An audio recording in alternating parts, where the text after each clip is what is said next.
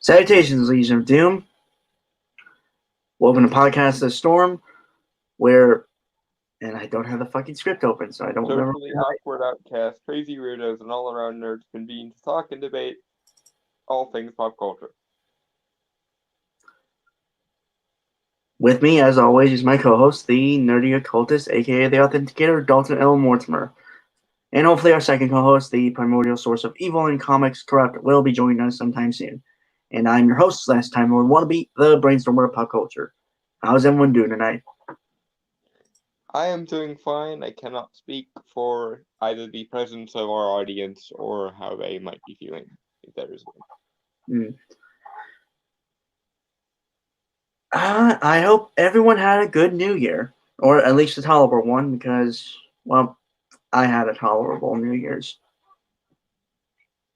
Apart from dealing with drunk idiots on New Year's Eve, because, well, it was New Year's Eve. Personally, I thought I wasn't even going to work on New Year's Eve. I thought the place I was working at was going to be closed. Well, given that the place you're working at was a bar, or has a bar, that doesn't surprise me that it was open. Yeah. Worst part is I found it out on New Year's Eve. Ouch. Yep. It wasn't bad, though. Ironically enough, it wasn't as packed as it was on New Year's Eve. Guess everyone was hungover or something. Well, I imagine anyone that's interested in going to a bar goes on New Year's Eve so that they can engage in the whole drunken revelry thing and the midnight kissing that is so synonymous with New Year's. Right. Wouldn't know anything about that, but okay. So. Me neither. Yeah. So we have a few things. Plus, also, welcome to the first ever episode of the new year. Yes, it is officially new current year. We are in 2020. Jesus Christ, I feel old. You feel old. Ah, that's true, Gramps.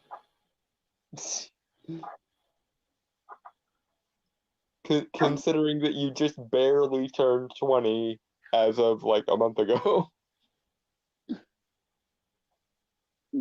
Yeah, I guess about a month ago. So yeah, we have a few articles that kind of will talk about the future and also kind of give respect to the last decade. Mm-hmm.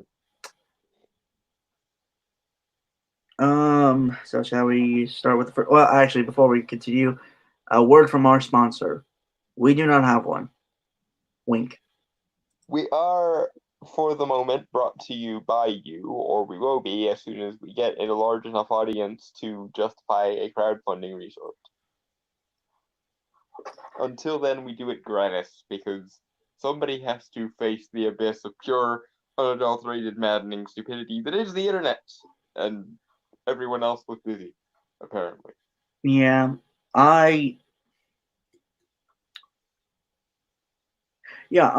we do have plans for, since this is our 44th podcast episode, and that is super weird to say because, again, never thought we'd get here. But we have plans for a 50th episode special. Mm-hmm. Speaking of which, we probably should get that worked on soon. Yeah, we should definitely sort that out. But good. Quickly. Yeah.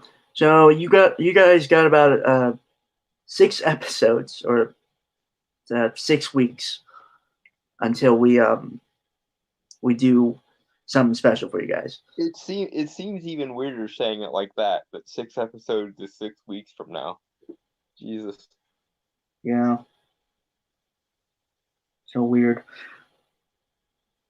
Anyway, backing away from the existential abyss that might cause, and Right. Yeah. So we have Dawn sent me this. We have a article from The Guardian.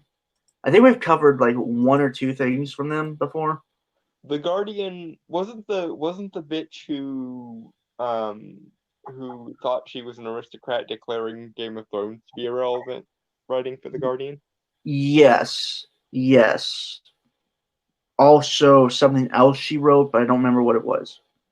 Wait, you're right. We did hear from her again. I completely forgot the second time we looked into that particular abyss.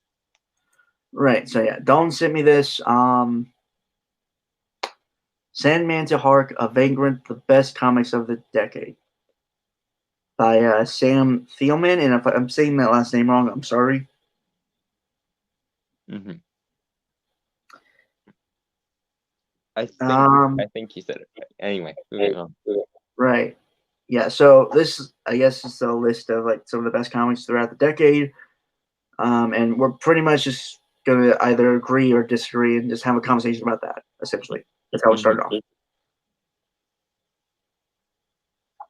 Though, granted, Dawn sent me this, so we might have a lot of disagreements with this list. Well, top 10 lists tend to... Wow, I must be echoing really badly. I'm hearing my own voice.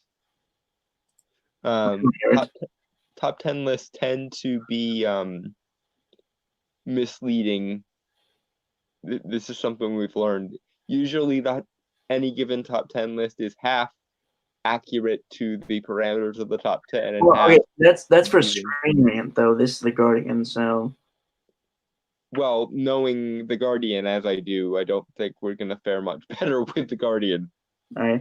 Well, in that case, I will read the first one, and then I will go grab some. I will grab a Dr. Pepper.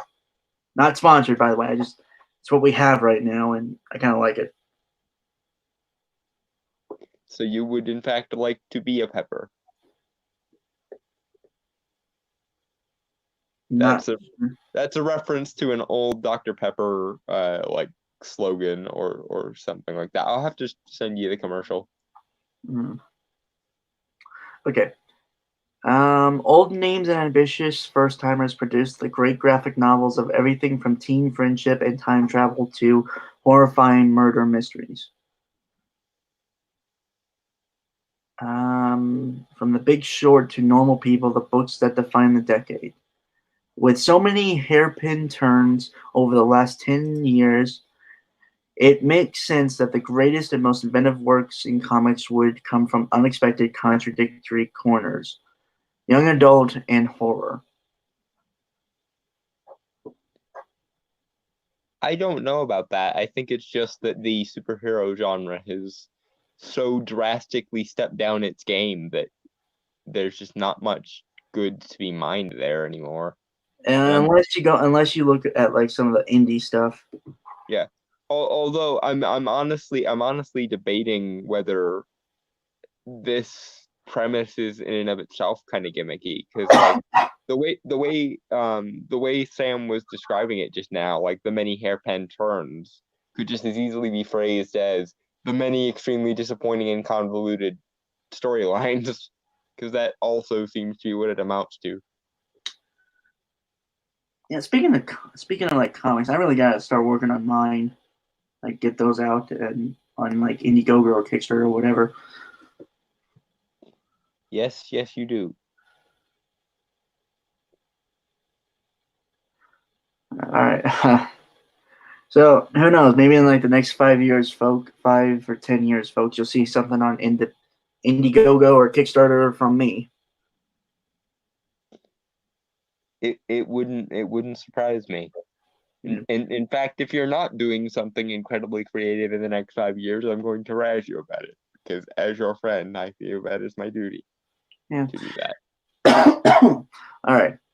As the YA comics market boomed, it attracted more and more brilliant cartoonists with superstars such as Rihanna Telgemeier. If I'm pretty sure I'm saying that name wrong, and I'm sorry. Finding a huge readership outside the world of superheroes. Is there though? Is there? Mm. At the same time, new voices such as Emily Carroll and old ones such as Al Columbia produced far darker yet necessary visions of the world. Okay, that right there, in the way it's phrased, I'm scared. Yeah, this list strikes me as look at all these subversive masterpieces we found, when in actuality all they have going for them is the fact that they subverted things and are kind of nihilistic. Not You know how nihilism and subversion does not a good story make in and of themselves. and you know how I feel about cynicism and nihilism, folks. Yeah, ditto. It is absolute cancer. All right, over this decade of upheaval, many fortunes have reversed. DC relaunched its entire shared universe as the New 52 in 2011. Wait, really? I thought it was earlier than that. No, New 52 was just 2011, which just goes to prove how shitty the various reboots have been, because they have a decreasing rate of marginal returns. I don't know. New I thought Rebirth had some beauty in it, but then Dan Didio stepped in and fucked it all up. Well, but that's what I'm saying. With each successive reboot of the continuity, it seems like the reboots themselves last less and less time. Because like Crisis, the status quo before the New 52, but after Crisis lasted about 20 years. Then New 52 lasted till about 2015, so that's about 5 years. And now we're already seeing the downward spiral of Rebirth. You remember DCU? Yeah, I don't think anyone else does. Because that thing only lasted, what, like a month or two? but that wasn't quite a continuity reboot. That was just a gimmick, I think. Hmm. Either way, it sucked. Yeah, but gimmicks themselves appear to be a dying thing in this day and age. One wonders why we can't just have some good stories told within the continuity as it sits and stop monkeying around with the continuity. But I get the feeling that this list is going to be, why not just burn the continuity to the ground and start from entirely scratch? And no, my opinion is we should just leave the continuity the fuck alone for 5 minutes and let good stories be told therein with no subversion or gimmicks or big event thing. Just tell stories about the day-to-day goings on of these characters and their various worlds. And I'm betting the majority of the fan base will like you for it. Yeah. But of Okay, course, that would require some understanding the things in and of themselves have a value to them. okay. Then threw in the towel and returned to the status quo after 5 years. Mm-hmm. Because New 52 was shit, and everyone pretty much disliked it. Like, Almost only universally. one thing that came out of New 52 that was actually worth something. Court of Owls. Was that New 52? I thought that was before New 52. No, that was New 52.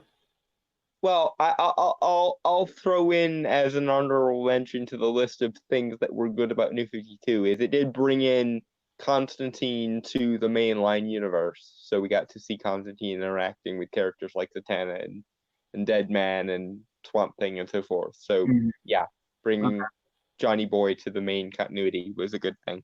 Yeah, only 2 things out of 5 fucking years. Yep. And even then, compared to the original Hellblazer run, the New 52 Constantine shit was just bad. Yeah. It, Okay. it wasn't bad by normal standards, but compared to one of the greatest comics ever written, which was the original Hellblazer, it was bad. Right. Okay. Marvel spent the decade integrating the corporate values of its new owner, Disney, into its editorial decision making to become far slicker, if more divided between nostalgia plays for old readers and squeaky clean comics for kids. What nostalgia plays, please? Because well, I guess if you're counting like 2011 to 2013, that might qualify. But for most of the decades, Marvel's approach was just burn everything to the ground and start completely fresh. All new, all different Marvel. Remember that? And then it was Marvel Generations, wherein the new characters were basically put on pedestals above the established characters. Then it was Unworthy Thor and War of Realms, and then it was Secret Wars 2? Secret Wars 2, remember that? That was before All New All Different, though. That was like the entire catalyst for the world changing over. Then it was Last Days of Magic, because apparently you can just kill entire forces of nature now without any major. Well, hey, the magicians did it. Yeah, but the magicians did it in a way that made some kind of sense because only humans lost magic. And also, it was the result of gods being like, "You're being uppity pricks, fuck off." Okay, yeah. All right, fair. It wasn't just this entire force of nature is just gone now because we say so. Okay. Should I continue, or you got something else? No, we can move on. There's a lot of stupid shit about Marvel's status quo post about 2013 that. Right, and for the record, we haven't even gotten to the actual list of this article already. Yeah, this list is probably going to be very, very stupid. Yeah. All right. Some reclusive creators produce new work, including Columbia's Amnesia: The Lost Films of Francis D. Longfellow. I have no point of reference for that, so I'm just going to assume that it's as good as it sounds, because that does actually sound like an entertaining idea.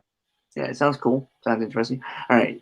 Some industry stalwarts received long due accolades, such as Linda Berry's MacArthur Genius Grant, and the decade produced a pile of amazing, beautiful comics, many of them from voices that hadn't been heard before 2010. Here are my favorites. I feel like there's an asterisk there, which is minorities. I feel like that's what Sam is getting at, and it scares me. Okay, so first one, Prison Pit by Johnny Ryan. A gleefully disgusting tour of a prison planet that is more or less hell, starring an alien murderer named Cannibal Fuckface. Not sure if trying to be funny or trying to be edgy. Probably both. Ryan's. This lasted from 2009 to 2019. It lasted 10 years. That in and of itself is impressive in this day and age. Yes, it is. Ryan's 6-book series has absolutely no redeeming moral qualities, and is a queasy masterpiece. Okay, you are selling me on this. Yes. I believe this is the image of it from the comic.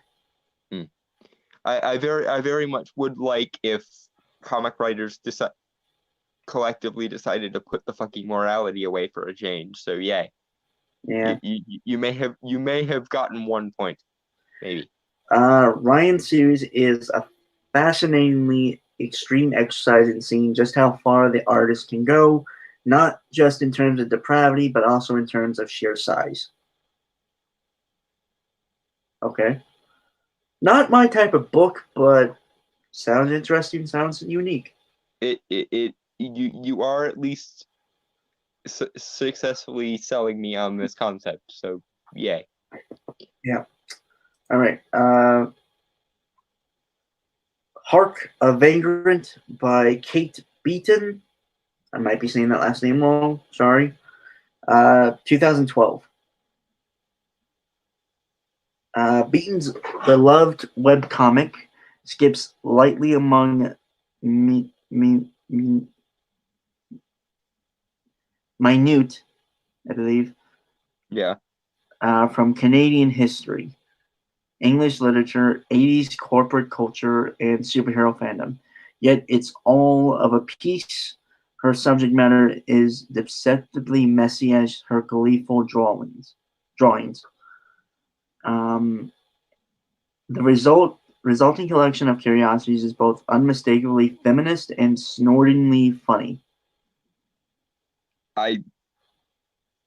It only took them 2 points to mention feminism, so I Well, I do. they have an example here. So let me read the comic here. Canadian stereotype comics.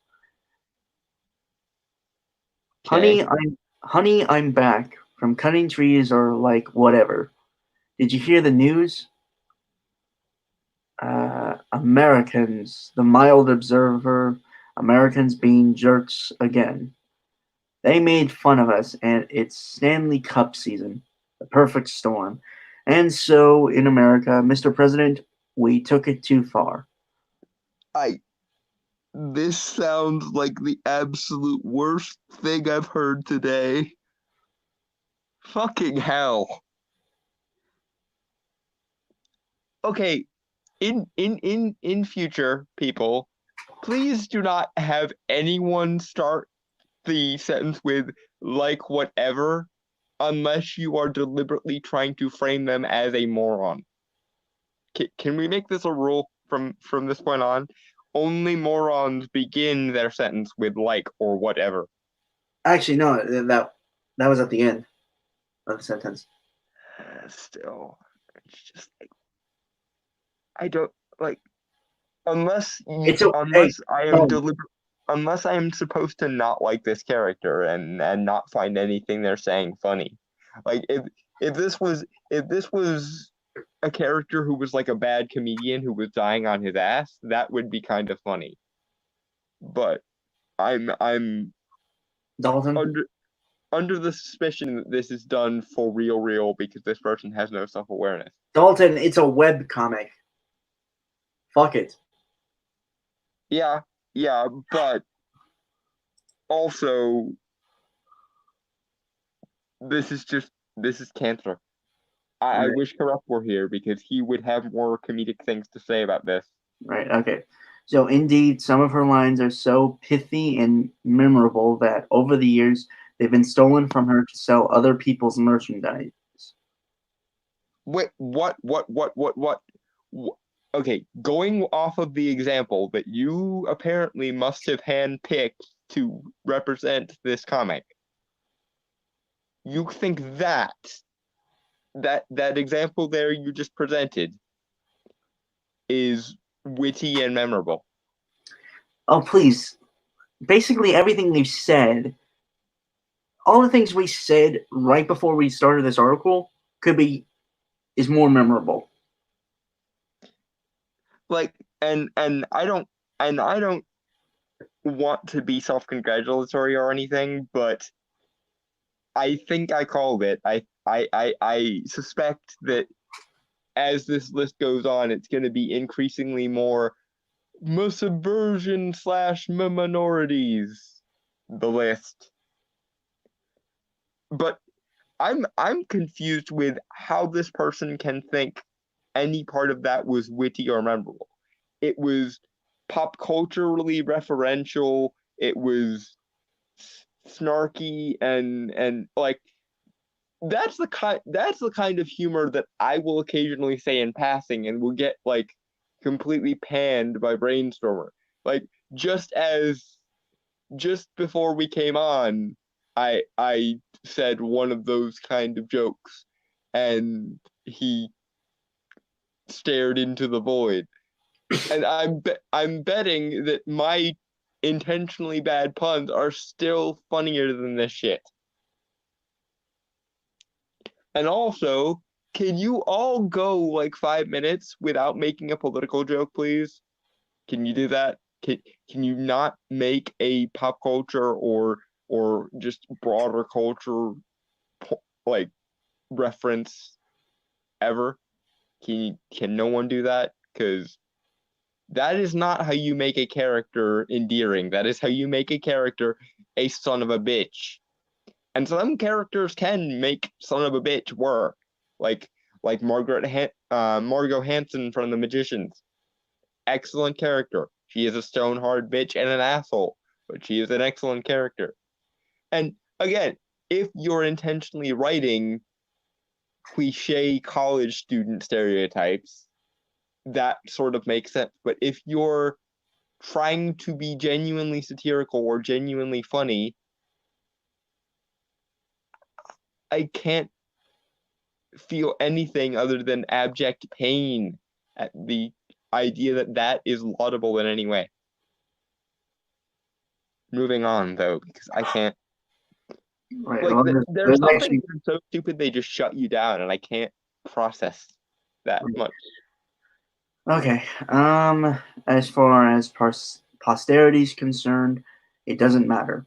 I'm sure Beaton has turned more than one person on to Wuthering Heights just so they could better laugh at her dude watching with the Brontes strip, or sent them frantically trawling Wikipedia for the backstory behind this or that eccentric Canadian politician. It is a riot, yes, and like all the best riots, it's also an education. What? The only education that can be derived from the collapse of human decency that I was just presented with here is the education of how to write one of the most unlikable, unremarkable pieces of pop culturally referential, politically tinged claptrap I've ever seen. And I'm a fan of a lot of Canadians actually. The Honey Badgers, the ones that I borrowed a lot of our reusable memes from, including the banana, are Canadian. Like Alison Tiemann is actually a Canadian comic book writer.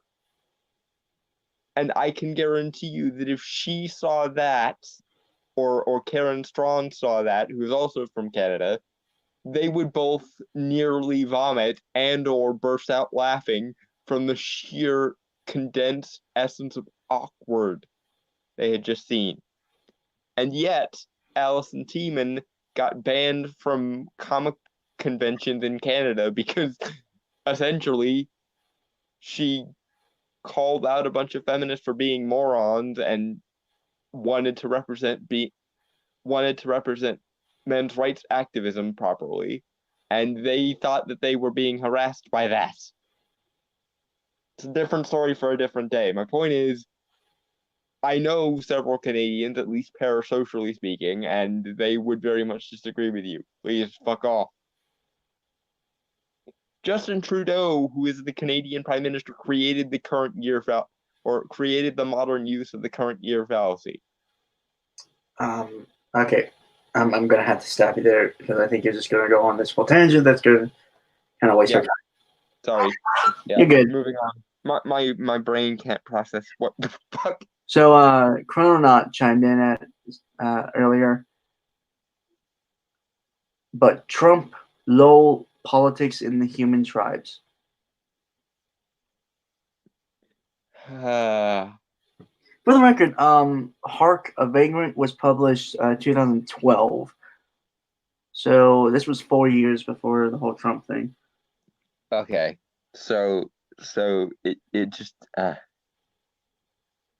don't even why. It's like if someone tried to create a comic that was everything that was wrong with comicdom right now, that would be the comic. But moving on because I can't waste brain space on this any further. Right. Okay. Prince of Cats by Ronald Wimbley. Published 2002, 2012. Revised 2019. Chrononaut but Bush. Okay. Technically, Obama was president at that time. Yeah, that golden age where no one appeared to have a problem, according to these fucking people. Right. Okay. Yeah. So Prince of Cats, taking its title from one of Shakespeare's insulting names for Tybalt, the Capulet cousin in Romeo and Juliet, whose death sets the tragedy in motion. Oh, color me interested. Mm-hmm. This marvelous graphic novel sees Wembley cast Tybalt as his lead and set his story among katana-wielding gangs in 80s Brooklyn. Okay, I'm of two minds about that because that is an interesting concept. The idea of taking someone from like Shakespearean England and transplanting them to Brooklyn in the 80s is kind of interesting, but also what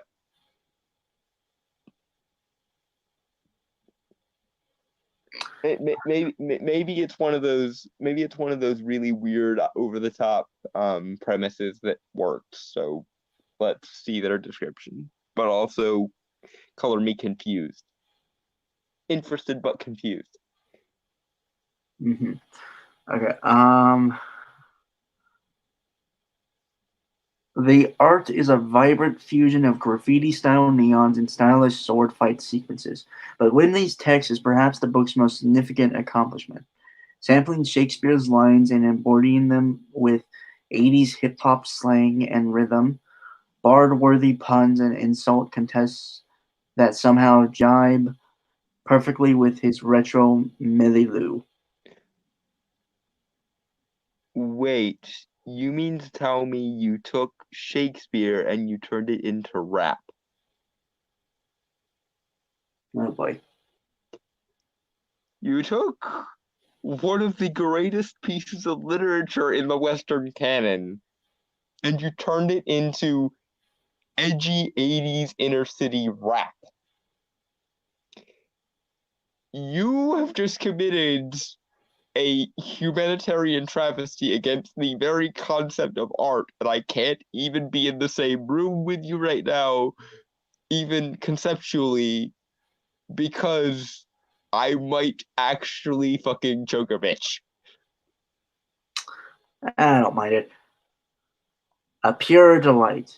And there's no image of it, unfortunately, so we have no way of actually confirming things.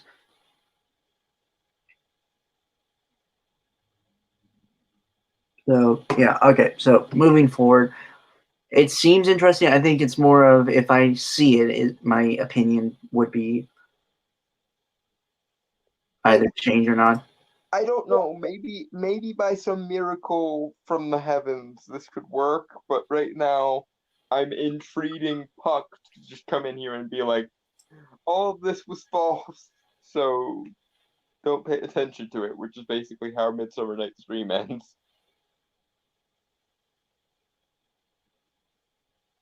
Mm-hmm. The Sandman Overture by Neil Gaiman, J.H. Williams III, and Dave Stewart, 2013 to 2015.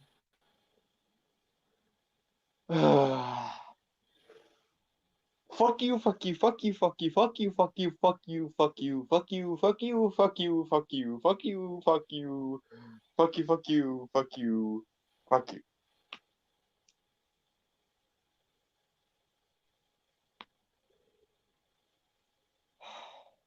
Let's have their justification so I can actually rant over something of substance. Just immeasurable fuck you, though. Seriously. That story ruins so much. Just rip off the Band-Aid. I can't deal with the rage right now. The return of Gaiman's acclaimed Sandman series was never going to be bad, but it could have been like dinner with an old friend after several years apart. Pleasant but awkward in places. You are describing basically what it ended up being, unfortunately, because I don't want to get into it yet because maybe they bring it up, but let's just say via Sandman Overture they kind of ruin the entire series retroactively. They didn't try to, but that's what they ended up doing, and I will explain it if they get into it in a minute. Moving forward. Yet Overture is every bit as good as the best of the original series, and a nice reminder of how impossibly weird the Sandman series is. It's set, after all, in the DC universe of Superman and Batman. And once again, second verse, same as the first. Fuck you, fuck you, fuck you, fuck you, fuck you, fuck you, fuck you, fuck you, fuck you. It is not anywhere near as good as the original Sandman, and I will tell you why.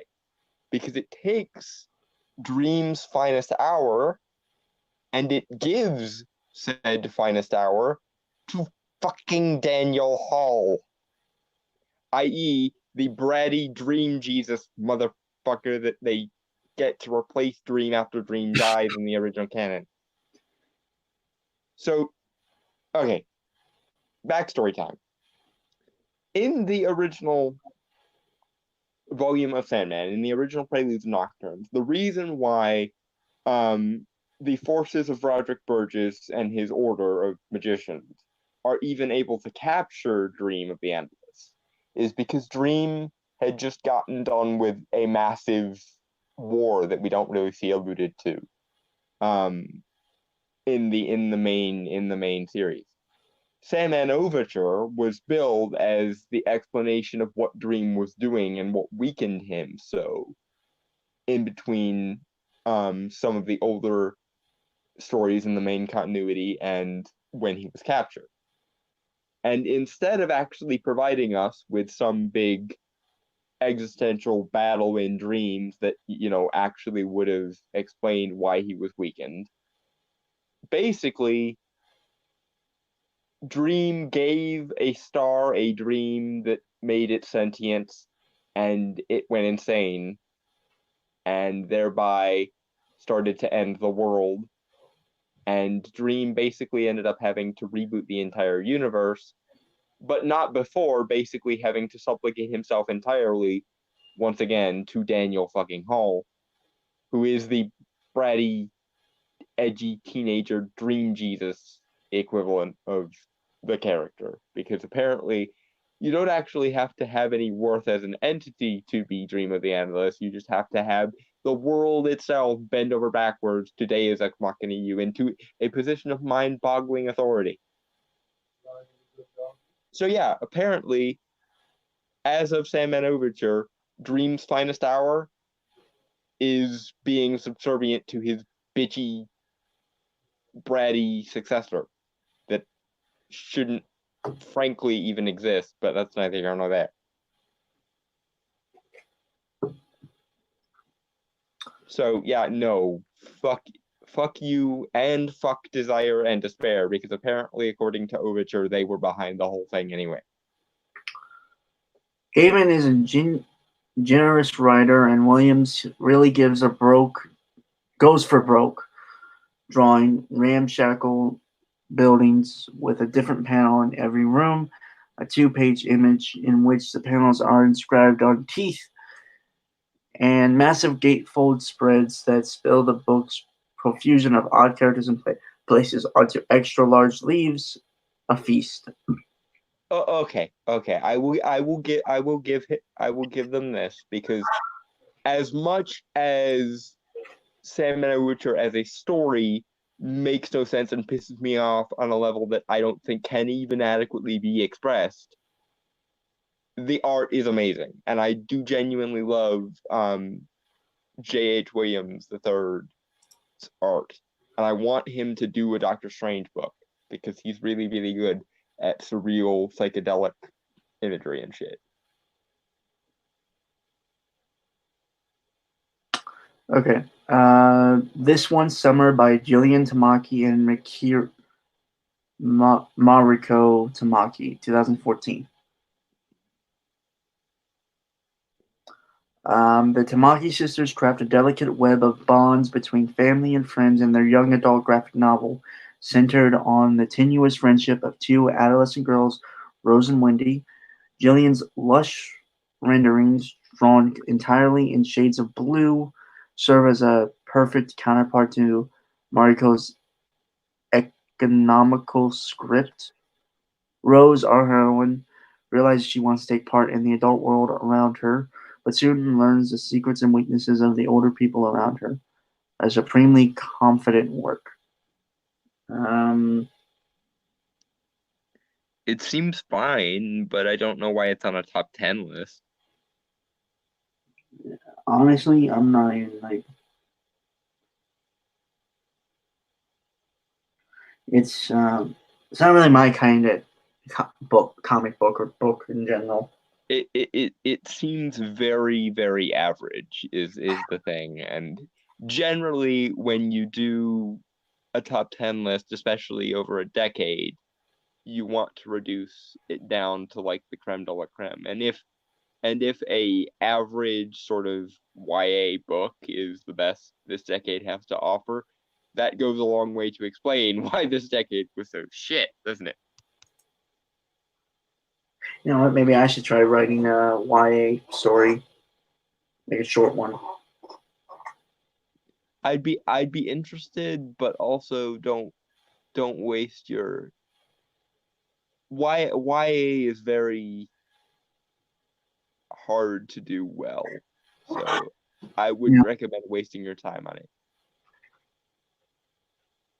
fair enough. All right. Killing and Dying by Adrian Tomine. I'm probably saying that last name wrong. Published 2015. Each of the short stories in Tomine's masterly collection is drawn in a different style, but are all brimming with wit and pathos. Tomine's mania for process is well known. Every interior in his graphic novel, Shortcomings, was carefully modeled on a real location. A huge expenditure of effort. Expenditure. Expenditure, yeah, of effort. In Killing and Dying, Tomine makes a dazzling feature of his capacity for taking pains while also showing his gifts for rich characterization and spare, cutting dialogue. Okay, but you You just having you there's just said barely anything with as many words as is conceivably possible.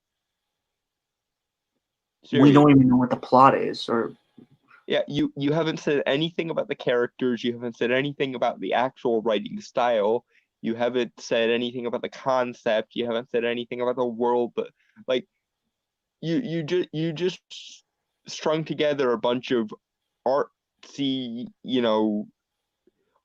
artsy hipstery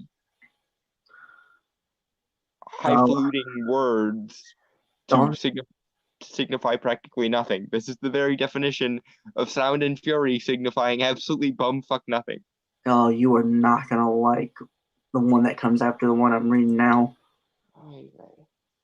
Providence by Alan Moore and Jason Burrows, 2015 and 2017.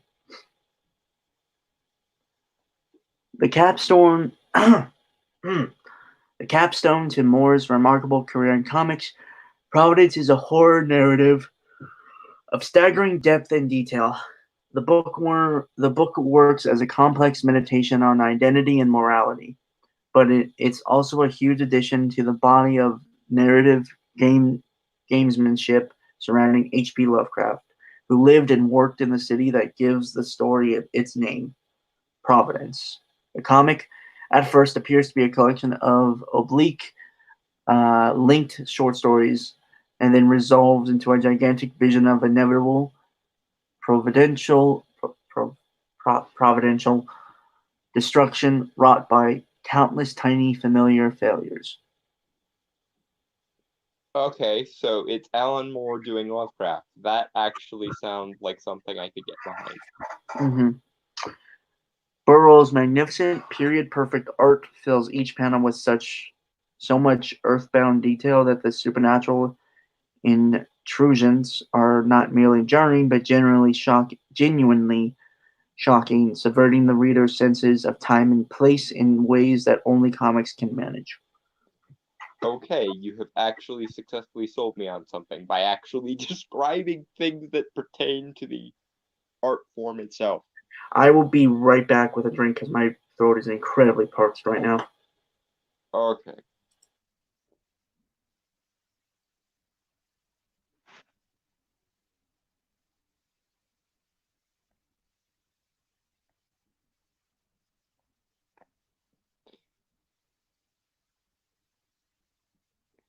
Apparently, Chrono had to go and put BRB in the chat. All right then.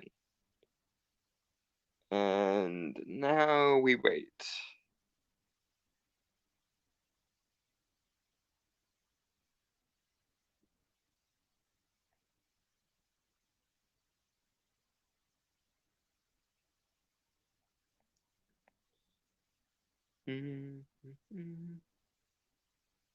Maybe this year will be better than the last.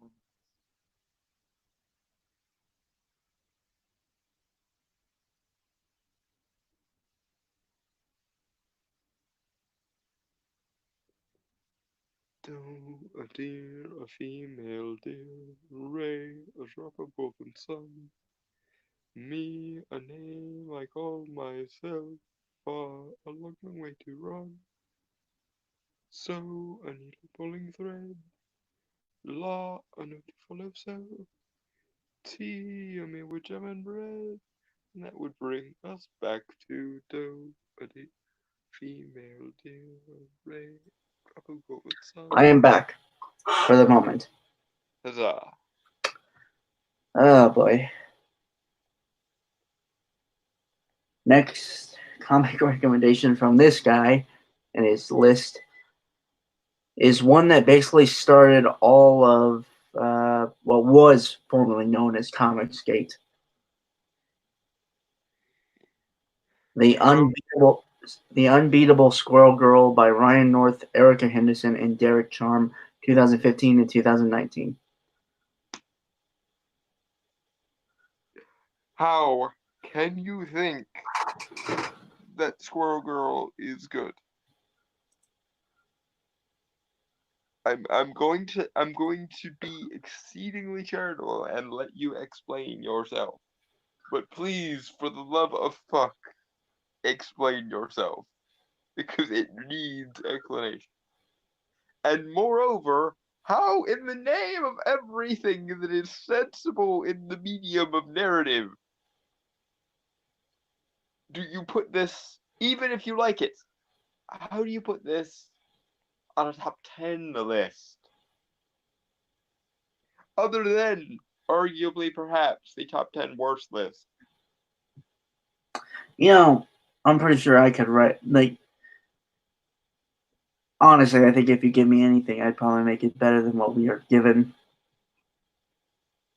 Yep, and here's the thing. I like Squirrel Girl as like a comedically over the top character who's like whose whole thing is that she's weird and therefore gets to break the rules of like narrative flow. Like as kind of a comedically over the top living Deus Ex Machina, I like Squirrel Girl. Like one of my favorite moments with her is when she used squirrels to defeat Thanos. That was very funny.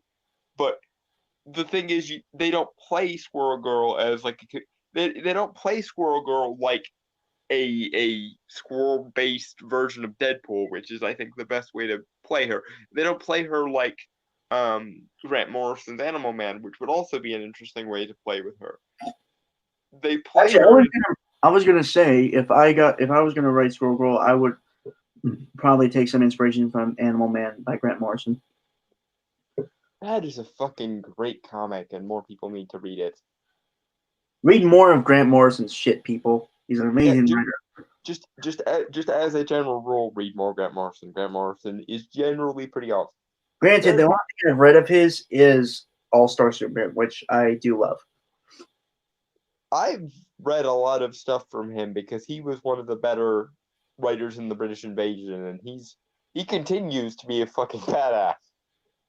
Even 20 years later, which is something that not even Neil Gaiman has managed, as per the previous example. So right. So yeah, I never really read Squirrel. I remember watching the reviews of that, and god damn, it's again a travesty in an entire artistic medium. Honestly, yeah. So should we read his? We should, right? yes, we should definitely hear him out because maybe by some miracle he has an argument that stands up to some kind of scrutiny. Mm-hmm. Doubtful, but let's. Yeah, I'm going. Everyone has the right to make an argument, so make your case, sir. Northen Henderson brought a light heart and good intention to the Marvel Universe in the form of Doreen Green, a cheerful college student who, as often as not, triumphs over her enemies through reasoned discourse and friendly persuasion. Huh? What in the name of squirrels? What? When was Squirrel Girl in any way reasonable? Like I know what they're getting at. They're getting at a thing that the Naruto fandom, when this started to happen to Naruto, started referring to as Talk No Jitsu. Um, and it's very much a thing that happens in Steven Universe as well. But even in the context that Talk No Jitsu can be a good thing and can be used well, like I think it often is in Steven Universe, it's not present in Squirrel Girl. Most often, Squirrel Girl, or at least this run of Squirrel Girl, not the version of Squirrel Girl I actually like, but the version of Squirrel Girl we're presented here as though it's a good thing, re revolves around her whining as to why she even needs to do superheroics and why she can't just be a normal teenager. And that can work too, because of course there's a long history of every man or every woman or every person characters who have to deal with the juxtaposition of superheroics and my average life or my average existence. But that's not what's presented here. She whines for a bit about being a superhero, then she either easily defeats her villain or she contrives things so she doesn't have to fight with him at all, and then she goes and complains about how real life is boring in comparison to her superheroics. And when that stops, she'll flip it and complain about how superheroics is boring and fighting is stupid, basically. Just wrong on so many levels that I can't even catalog them all. And granted, I'm not having the best day in terms of intellectual acuity because I'm very, very fucking tired. But I don't think I'm being uncharitable here. I just think you asserted such an absurd thing that I can't even. Again. Like I'm looking for the access port of logic and I'm not finding anything. This is a smooth ball of uninterrupted wrong. There is no opening with which you can apply logic standards here. And it confuses and befuddles me. It's a rare superhero. Sorry. It's a rare superhero book in which the outcome of a climactic battle is often that everyone wins. And again, that can be done well, like in Steven Universe. Again, to use the internet term for it, it's called talk no jitsu because it's basically killing or getting rid of your enemy with nothing but talking them down, essentially. It was first coined in kind of the Naruto fandom when that started to happen to Naruto. And it can be done well, and it can be kind of a thing that certain characters can manage. But her version of talk no jitsu is not lets everyone calm down and lets everyone have a reasoned discussion. Her version of talk no jitsu is whine at the problem until it goes away, or be snarky at the problem until it goes away. That's not even talk no jitsu done correctly.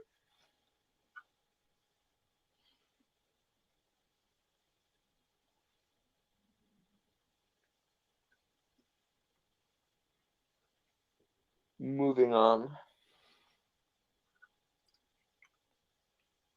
Their comic is a constant joy, overflowing with sight gags, math jokes, and strange Marvel trivia. Huh? The art itself is shit, therefore sight gags fall flatter than a two-dimensional being on a flat earth. And I just the humor takes the form of like mild bitchy snark. And mild bitchy snark can work if you're supposed to like see the person in question as like the smartest person in the room, or what have you. Or if they're riffing off of some stupid absurd thing that's happening to them. But that usually doesn't happen here. It's usually her either complaining about her mundane life and how boring it is, or her superheroic life and how boring that is. You're trying very hard to sell this book, but your selling points are false, and therefore you can't salvage it. I'm sorry, but you wasted yet another part on this top 10 list. Yeah.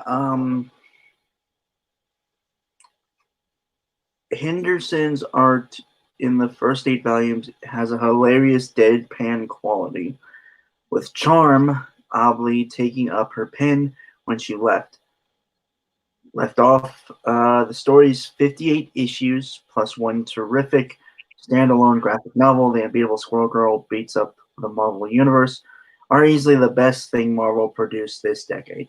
That's not saying much, and also, what the fuck are you reading? Also, 58 issues? In the graphic novel. And a graphic novel. You know the original Sandman run only went for 78 issues, right? And several graphic novel-y spin-offs. That's horrifying. Those should not be anywhere near close to each other. Fucking hell. That genuinely scares me for the medium. To think that Neil Gaiman, circa, the late 80s and on through the 90s, had to fight tooth and nail to get each successive like arc published until he actually finished the story. And yet Marvel will just give Squirrel Girl almost an equivalent amount of content, and it's not the fun Deadpool-esque comedic character as were presented her in like the 90s or even the 2000s. It's this version of Squirrel Girl who looks as though she has Down syndrome half the time because the art is so bad, complains and whines like a stereotypical millennial, often looks almost masculine because defying beauty standards or feminine standards or what have you. And poorly taught no jutsus every problem out of existence. That's existentially fucking horrifying to think that Squirrel Girl is anywhere in the same league as, like even Sandman Overture was better than Unbeatable Squirrel Girl, and I have major problems with Sandman Overture as we just went through. But god damn. Moving on though, because I can't be bothered to look at that abyss any longer.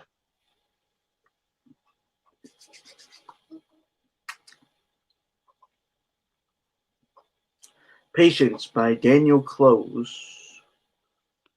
2016. The melancholy comedian behind Ghost World, Ice Haven, and Wilson goes for the unexpected in his most beautiful graphic novel to date. A candy-colored sci-fi story about a time machine and a dystopian future. Okay, that sounds at least entertaining. What else? Mm-hmm. Close's previous science fiction outing, The Death Ray, was a pretty but not as subtle Patience narrator. Was as pretty but not as subtle. Patience narrator Jack is a touch crazed and missing quite a few things that a careful reader will see. As Jack falls apart, the book blossoms into even wilder two-page spreads that recall the great Marvel Comics weirdos of the 60s. And the climax is unexpectedly touching. And there is a comic panel here of it. Go for it. Actually, I can't read it. It's not like it's like the word balloons are like super small and I can't read the text. Well, that's never a good sign when the actual reading of the book is difficult. Well, I will say that does at least sound more interesting than half of this list. So that's 3 books you may have convinced me to take a look at.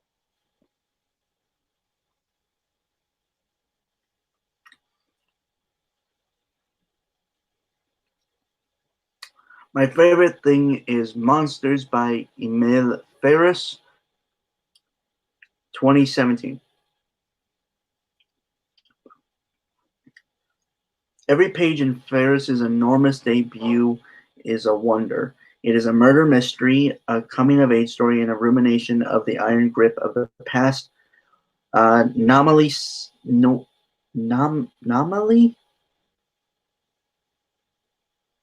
set in 1960 Chicago, but frequently taking place within paintings at the Chicago Art Institute and the covers of notional horror comics. Drawn primarily, The word was nominally, by the way. Oh. Yeah. Okay.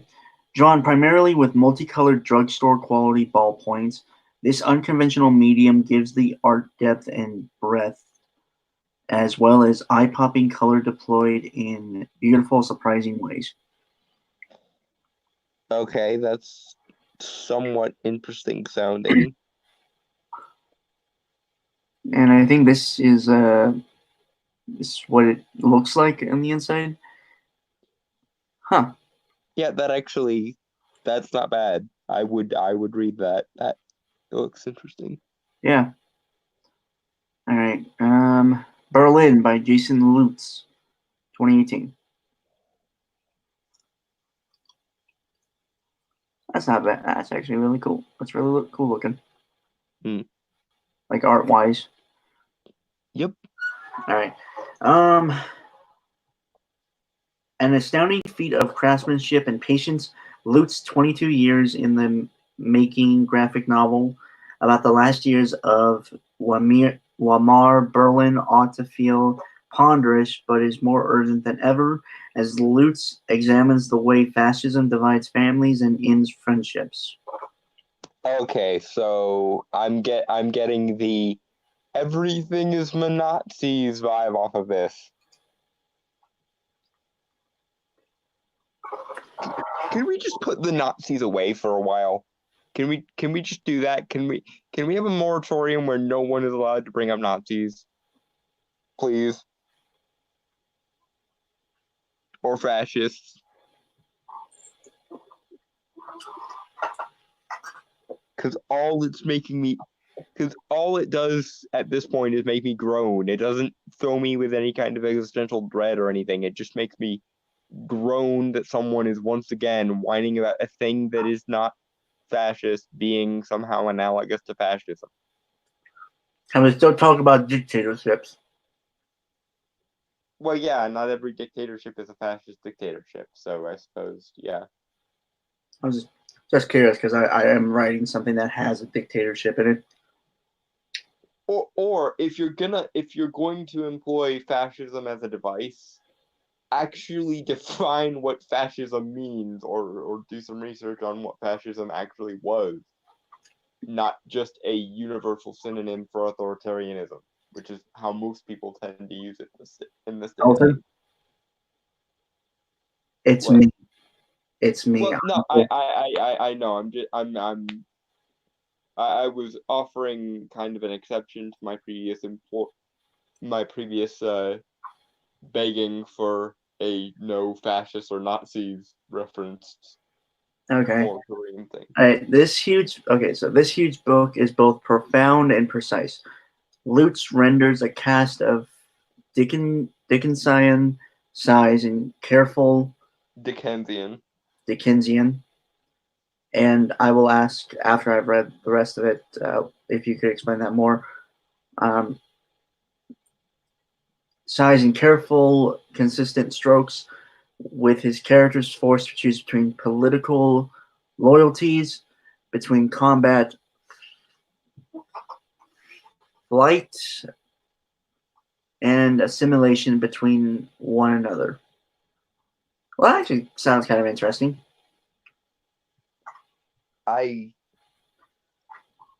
In theory, I suppose yes, and maybe this is the one good use of this in the past decade, but of late the use of fascism has been nothing but a biased, cliche, pathetic need to conflate literally everything that the author disagrees with fascism. But in answer to your question, Dickensian just means of or pertaining to or similar in style to the style of Charles Dickens novels.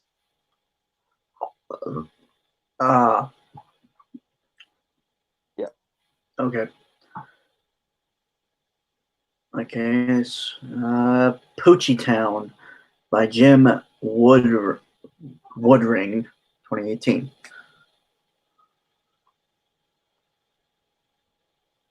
Like the name.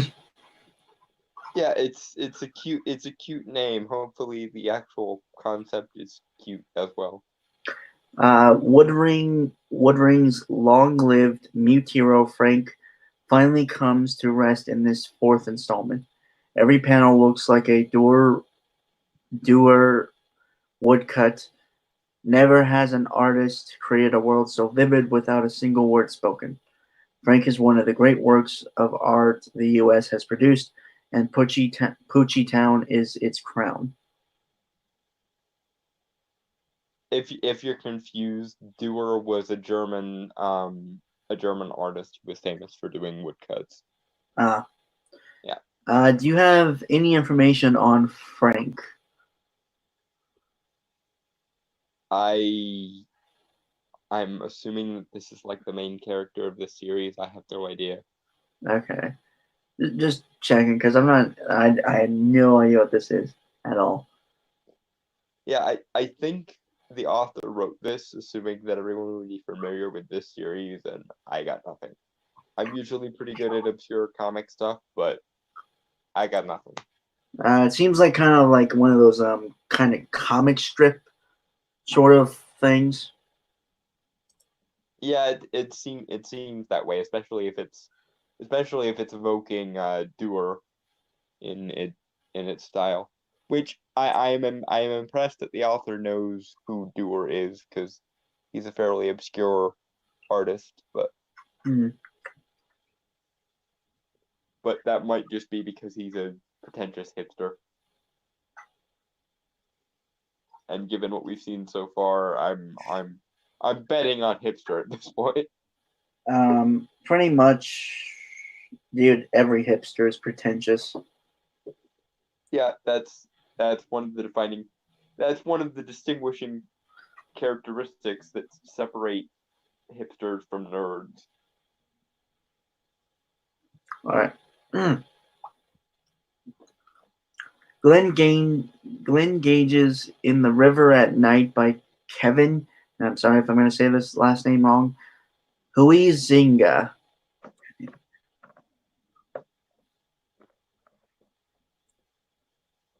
Okay, it sounds like some attempt at literature from the title. Mm-hmm. A mercilessly recursive graphic novel about a man named Glenn who spends his evenings exploring the depths of his own psyche as he fails to get to sleep. So we're watching this guy slowly go insane. That's actually pretty interesting. It is so visually inventive and so clever about the ways our brains fool themselves that it's impossible to put down. Okay, I give that about a 50-50 potential for being interesting, because potentially it could be really interesting, but it also could be extremely pretentious. Yeah. Huizinga's, again, if I'm saying that name wrong, I'm sorry. Mm-hmm. Huizinga's throwaway jokes rival The Simpsons, a promotional blurb on the cover of a book called A History of the Syncdotal Item reads, "I heard this was really good."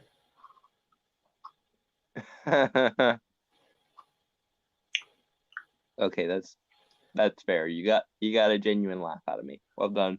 Yeah. While peeling back the layers of Glenn's life so we understand his relationship with his wife, his place in the world, and even the nature of consciousness itself. Okay, this is it's it's again, it's like halfway stuck between potential to be extremely pretentious and potential to be extremely interesting. Mhm.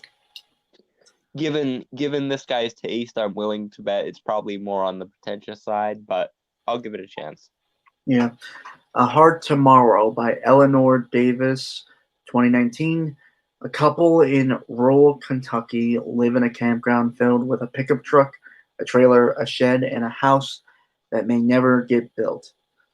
As they work, meet idealist activist friends and fall foul under a cruel legal system. They try in vain to have a child. There's so much pure life in Davis's slim graphic novel, with every page depicting an underexplored truth of hardscrabble American life. Yeah, that sounds more like just an opportunity to be unnecessarily political, honestly. It doesn't like whereas the previous one sounded more on the side of interesting than pretentious, that one sounds more on the side of pretentious than interesting. Mm. Davis's characters appear sometimes in quick cartoonish lines as she describes their movement over many panels, sometimes in full, breathtaking portraiture. A book of rare beauty and plasticity. Hmm. Now, it doesn't really seem like my type of reading material. No. The very idea that like idealistic activists are framed in as like our main characters already sounds like it's not going to sit well with me. Okay, so this last one. Mm-hmm. When I Arrived at the Castle by Emily Carroll, 2019. Carroll's first full-length graphic novel is an ingeniously constructed death trap for the willing reader. Its Angela Carter-style setting threatens to turn into a fairy tale we might recognize. Instead, it goes full Borges, fragmenting into interlocking stories of others who have fallen foul to the witch at the book's center. Clever, dirty, and incredibly scary. It's an announcement of vaulting ambition and a welcome one. Okay, so like dark fantasy take on fairy tales. I can get behind that. That sounds interesting. Plus, it looks pretty good actually from what I'm seeing here. Like art wise, kind of minimalistic, but also really nice. Like it's definitely not the first take on sort of dark fairy tale themes or anything. Like I would, if you're also looking for that, I would also suggest Zenoscope comics. I mean, like it goes more into like the superhero stuff with the fairy tale characters, but also gets a little dark. and of course one of the most famous comics ever written is um a- Fables. an issue of the Sandman, which is Midsummer Night's Dream, which is basically the entire basis for a lot of these sort of darker take on fairy tales. And of course, one of the ones that it fired was, of course, Fables. So yeah, it's not like it's the first time this concept has been tried, but this concept is good and interesting enough that you'd have to actively work to fuck it up. So sure. Yeah, and so that was the last one, and we're just waiting for the next one to load. Mm-hmm. Don't worry, folks. We'll get into the real cringe by the end. Oh my yes. We have our yearly Mary Sue cherry to pop. Why did I was gonna leave it for a surprise, man?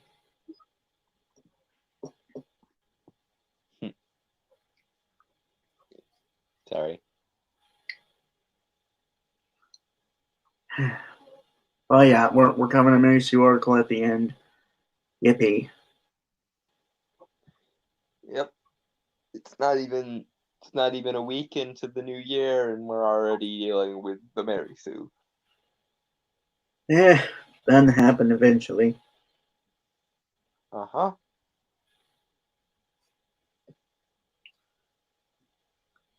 Okay, I think it's done. Loading. So this is a Newsarama article. Basically, we're just looking at Action Lab Entertainment and like just some comics that they're going to be releasing. Mm-hmm. This was published the 27th of December, so not so long ago. Mm-hmm. Even though it was technically a year ago.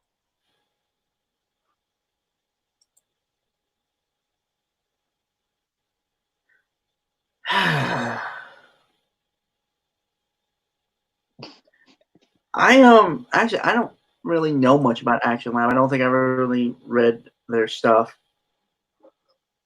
No, me either. I think this is the first time.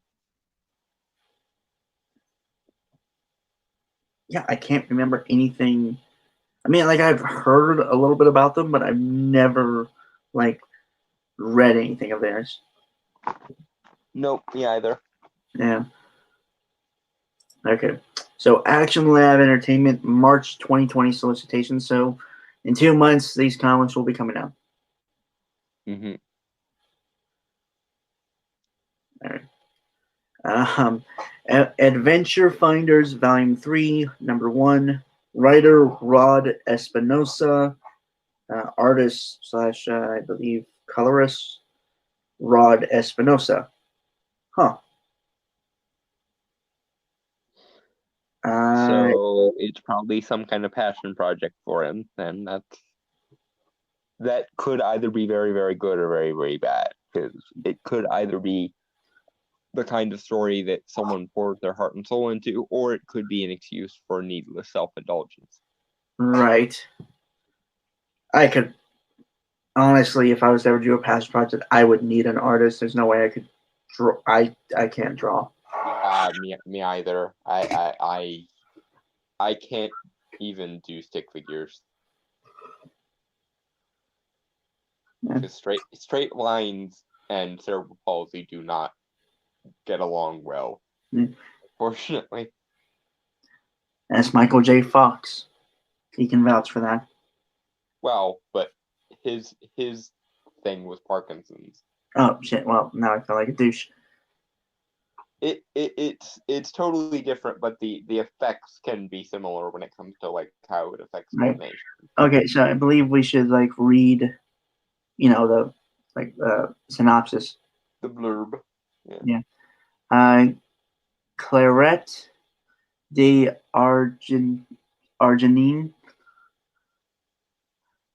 has one dream: to be a great warrior and a servant of the realm. Together with her cousin Yal Yalfe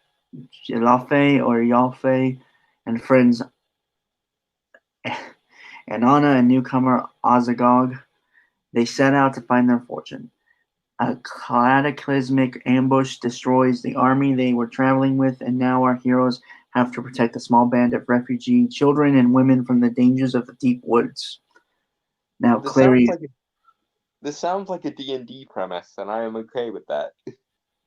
now Clary and her friends are suddenly waylaid by a band of vicious brigands whose mighty leader now has her life literally in his large claws.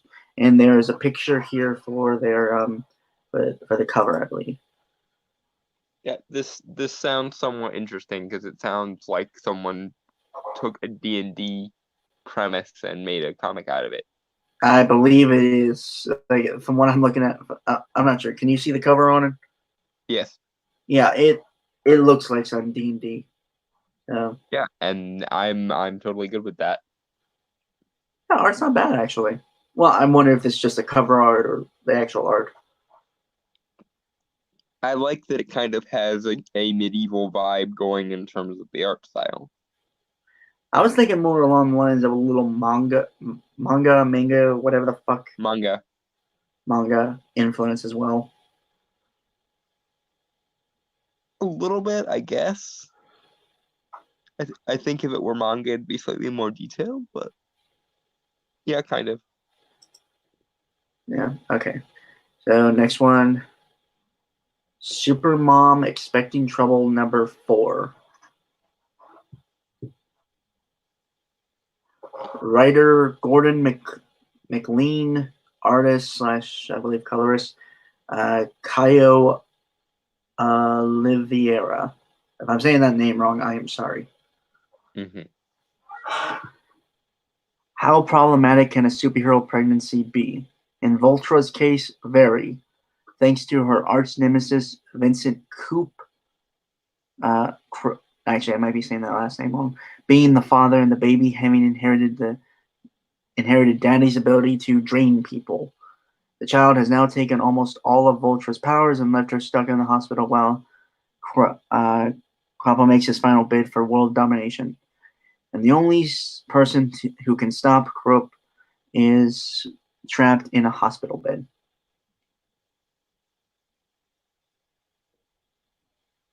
I'll be honest, not bad. It's kind of silly, but Yeah, I think I rolled my eyes at the title, but they managed to make it at least semi-salvageable, maybe. yeah, it's not like it's not like groundbreaking or anything, but it seems like a fun concept. Yeah. If they decide to have fun with it instead of being preachy. Well, there are like it turns out. Well, this is number 4, like issue number 4. So I'm assuming there are 3 issues out already. Yeah. Huh. But then again, if they try to be all feminist and preachy with it, then it probably won't go well. But if I'm not sure about the art though, like the cover art. yeah, that's not good. Could be unfinished or I'm not entirely sure. It could just be heavily stylized, so maybe. Yeah. Oh, right. I forgot to mention the prices and when it's in shops. So, Adventure Finders, Volume 3, Number 1, will be out March 11th, 2020, while Supermom Expecting Trouble, Number 4, March 18th, 2020. Both of them are $4. See, that's the thing. Do they sound somewhat? Actually, no. I probably would pay $4 for the Adventureland one. Though, let's be honest, if I ever get around to Adventureland, I'm probably gonna wait for it to be in trade form. Don't don't think I would pay $4 for Supermom though. Well, I have the money to spare, so it's whatever to me. Yeah. Thank you. I sometimes I hate my job, but I also remember I get paid. So Yeah. Money is very good. Yes. not everything, but it's nice to have. Yes. Money cannot buy happiness, but it can certainly put a down payment on a lot of shit that can make someone happy. Yeah. All right. Seamus, the famous GN. Writer Christopher Ring, artist slash colorist Christopher Ring.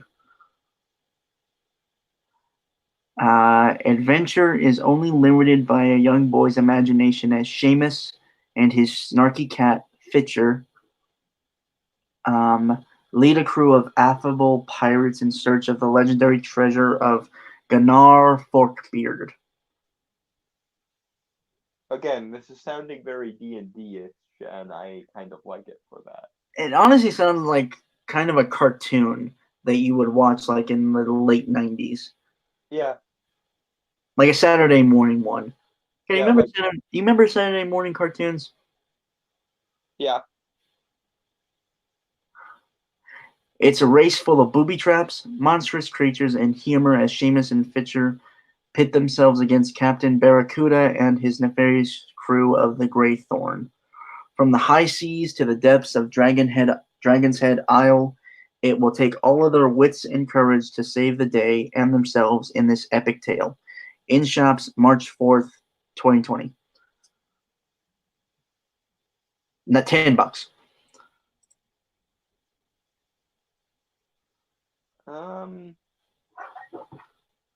Okay, yeah. If I could find a deal where I could get both the Adventureland one and that one together, yeah, I'd probably go for that. Like the art, it does remind me of like those classic storybooks you would read as a kid. Yeah. Or it's mostly pictures and very few. It's like one sentence on each page. Hmm. Yeah. Okay.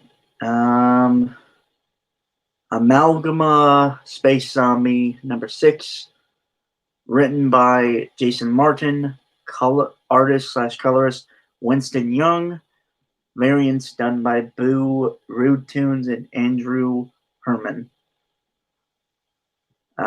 Even though Amalga is still working out who or what she is, it's not stopping her from having a blast tracking down and killing the galaxy's most dangerous bounty hunters.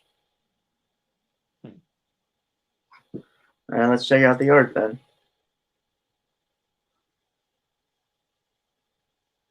This is for mature readers, folks. Interesting, at least. Yeah, I think this cover's better. Yeah, probably. That art looks familiar. I'm not entirely like this art for this cover. It looks familiar. Yeah, Can't remember it though. it has like a 90s style to it. Yeah, like a '90s anime style. Hmm. Kind of like Empowered. If he remembers that comic, Empowered. Or like what was the like Marvel Knights? Marvel Knights is the thing it makes me think of. You thinking Stripperella? No, Oh, it was like the '90s attempt at being all edgy and shit. That was like Marvel's thing, Marvel Knights. Still iffy on this one. Yeah, that's not a great title or cover. I think the second one's like the best, just like how it looks. In shops, March 18th, 2020, $5.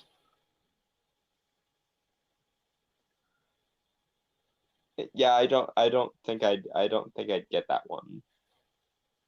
I might. It just seems like a cheesy sci-fi B movie kind of story. Mm-hmm. It also has like it also seems like it has elements of Frankenstein in it, and I've always I'm a big fan of Frankenstein, like the monster. Mm-hmm. Mr. Beaver, number 5. Writer Pablo Verdugo Murios, and also he is the artist slash colorist.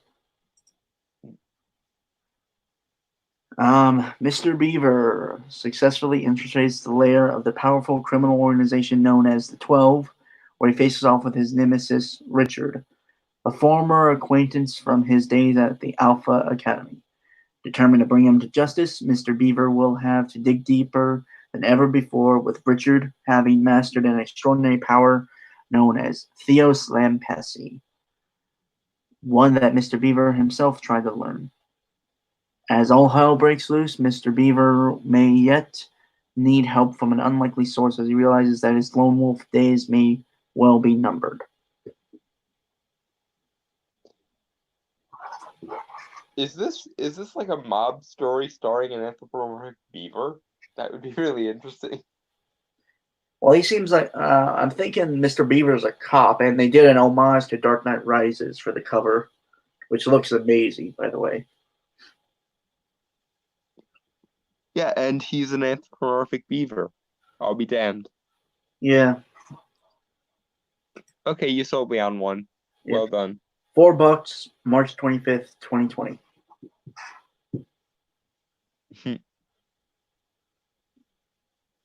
All right, Sweetheart number 1, written by Dylan Gilbertson, artist slash colorist Francesco Iaqueta, and I'm saying that name wrong. Variant by Christian DeBardi. Being hunted is an everyday risk in Ellicott City, and the town itself is designed to make life comfortable for its citizens while being actively stalked by the eerie, insatiable creatures that live among them. But when Ben is chosen by one of the creatures near his home, his mother struggles to cope with the certainty of his son's death. Okay, that's somewhat interesting, I guess. Huh? I said that's somewhat interesting, I guess. Yeah, it seems kind of horror story. So, March 4th, 2020, $4.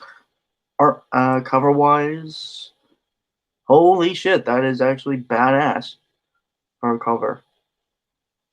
Yeah, that's an interesting style there. So yeah, it's clearly a horror story. And let me check the other. I think this is the variant one. Mm-hmm. Looks really cool. Yep. Like I'm very much interested in checking this one out. Like the first issue. Yeah, I'd be interested to know what you think because I trust your recommendations more than I trust the sales pitches um of the I really don't like to do the solicitations because it's basically a bunch of ads. Really wasn't much for us to cover, so I just picked these stuff here. So don't worry. All right, so Argus number 2, writer Mark. Yeah, I think if I actually gave if I were to do pitches for stuff, which I have on my actual channel, Brainstorm Pop Culture, go check that out. Mm-hmm.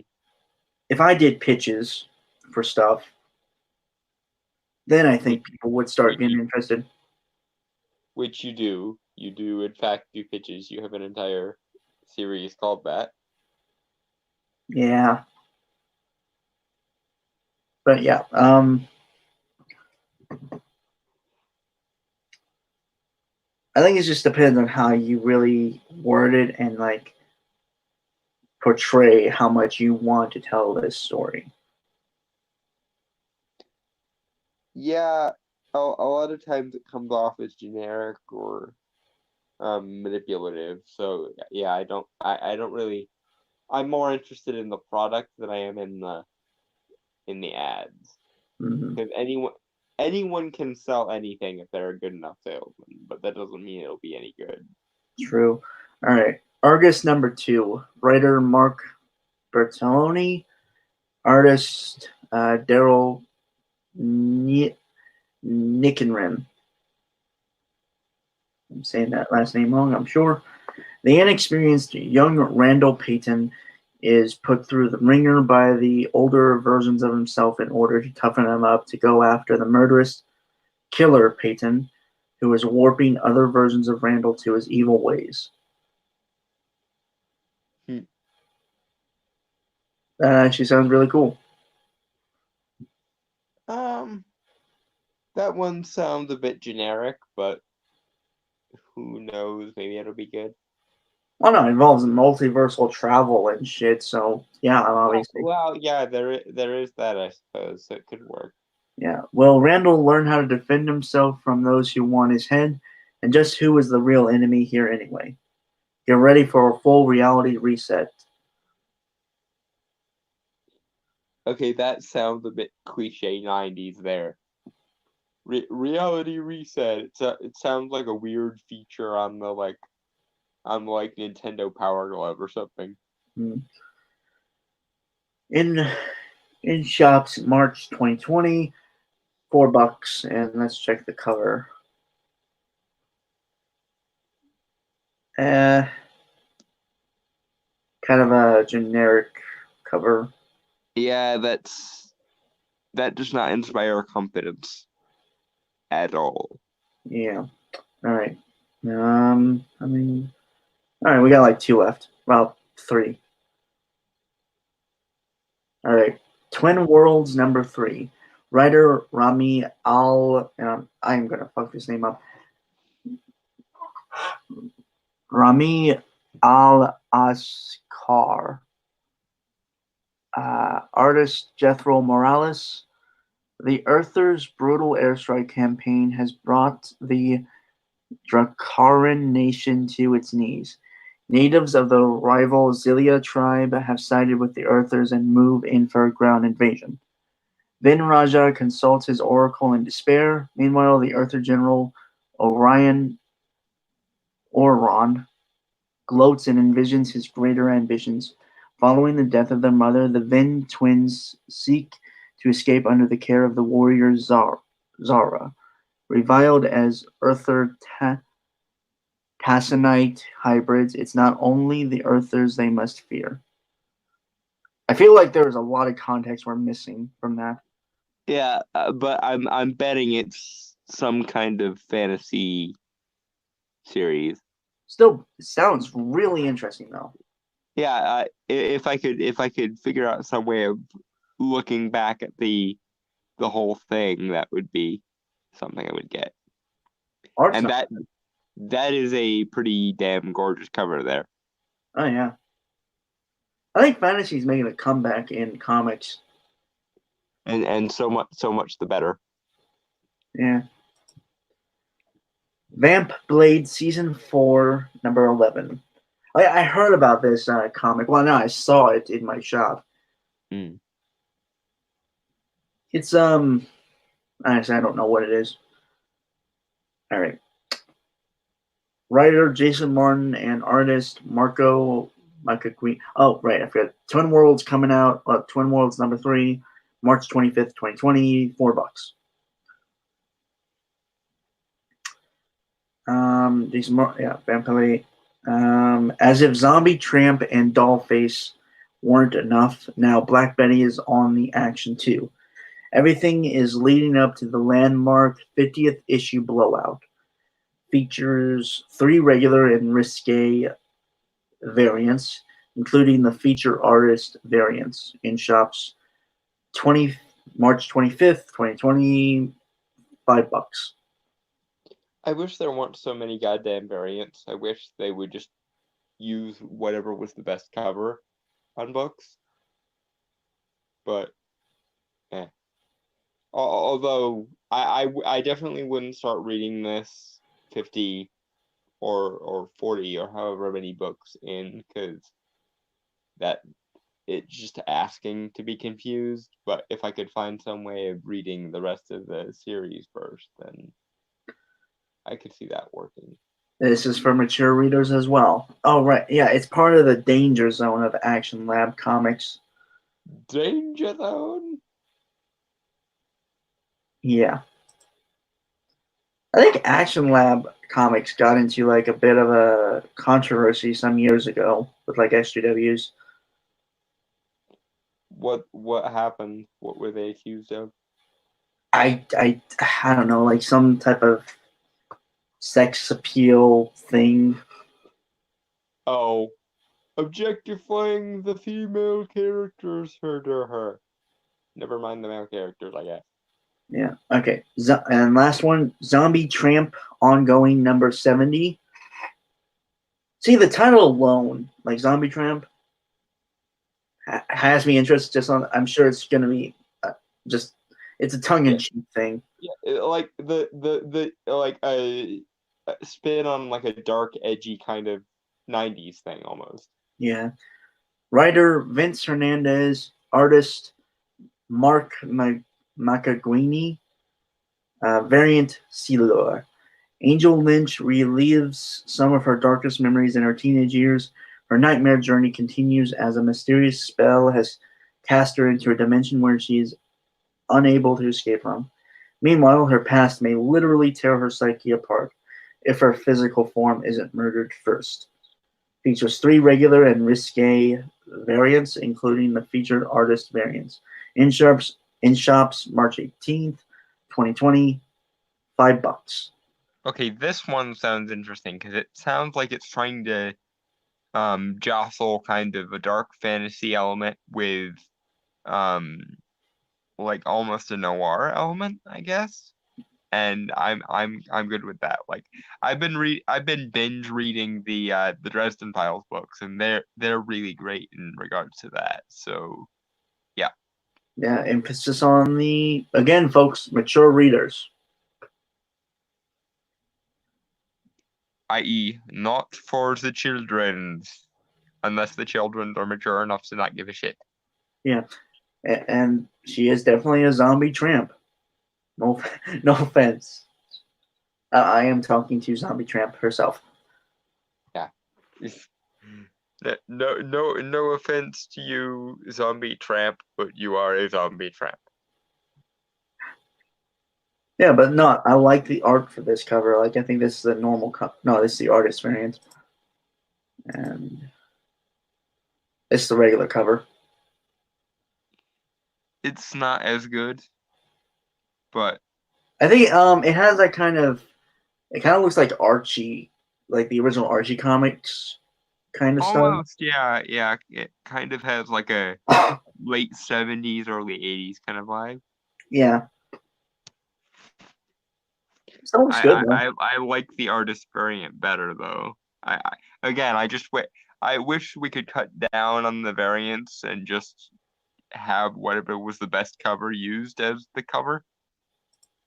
But then again, I'm radical in the way I insist on things actually making the slightest fucking sense. So I don't know. Okay, so I see where you're coming from, like the variant covers, mainly on the fact that Marvel Comics, like in the past decade, did the weird, like just did too many variant comics, like variant covers. DC 2 is bad when it comes to variants, like really, really Oh, bad. no, I know it. When I first got like the DC Rebirth Flash comics, um, when they introduced Godspeed, which was like the first ever Flash comics I ever read. It's pretty good. Run to start with, I think, as far as Flash goes. Although Flash is not my area, so I might be wrong. I like it.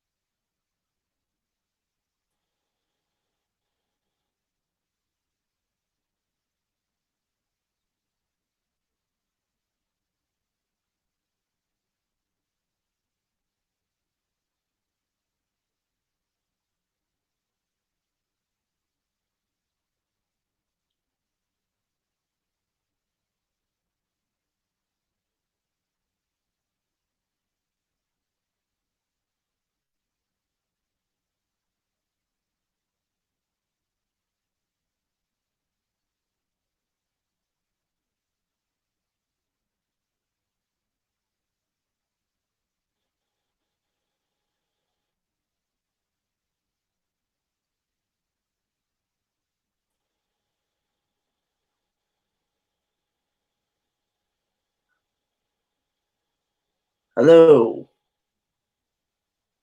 Yeah. Oh no, sorry. I don't know. Connection was a little weird for me for a second. Okay, but yeah, we have another one, another article from Newsarama about Vault Comics, about like their March 2020 solicitations. Come with me, Angel B, in a world of pure solicitation. Take a look, and you'll see a world of pure solicitation. Are you done? Sorry. I'm having to find interesting ways to entertain myself. Well, thank you for ruining one of my most favorite songs. Well, not really ruin, but just kind of spoil a little bit. Although, let's be honest, I'm far from the first person to ever make up an on-the-spot parody of that song. Good song, though. That song basically begs to be parodied. Yeah. All right. So yeah, Vault Comics. I think I've read like one thing from them that was something. I can't remember what it was called. I think it was written by Donny Cates. But the main reason why I want to do this kind of thing is one, to shine light on smaller companies of like comic publishers. But also again, we had really nothing. There was really nothing of interest this week that came out. There's some for next week though that should be interesting. Oh yeah, no, you already sent me that stuff, Don. So yeah, we're gonna cover a little bit of this. All right. FCBD 2020, Brandon Sanderson, Dark One #1. Writer Brandon Sanderson. Brandon Sanderson is actually an author. He has written a few things. Oh, this actually comes on. This is like released for Free Comic Book Day. Fun. Yeah. From Hugo Award-winning best-selling author Brandon Sanderson, writer of the Mistborn trilogy, with Colin Kelly, Jackson Jackson Lansing and Nathan Gooden comes the Dark One Free Comic Book Day Special, the first chapter of a new graphic novel series from Vault Comics. Visions of a twisted and fantastical world haunt Peter Tennyson, Paul Tennyson, whenever he gazes into a reflective surface. Terrified of these hallucinations, Paul isolates himself, but when he discovers they are prophecies from Mirandus, a world in which he's destined to become a fearsome destroyer, he'll have to embrace the fear, rise up as the Dark One, and shatter everything. Some worlds need to be broken. Rating teen. Okay, so a world where the Dark One is necessary. You have my attention. Well, like I said, this guy actually writes novels, and he actually helped finish the last book of The Wheel of Time, which is a series I'm trying to get to. Hopefully, I've heard more good things about the Wheel of Time recently. There's a guy on YouTube called Daniel Green, and oh yeah, no, I'm subscribed to that guy. That's how I got into Wheel of Time, because of him. that doesn't surprise me. He also apparently really likes the Dresden Files, because of course, since I recently got into Dresden Files, I decided to look and see what other people thought of it, and he apparently likes every one of them except for the fifth book, which is Deadbeat. And or not Deadbeat. What one didn't he like? The fifth book was Blood Rights, which he didn't like. I thought it was fine, but then again, I don't see like morality in storytelling, so that might be why he's bordering on the social justice side because sexualization of women and all that jazz, but he seems fine. Yeah, I like him. But yeah, no, I am interested in this one. I will try and get this one. I don't have enough point of reference to the author to really have an opinion, so I will. Well, I don't either. I've never really read his stuff. I've heard good things about him, and plus what we've read here just interests me. So Yeah, I will defer to your opinion.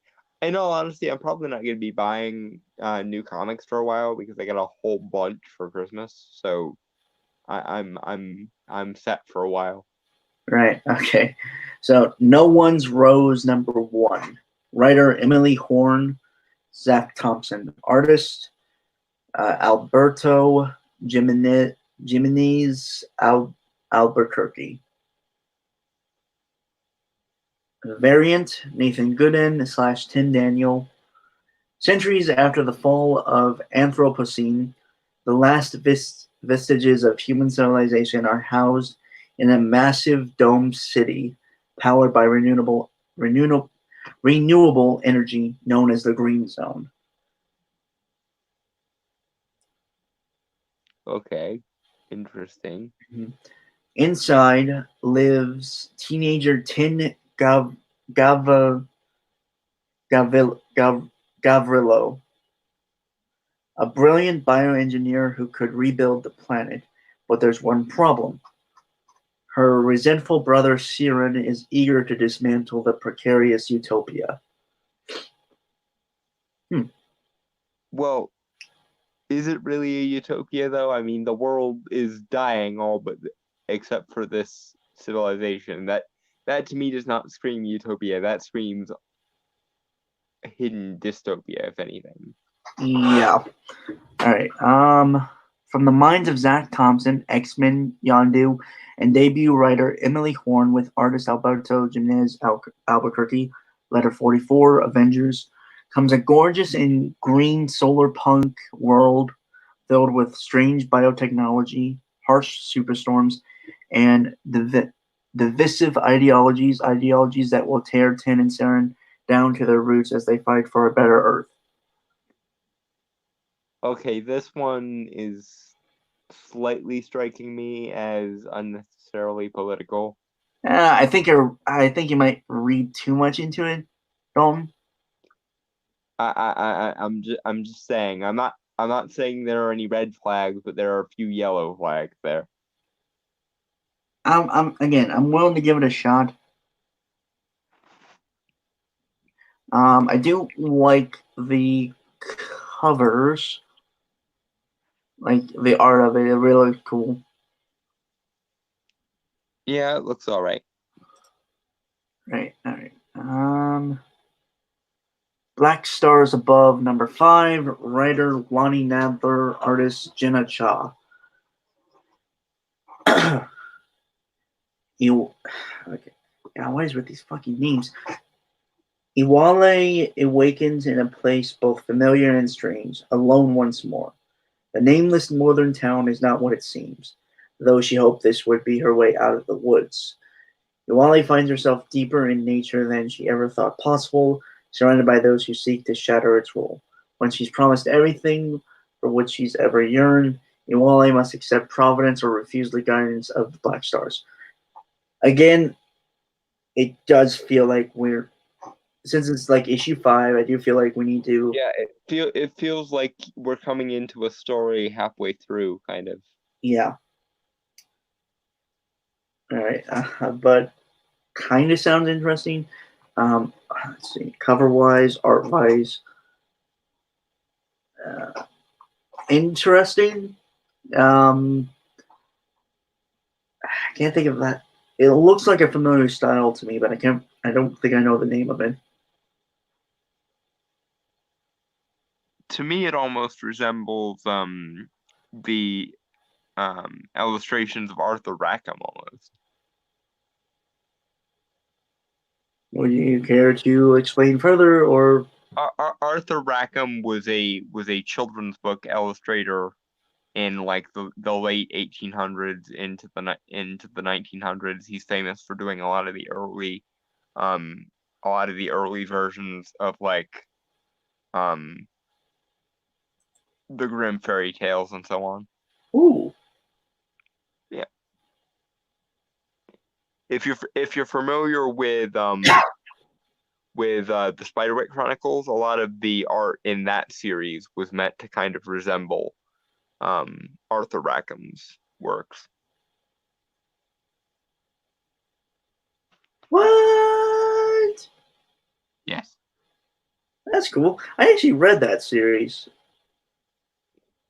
Yeah, it does a really good job in terms of how it depicts fairies and whatnot in terms of accuracy.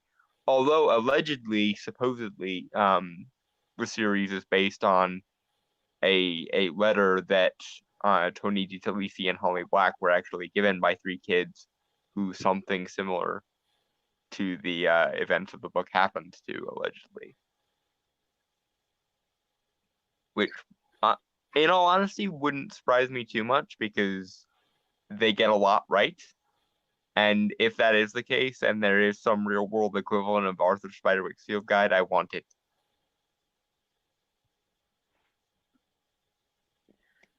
I remember the movie. Well, actually, no, I don't remember the movie. It's kind of forgettable, to be honest.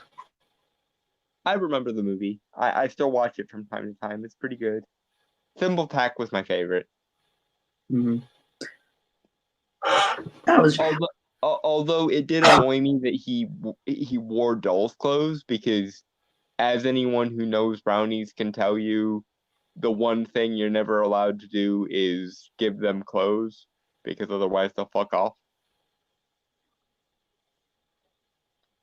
Okay. Because essentially, the small folk, which is which is sort of the overarching category of fae that brownies fall into.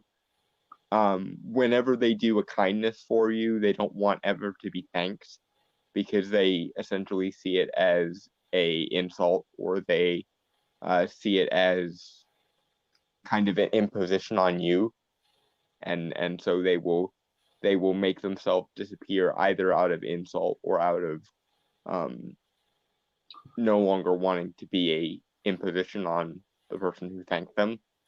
So yeah, don't ever thank House Fae. They will fuck off, especially not in terms of giving them things. with the possible exception of cream and honey, which they apparently like. Okay. Finger Guns #2.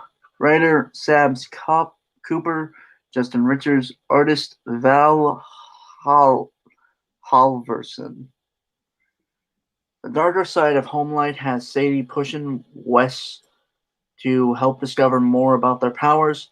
The true discovery ends up being a friendship built in small part around Brian Adams' sing-alongs and a dog named Chester. If only the good days could stop the bad.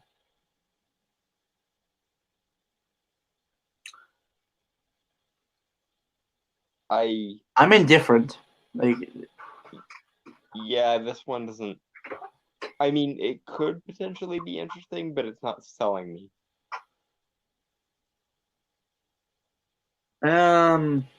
Art-wise, not bad. Just I'm not entirely sold on whatever premise is going for. Yeah, it's not moving me in any way, so no. In shops March 25th, 2020. Price $4, which is the standard for today's comics. Which is kind of sad.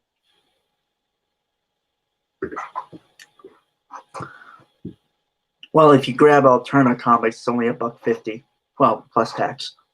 Mm-hmm. Go grab more Alterna Comics, folks. They're good shit.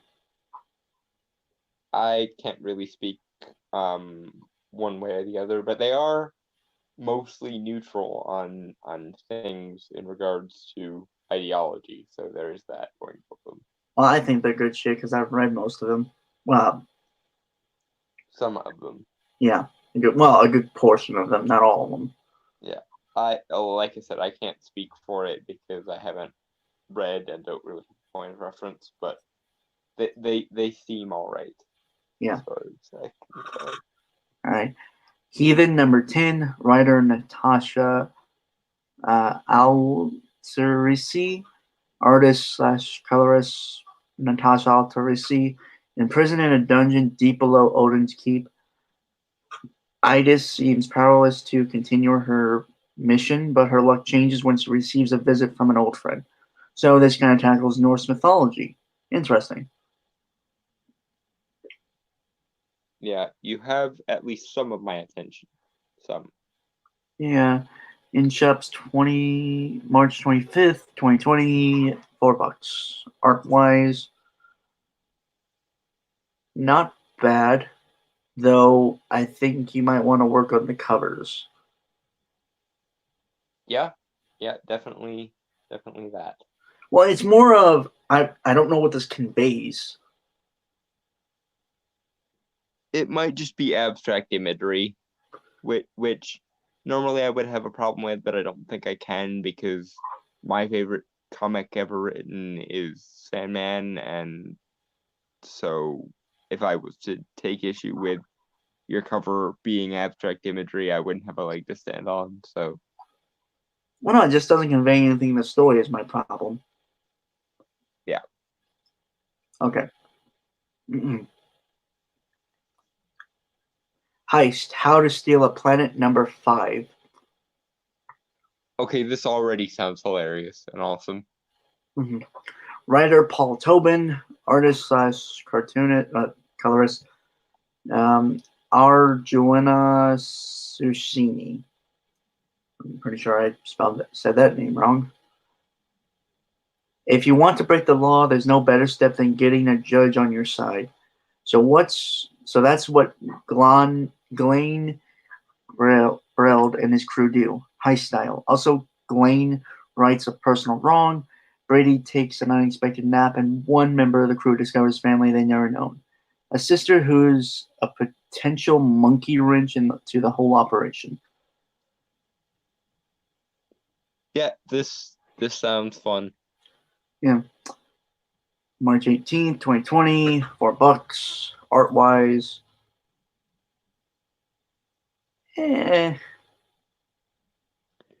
It could be the art style could be a little bit more stylized to kind of emphasize the fun, but They're kind of going that way. Yeah. Vagrant Queen Planet Called Doom #3. Writer Magdalene Visaggio. Artist Jason Smith. I will reserve judgment for after we read the thing, but this does not bode well. Fate, coincidence, design. Our heroes are drawn to the planet Visalka for desperate and mysterious reasons. That tells us nothing. Plus, they also misspelled desperate. Did they really? Yeah, DISPRPARATE. It's supposed to be an E, not an I. This is supposed to be professional. What the? Yeah, I am comfortable in assuming that this is probably not going to be a good comic. Yep. $4.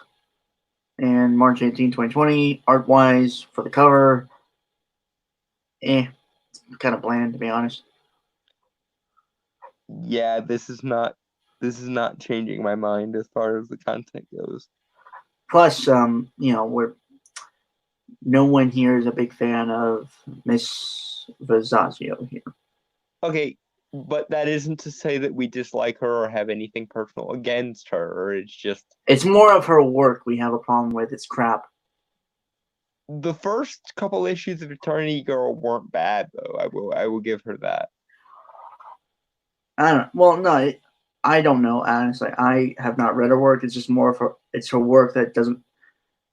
Pretty much all of her work has never really interested me. My issue is it seems as though every story she tells is the same story, in the sense that it's a self-insert about basically herself and her journey of identity / trans issues. Mm-hmm. Like I said, it just none of her work, from what I've seen or heard about, interests me. Just on the fact that it has nothing gripping for it. Yeah, and the fact that even the description seems utterly toothless and utterly irrelevant, and contains a misspelling on a professional website, does not bode well. I'm sorry. Go ahead. Yeah. So moving on, Sarah and Royal Stars #7, writer Josh Tussi. I'm sure I'm saying the last name wrong, and Audrey Moak, artist. After a devastating tragedy, Sarah and Antares flee the besieged Cetari, while Aldebara and Fomalhaut are ambushed in the Forgotten Sea. Separated and growing ever weaker, the Royal Stars must seek forbidden help from Algol, the Demon Star.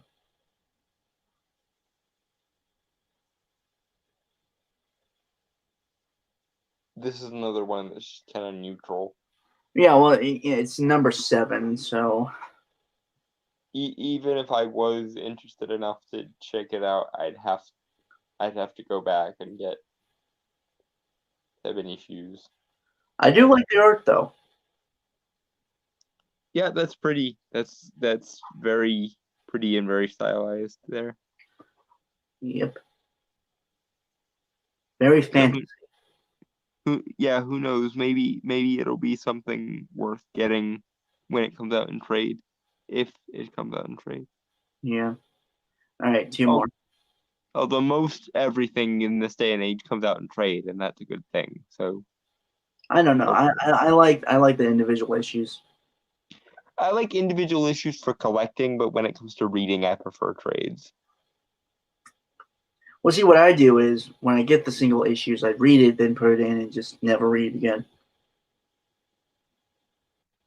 Yeah, that seems like a waste. At least with trades, the trades themselves are usually pretty fantastic art-wise. I don't know, maybe it's just me. Anyway, Wasted Space number 15.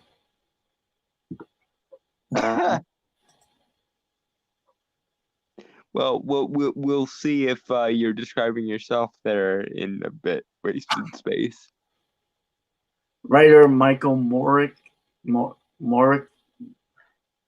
whatever. Artist Hayden Sherman. Our third arc concludes with a big old reunion, but will the team ever be the same? Emotional truths are laid bare as Billy and Molly grapple with their respective quests. And Legion's in this one too. And I just feel, again, this one, it's indifferent just based on the fact that we're being dropped in. And that's our, I think that's kind of on us because we never heard about this stuff. Yeah.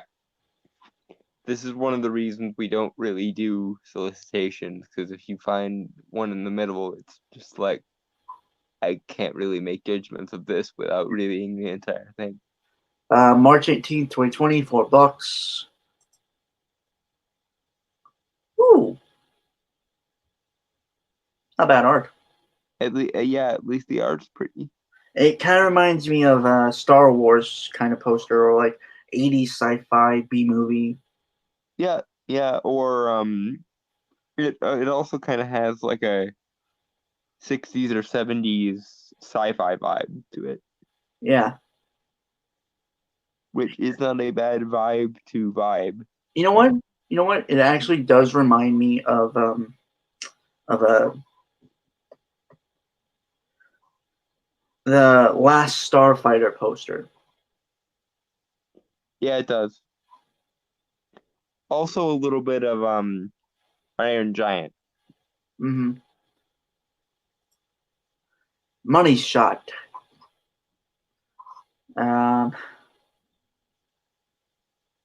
Sarah Beatty and Tim Seeley. Why does that last name sound familiar? Tim Seeley.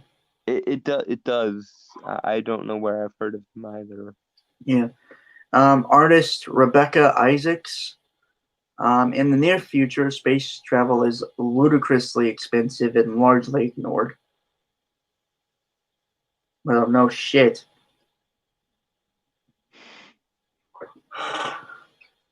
It's ignored now. Yeah, it's not like that's a complete anticlimax or anything. I mean, don't get me wrong. You know, when I was younger, I actually thought of being an astronaut, being the first man on Mars. That doesn't surprise me. You definitely have the adventurer spirit there. Yeah. Okay. Whatever. Enter Christine Ocampo. Christine Ocampo, inventor of the Starshot teleportation device with a big idea. She'll travel to new worlds, engage intimately with local aliens, and film her exploits for a jaded Earth populace trying to find something new on the internet. This sounds unbelievably self-referential and cringy. Now, Chris and her merry band of scientists come porn stars explore the universe, each other, and the complexities of sex in Money Shot. This sounds awful. A story about scientists having sex with aliens for the glory of mankind and money. In shops, March 11th, 2020, $18. Get the fuck off my screen.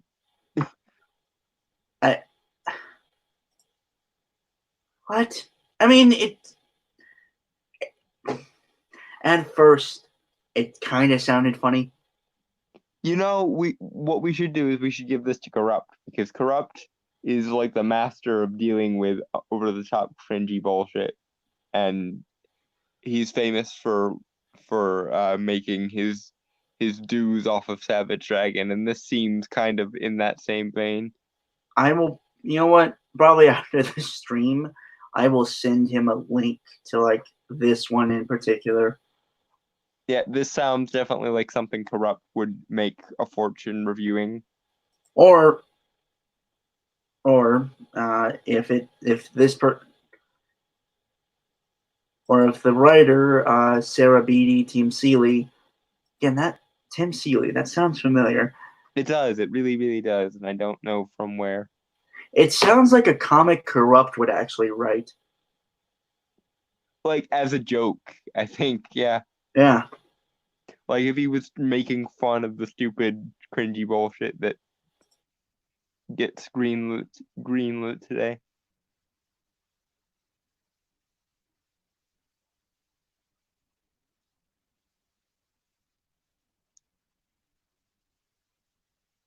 Next.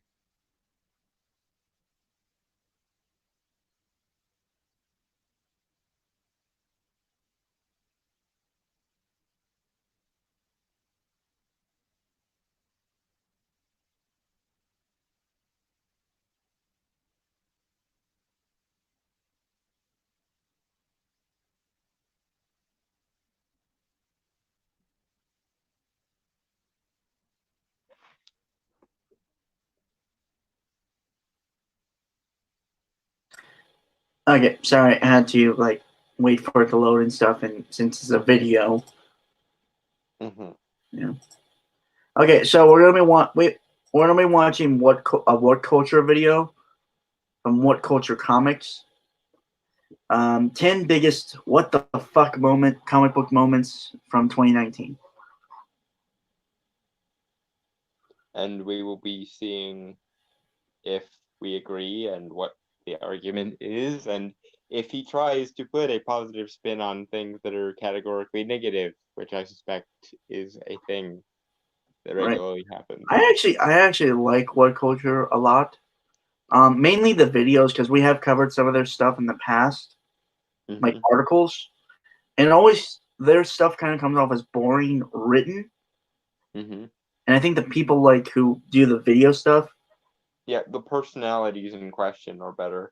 yeah, But that being said, they are also very basic and cliche, and they do tend to shill for Marvel and DC and what have you. So buckle up, folks. This could be a bumpy ride. yeah. Have yourself a banana, I guess. Actually, I should probably should refill on a drink. I Yes, will. yes, you should. I will be right back, folks. Until then, Dalton will entertain you with his sweet, sweet serenades. Yes. I would take requests, but I don't think anyone's watching at this point.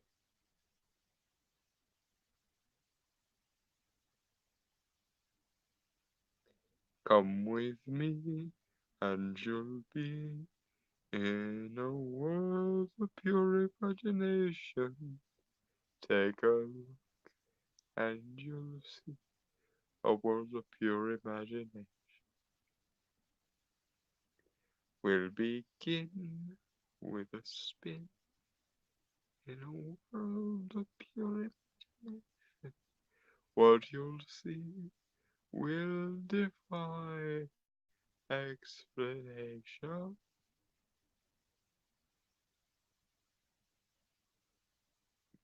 If you want to view paradise, go and look around and view it. Anything you want to do it.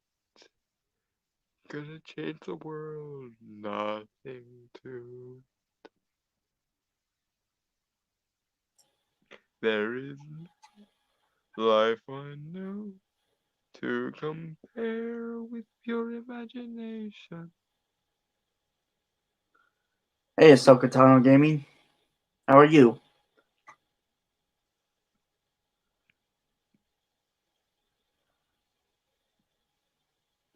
And Dalton just went quiet.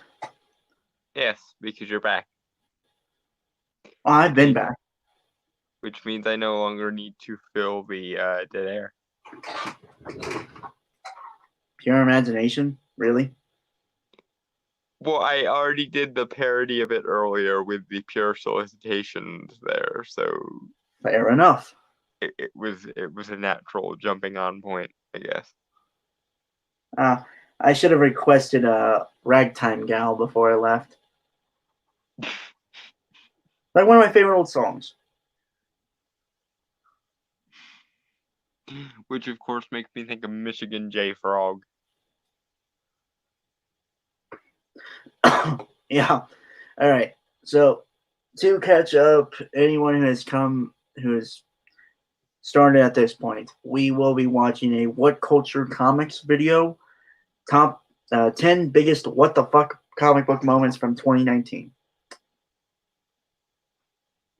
And just to brace everyone, I suspect they're going to shill for Marvel and DC and whatnot. So And I have a Mountain Dew.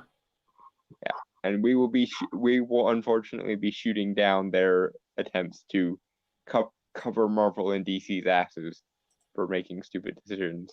If I remember correctly, the thumbnail for this one was the picture of the lady becoming a Ninja Turtle. What is that their thumbnail? I don't remember. Whatever, we'll find out. Yep. Oh yeah, by the way, Mountain Dew instead of root beer, because we don't have root beer. We only have Dr. Pepper and Mountain Dew. Just don't overexpose yourself to caffeine, dude. Yeah, I did kind of have a sugar rush last night. Drank 6 cups of coffee in 6 hours. 1 per hour, folks. Don't do that. It's really fucking bad. Yeah. Don't die because you got addicted to caffeine. If you die for a stupid reason like that, I'm going to bind your soul. Actually, I think this is caffeine free. Yeah, no, never mind.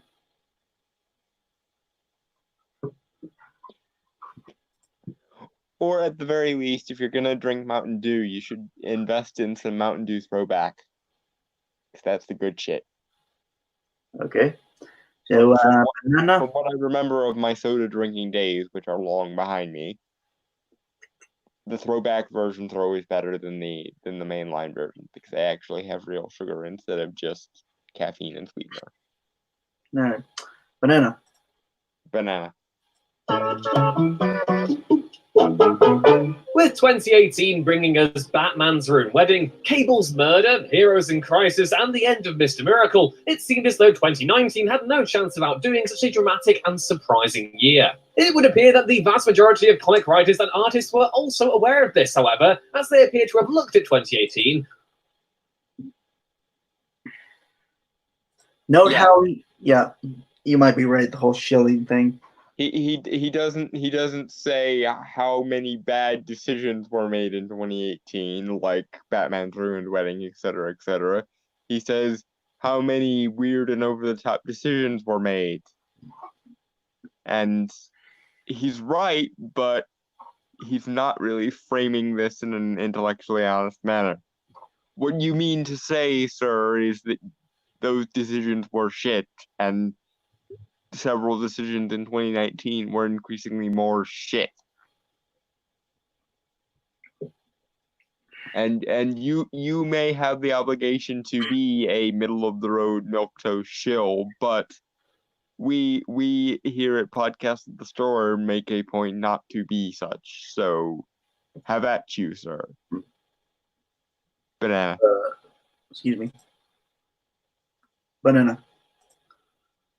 Chortled a mighty and then decided to actually start getting crazier this year. As such, we've had an insane number of hugely surprising developments in both comics and the comics industry, all of which are seemingly tailor-made to outdo one another. While you'd think that the sheer quantity of astonishing moments would leave you overwhelmed, they actually do the exact opposite,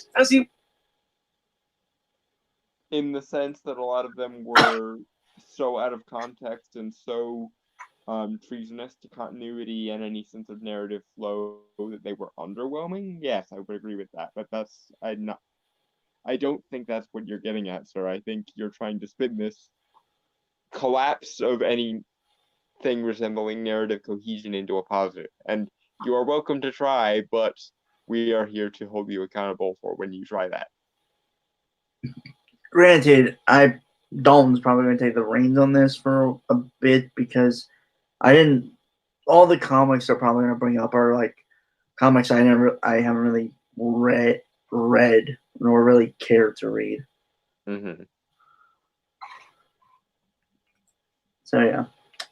And I am as usual more concerned with the logical failings and the crappy nature of arguments. So as long as he makes intellectually honest arguments, I don't really have a dog in this race either. But if he tries everything in his power to spin a negative into a positive and turn logical lead into gold, as it were, I'm going to be here to spell check his alchemy, as it were, because that is my thing.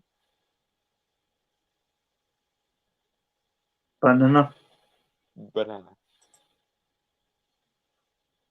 You waited anticipation for the next crazy twist that your favorite series will provide. As a result, readers are seldom ever disappointed. 2019 has been a year of secret identity reveals, secret world destruction, and tragic character deaths. So buckle up, viewers, and major spoilers ahead. I'm Ewan, this is What Culture Comics, and here are the 10 biggest WTF comic book moments from 2019.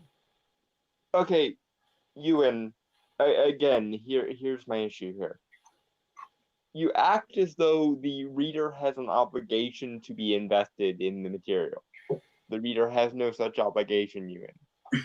So to say the reader was very seldom disappointed is very disingenuous, because I don't know if you've been paying attention, but very many readers have been disappointed, and very many more readers have never been invested to begin with. And that's the problem. In order to be disappointing, you have to have a certain percentage of people invested to begin with.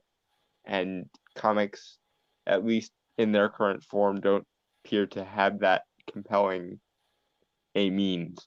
So yeah, you're bending the narrative over backwards on itself to be positive again, Ewan. And while I find this effort admirable, it is also intellectually disingenuous and really, really shit logic, sir.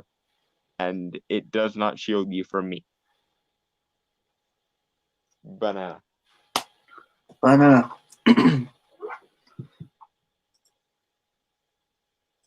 Number 10. Mark Shaw turns evil. Event Leviathan at number 6. Event Leviathan was arguably the mystery comic of the year, prompting endless fan debate over who the mysterious villain known only as the Leviathan actually was. Even we were told that it was someone who had already existed in the comic world for a long time. I have no idea what this is. Okay. Here's the thing, Ewan.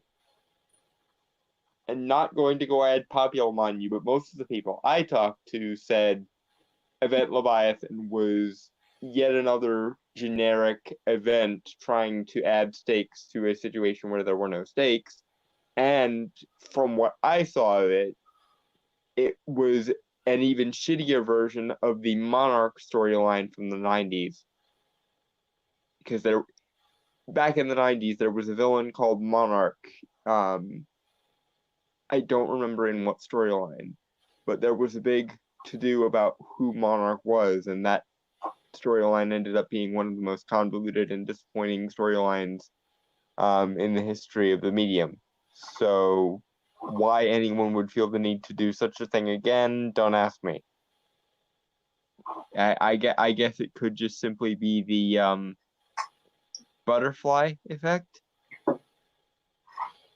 But I'm ching.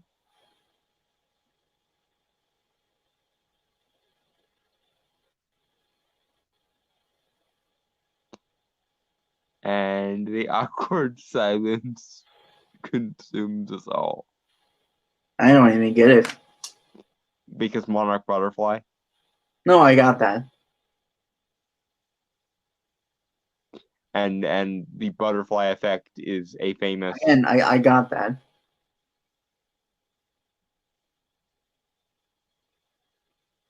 What I don't get is why you still think puns are funny. because the juxtaposition of various concepts and their relationships and so on. Right. Okay, And well, so it's another boring cash grab event, essentially, right? Yeah. Okay. I will say this though: the look of Leviathan, specifically like with the hood up and the mask, cool. Mm-hmm. Might be a little generic, but I think it looks cool. But at any rate, banana. It was a delightful mystery for the most part, where every last ounce of detail was torn apart by readers like hungry wolves ready to find the answers they were looking for. Despite this intense speculation, few were expecting the real identity of the Leviathan until the issue prior to the big reveal, where it became clear that the person was definitely one of the few people who had held the hero identity of the Manhunter. This would eventually lead to a reveal that this dastardly villain was none other than Mark Shaw, the third Manhunter, and a character we hadn't seen in literal years prior to this event. Again, what were the actual sales numbers like? Because most of the people I talked to, and I did keep an eye on the sales numbers for this, found Event Leviathan to be an overwhelming, contrived, poorly conceived concept that didn't really go anywhere. So, and the sales numbers kind of reflected that, especially towards the end there. So, who are you referring to as your go-to comic fan base that are you in? Because you're not speaking to anything that I found true when I looked at it, and you're not speaking to anything that the people I've spoken to have talked about when talking about this.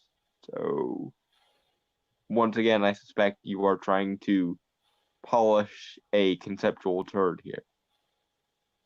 Banana. I will say I don't like the art at all.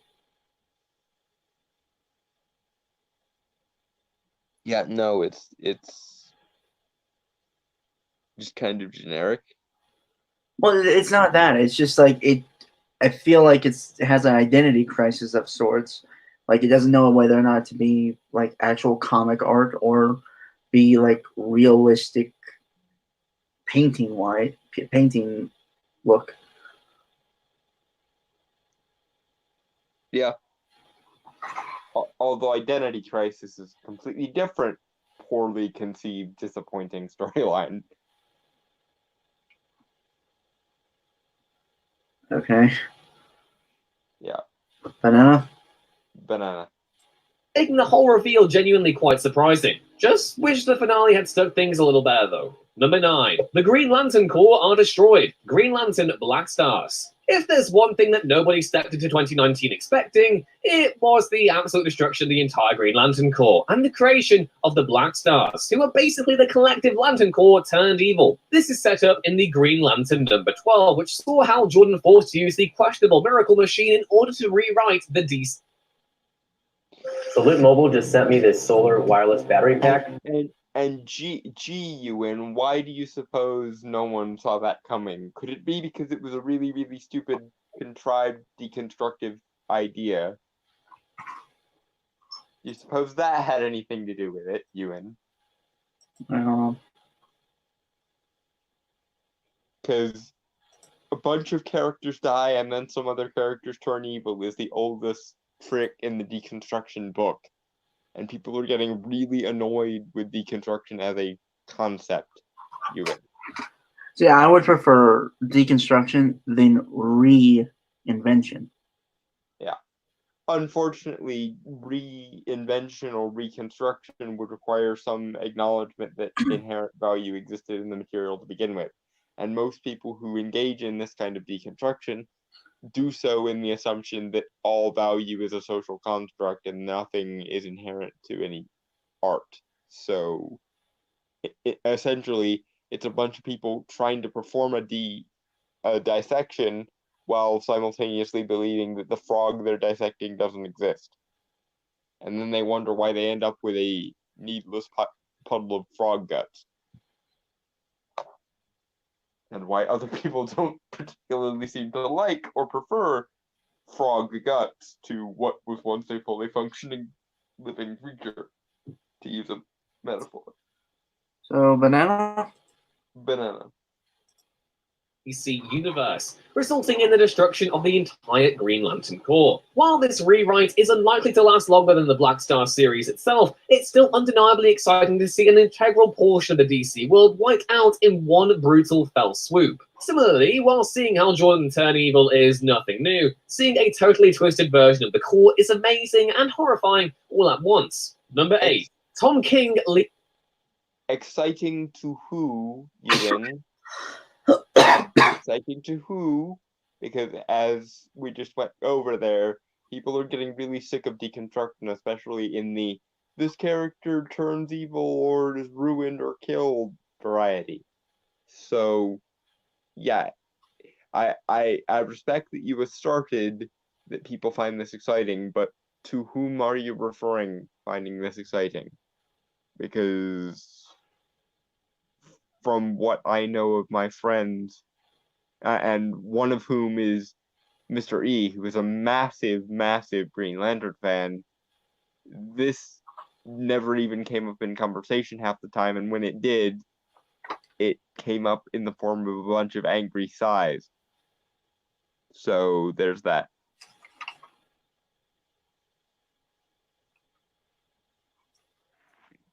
So, number 8, Tom King leaves Batman early. Because Tom King failed horribly. Ewan. That's why that happened there. Because he failed so spectacularly that people were like, please go the fuck away. But let's see how you try to frame this. Because I can't imagine you trying to make this into a positive. Sorry. Banana. Banana. In plan to write 106 issues for his Batman series, it's safe to say everyone was hugely surprised when Tom King revealed that issue 85 of his run on Batman would be his last, with James Tynion IV taking over from him afterwards. While it did come out of left field, the reasoning is entirely logical. King told fans at the 2019 New York Comic Con that he wanted to focus more on the relationship between Catwoman and Batman, whereas DC themselves wanted the comic to link in closer with events that span the entire universe, which this storyline would not have allowed. As such, a compromise was struck, wherein King would work on a separate series titled Batman Catwoman, whereas the actual series will continue in a completely different direction. You sure it had nothing to do with everyone being pissed off at him royally after the whole wedding fiasco? You sure that didn't have anything whatsoever to do with it, Ewan? I more blame Dan Didio. Yeah, most things, honestly, in comics at this point could be blamed, at least in part, on Dan Didio. No happy endings, my ass. Yeah, fuck you. Banana. Fuck Banana. you, we say banana, in fact. I don't know. Since we're covering like a British video, should we have something that relates to British culture?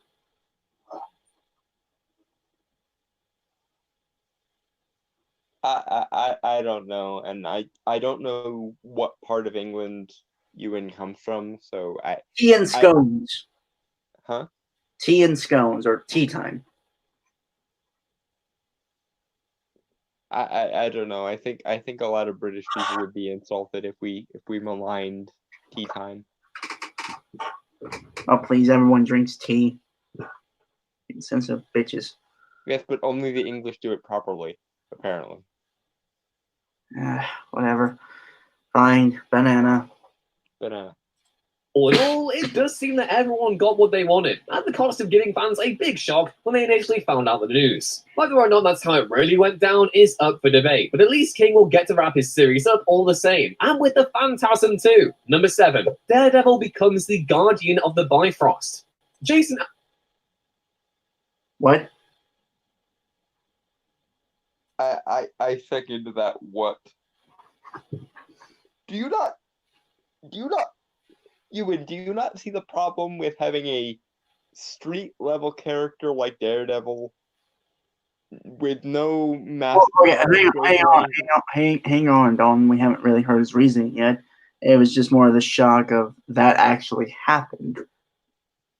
Yeah, it's one of those premises that could work ideally, but on its surface just makes you go what repeatedly. So Well, what registered effectively and banana.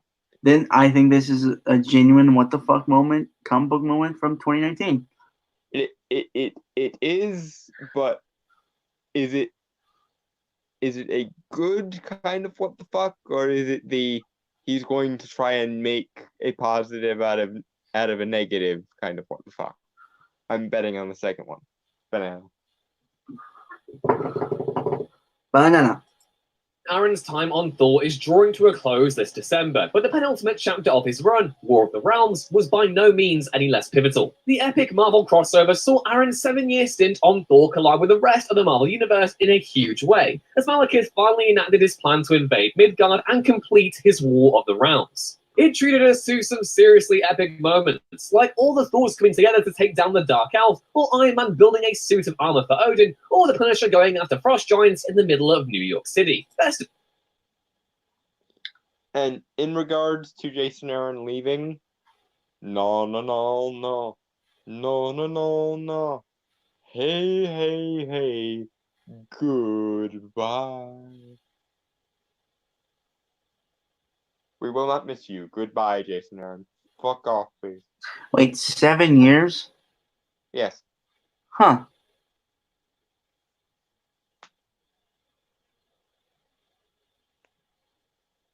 Because for a while there, they just gave Jason Aaron basically everything. When they Okay. didn't know who better to put on things.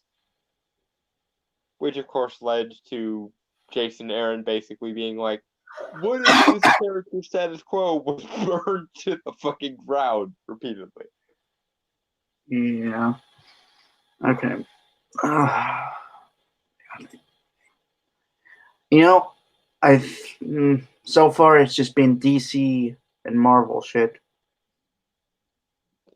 Well, yeah, I think he's going to stick mostly within the confines of the big two, and I don't really blame him for that. I kind of do.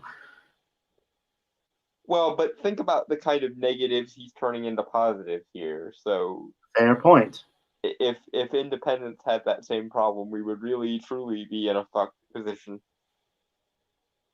All right.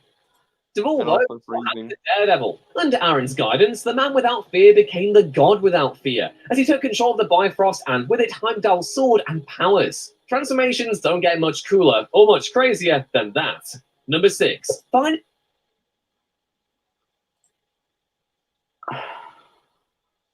They turned Daredevil into Heimdall.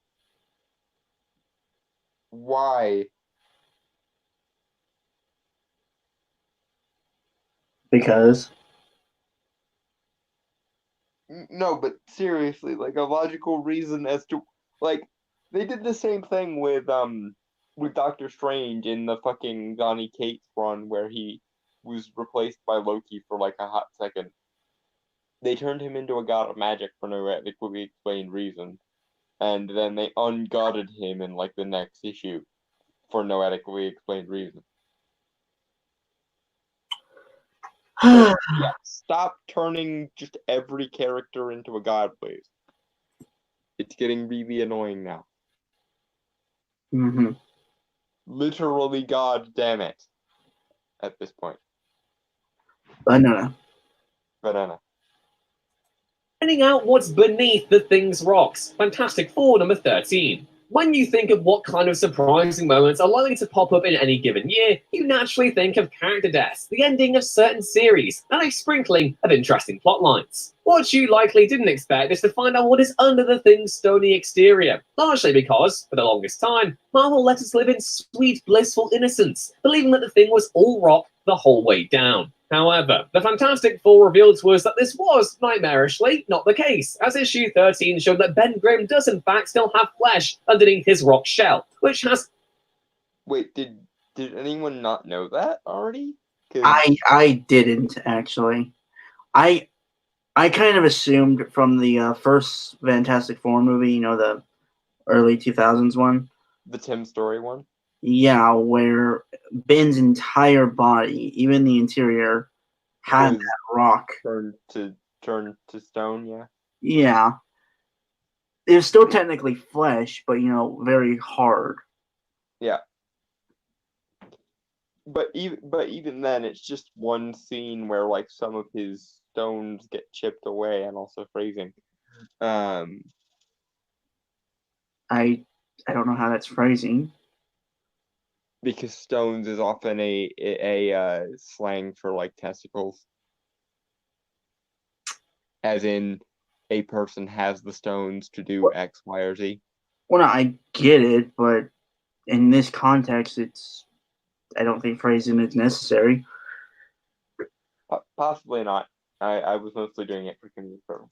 Anyway, I'm not sure this is, even if it is surprising to some people, I'm not sure it's worthy of a spot in such a list as this. I really wish they would do more with the Fantastic Four in the comics.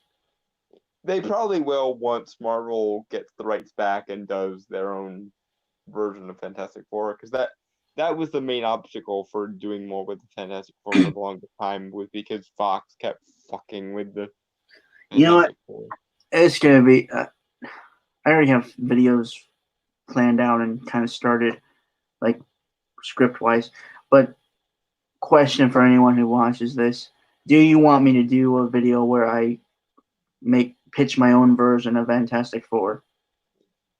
Well, I can't speak for our audience, but I will second that motion as your co-host.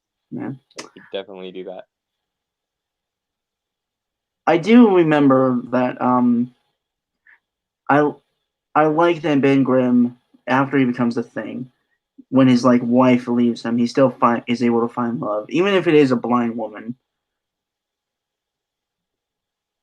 I'm kind of I've always been confused as to why everyone is so needlessly shallow with Ben, because yeah, he's made of stone and everything, but he's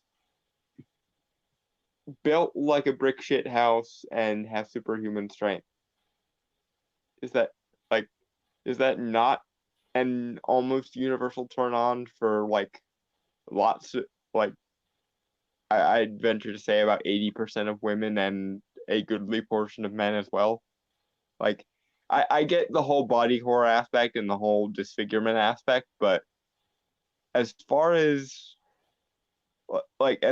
aesthetics go, he doesn't look gross or deformed apart from having stone on his body. So and that's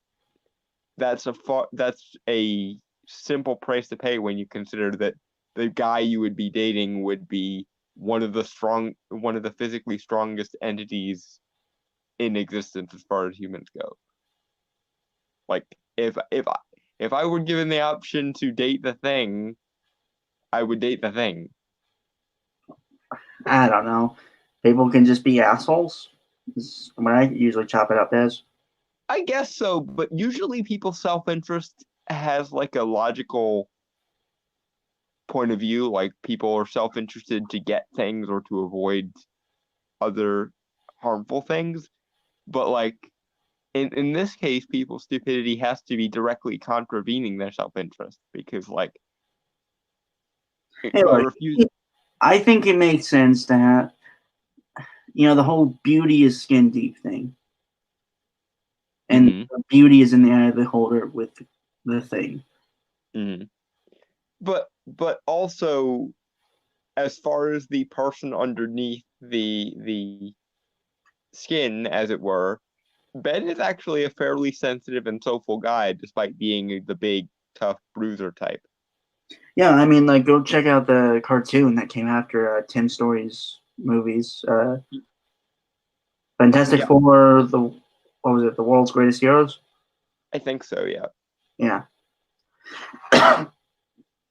I can't believe there's no one, as a general rule, that's willing to, because the thing is still Ben Grimm, if I remember correctly, was before the whole thing, was the kind of guy who had like a sports scholarship to an Ivy League school, and that's kind of how he and Reed remained in touch, was they went to the same school in at least some versions. So you have a former professional athlete who went to an Ivy League school who post accident has superhuman strength and is one of the biggest celebrity superheroes on the planet.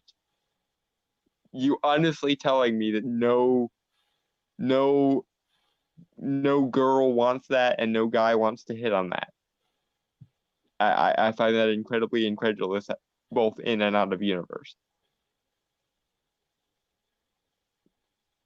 I get that that's a long-standing issue with the things like character and everything, but like in an actual universe that made sense, I can't conceive of no one.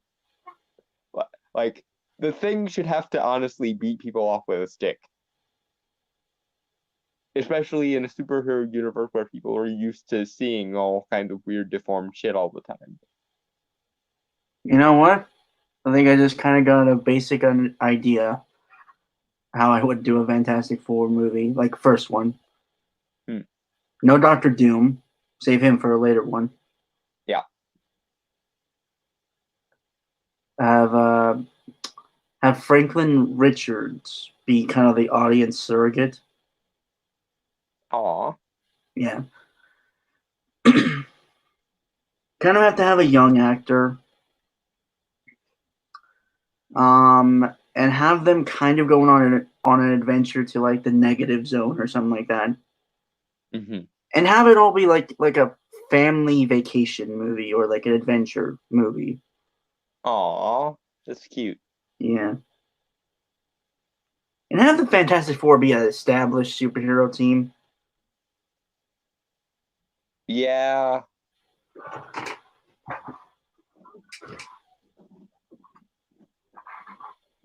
Okay. Mm-hmm. On we move. Banana. All the gross swollen texture of a pus-filled wound. In terms of WTF moments, the reveal that one of your favorite superheroes is secretly comprised of wounded sword-like skin is perhaps the grossest of the year, although certainly not the biggest. Number 5. Alfred's Death, Batman 77. What?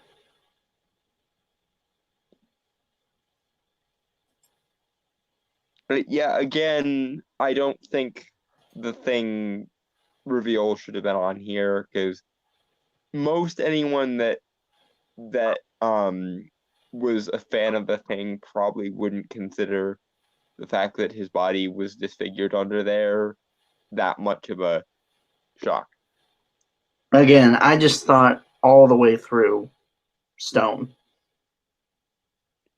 But even then, that's pretty horrific.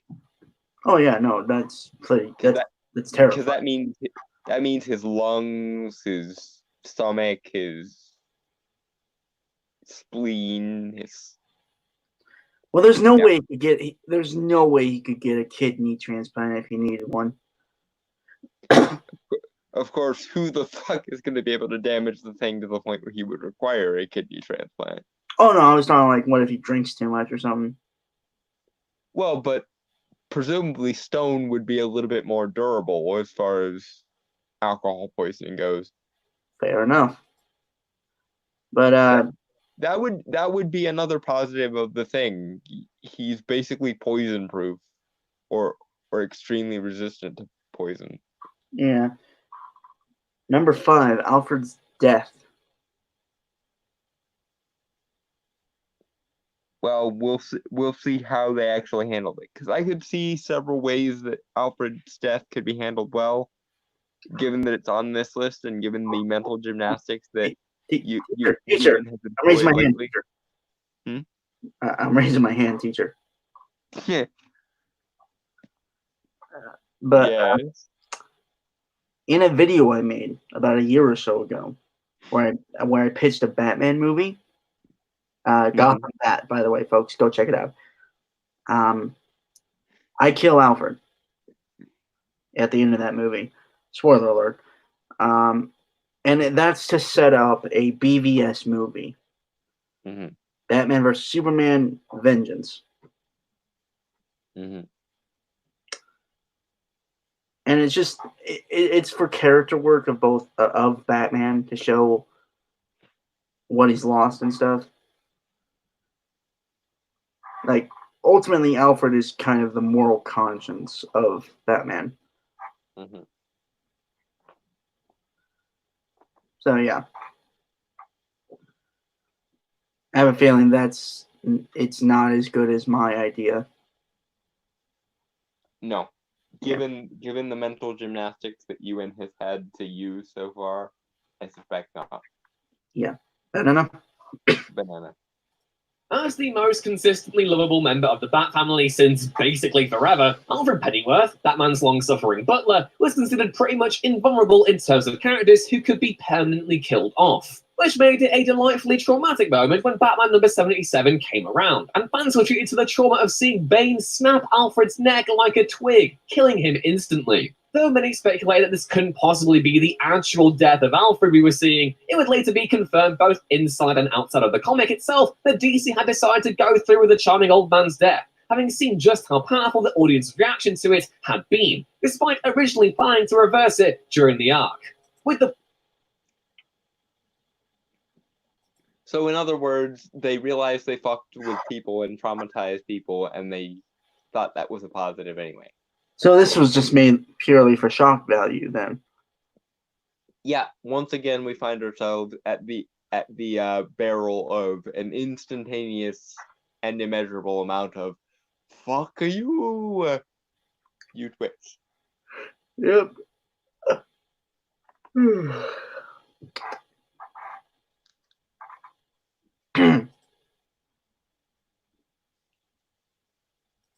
The plot covering Batman's genuine suffering over the man who was basically his adopted father, it seems less and less likely that our beloved butler will be coming back to us anytime soon.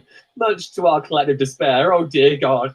Number 4, the end of The Walking Dead. Okay. Well, Motherfucker, you know as well as I do, Ewan, that big changes to continuity like that never last for more than a year tops. Especially not in this day and age. Let's not act like Alfred being gone is going to be a thing that lasts, because no one is going to allow that. unless you're doing like independent comics like Invincible, where the status quo constantly changes permanently. Mm-hmm. But again, that's independent, and they're allowed to do whatever the fuck they want. And there's some fairly sound logic to go by there when you consider that this is Alfred Pennyworth we are talking about, who is arguably the quintessential moral center for Batman and has been for more than 80 years. Thank you very fucking much. Right, and like I said, and this is always a pet peeve of mine with superhero stuff. When I kill a character, I keep it permanent. One, to show the severity of shit that happens, and the shit that happens after that. This is just, again, it's for pure shock value. And it's not going to last, and based on the description, I don't think it should last. I think if you're going to kill a character, you essentially need to make that death a love letter to that character. You need to show all the ways that character has made a positive impact on the universe, or even just a worthwhile impact on the universe in question. Well, I did not do that with Alfred in my Batman video. I had him die in a collapsing building in an elevator. That's very anticlimactic. But okay, as an example of how you do a death like this properly, The Magicians, circa season 4, and spoiler by the way. Quentin Coldwater's death. Yes. Quentin Coldwater, aka the main character of the series, dies in season 4.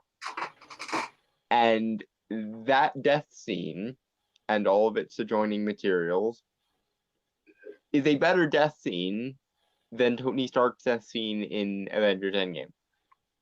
Don't at me. Maybe someday we'll have a debate about that. I foresee winning that debate because of a simple line. The simple line where Quentin, now in the underworld because Afterlife, asks Penny, who is his sort of his grief counselor of the undead, as it were, asks, "Did I finally do something brave to save my friends, or did I finally find a way to kill myself?" And I defy a single person to not find that relatable. I defy it. I defy you utterly to not find that relatable in some respect. That is how you fucking do character motivation, motherfucker.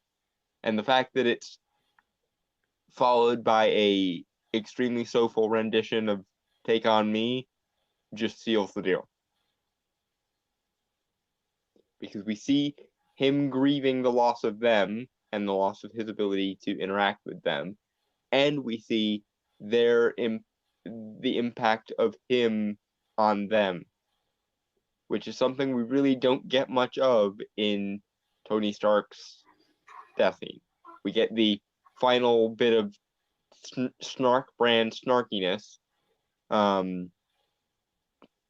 which is hard to say as fuck, and then we get the snap, and then we get a funeral scene, and that's about it.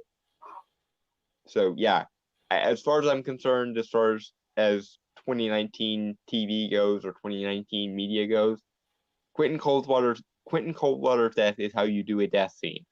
I will be For the curious. record, Dalton, for the record, I meant discuss whether or not Tony Stark's death scene was a good one or not. That's what I meant. Oh. And whether or not it was, what scene was better for a character death. Mm-hmm. I suppose you could make the argument it's good, but compared to Quentin's death scene, again, goddamn, that scene is moving and relatable. Moving on, I suppose. Yeah, number 4, the end of The Walking Dead. It's not a what the fuck moment. That's just it ended. Yeah. And I've never even read an issue of The Walking Dead, so I don't really care. Me either. I've seen. Well, I've skimmed bits and pieces of the comic. I didn't find it very compelling, and then the show happened, and it was all right. You know what? I want to see a Zombieland comic. Yes. All the yes. Or a Z Nation comic. Why not both? Yeah. All right.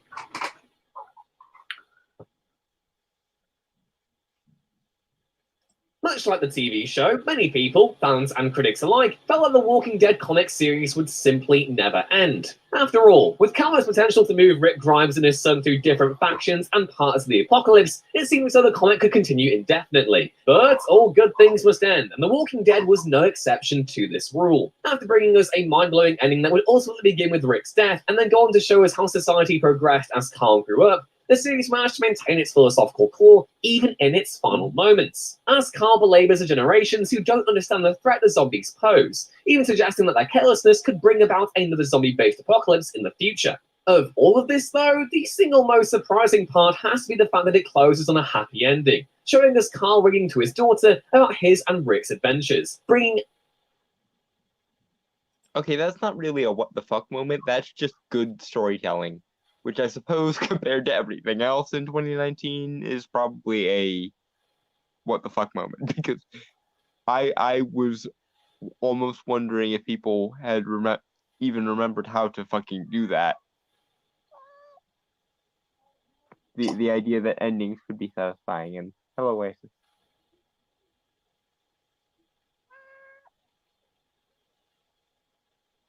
And I think your cat agrees with you. Yeah.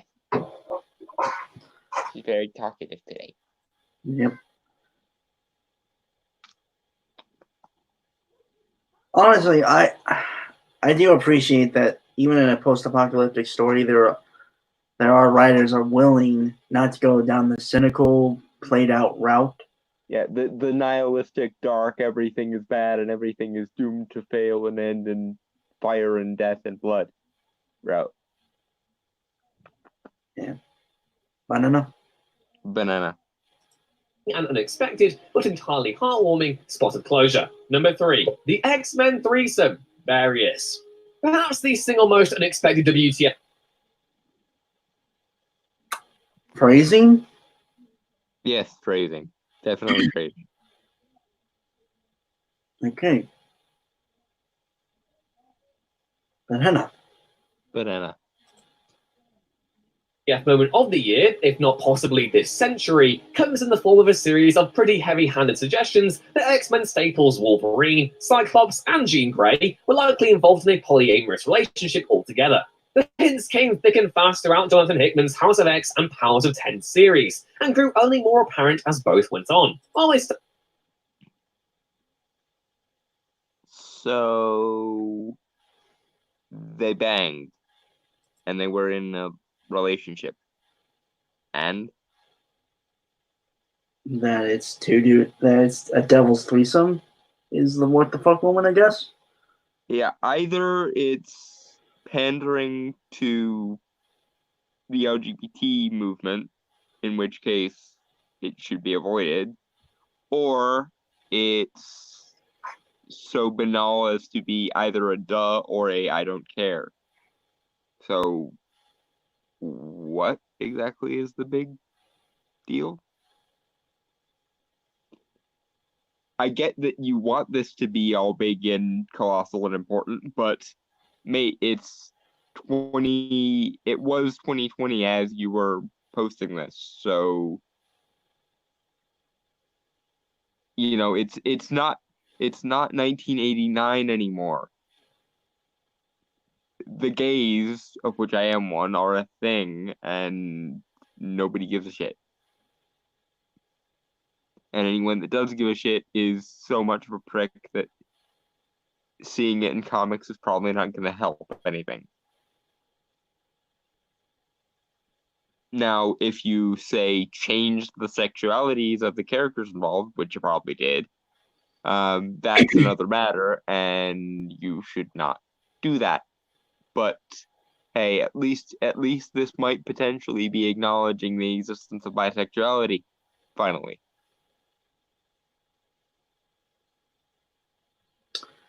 Okay. Yeah, banana. And banana. Started with the pair merely exchanging a loaded glance, wink wink, nudge nudge. The drama peaked with a page that showed that the rooms the three had in the X-Men space had doors leading directly to each other's room, meaning that the three essentially shared one big room. But, in truth, even though none of us expected this to happen, it kind of all makes sense. That love triangle was so stale, and the fact that it's now an equilateral and not an isosceles is pretty great. And less shocking than the triangle-based humor I just brought to the table. Jesus Christ, what was I thinking? Number 2. Yeah, that's one way to resolve a love triangle. Just have them all screw each other. Yay.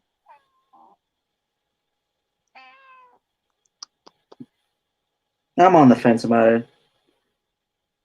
Because honestly, Jean should have just made up her fucking mind and picked one. Probably would have gone with Cyclops. He seems the more stable. Yeah, but he's also bland, so... Well, it depends on what version of Cyclops you're talking about. And of course the main issue of he can't even look at her. Without specific... Possibly doing inexorable damage to her. He just has to wear glasses or, like, a visor. Yeah, but that would... Actually, you know what? I want that now. I want someone to explore a point of view comic from Cyclops' point of view, because I've always thought that because of his power, he has to see everything essentially through that red concussive filter. I always just figured it was red, like everything was red. I'd actually like to see a version of things where he's essentially rendered blind because of all the concussive energy he has to deal with in his eyes. Mm. Someone make that a thing. I don't even care if someone steals the idea. Yeah. All right, number 2. The DC timeline gets weird. Doomsday Clock.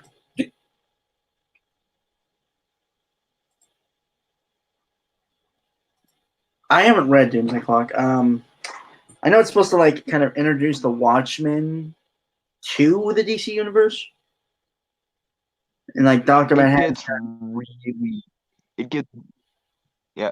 Sorry, go ahead. No. I'm just. I don't know a lot, so I'm just. Mm-hmm. It gets really stupid in the end. Mm-hmm.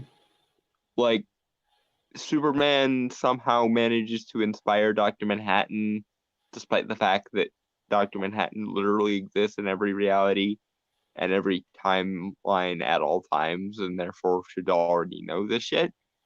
And he basically opts to reboot the entire universe. Right, and when Jeff Johns first started DC Rebirth, that could have gone fucking amazing and would have been like it could have gone down as one of the best events for DC since Infinite Crisis. Instead, it basically just boils down to everything you want, but also kind of not because reasons. Right. Look, fellas, if you want, yeah, I've mentioned these guys before. DC Abridged Universe, like the YouTube channel. Mm-hmm. If you want a Doomsday Clock story done right, go check those guys out because they are building to something. Mm-hmm. Doomsday Clock wise. Like they have Dr. Manhattan, who's like this fucking. Well, he's an asshole, like pretty much every character. Who's like fucking around with one DC universe specifically for his entertainment. Mm-hmm. Probably jamming out to The Times Are Changing.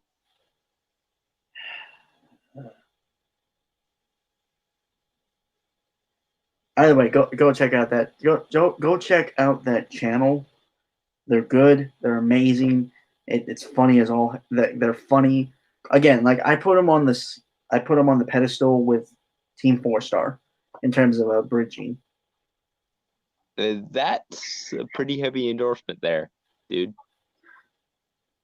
Yeah, for like DC animated stuff, bridging wise, they are the Team 4-Star.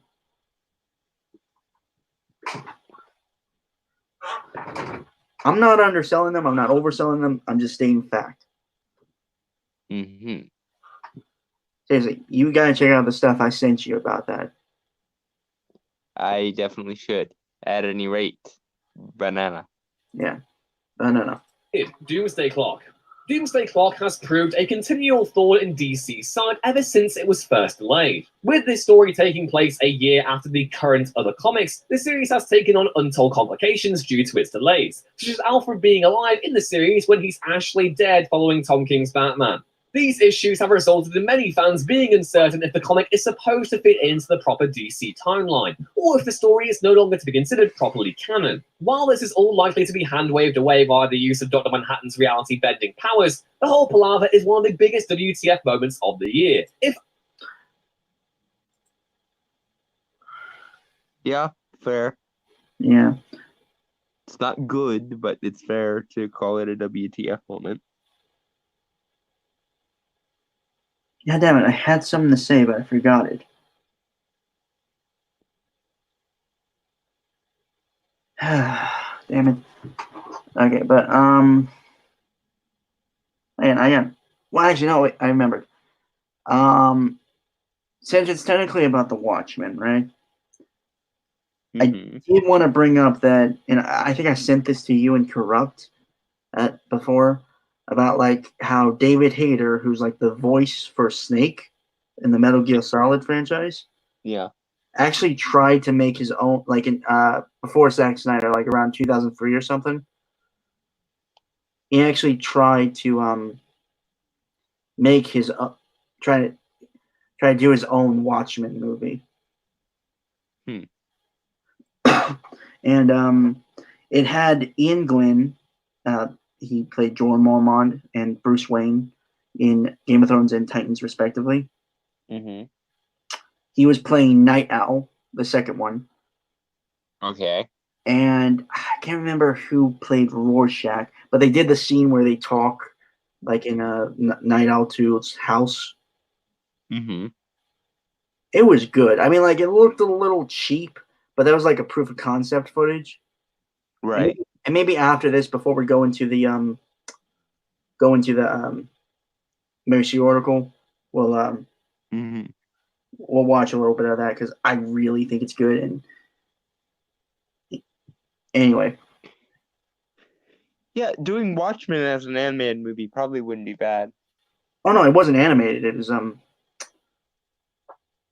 it was live action, but it was nice though. It was cool. Interesting. Well, no, it's just the fact that a guy who is primarily known for voice acting a video game character is also like a director and stuff. That's what made me think he was doing it as an animated movie almost. Shame on you. Yes, shame, shame, shame. The times they are a change. Right. Okay. Banana. Banana. God damn, does DC have any good artists at all? Does mainstream comics at this point? It's a good question. Yeah. All right. Banana. Banana. Only by merit of how confusing it got towards the end. And number 1, the fifth Turtle teammate, Teenage Mutant Ninja Turtles number 95. If there's one thing that everyone knows about the TMNT, it's that they've had 4 members as long as they've existed. Raphael, Michelangelo, Donatello, and Leonardo. Oh yeah, yeah. Everyone got up in well, not everyone, but like the frenzy, like a female turtle. Well, the thing is, it's not the first time they've done that. There was a Yeah, female turtle back in I think it was the 90s with yeah. Venus. yeah.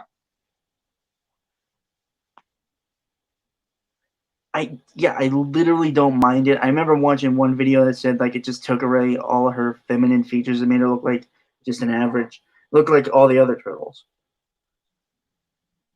Honestly, I don't care. Well, It's if they had made her explicitly feminine, a bunch of people would have bitched that they were emphasizing her femininity. So, well, turtles aren't sexy though.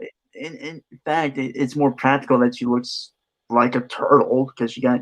Or like, I don't know. It's weird when you try to think of the applications because if I remember how the situation went, is that that character got a blood transfusion from one of the turtles, and she mutated. so they kind of went the She-Hulk route. Yeah, but I'm trying to think. If anything, maybe just have still look kind of human, but have turtle somewhat features, maybe like a shell or something. Made more sense, right? Because there's no way she can fully mutate into a. Mhm. I don't know. Though I did. I honestly would have just had them bring back Venus and have Yeah. her be a better character this time. Mm-hmm.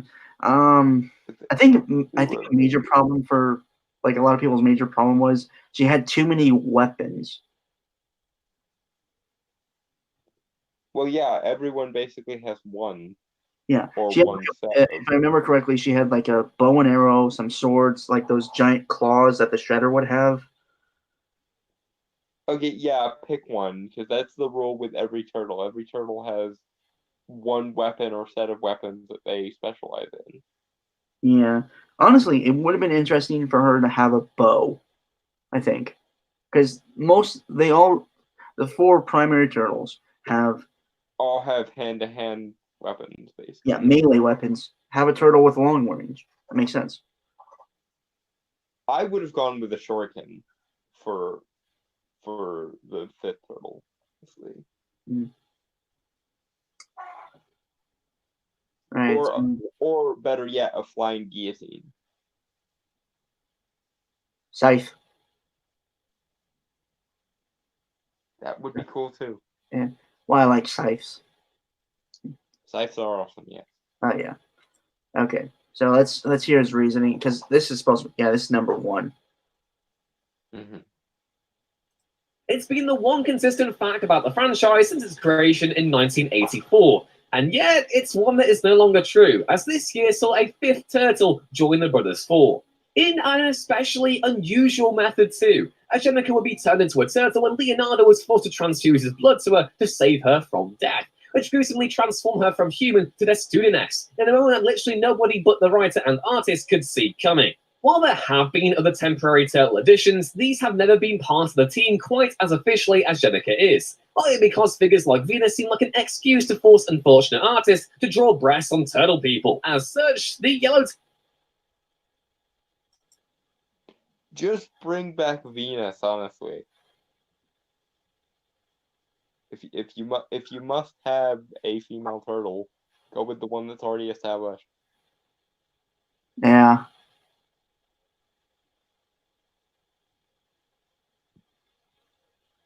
And actually bother giving her a character this time. Other than just girl. A gender is not a character.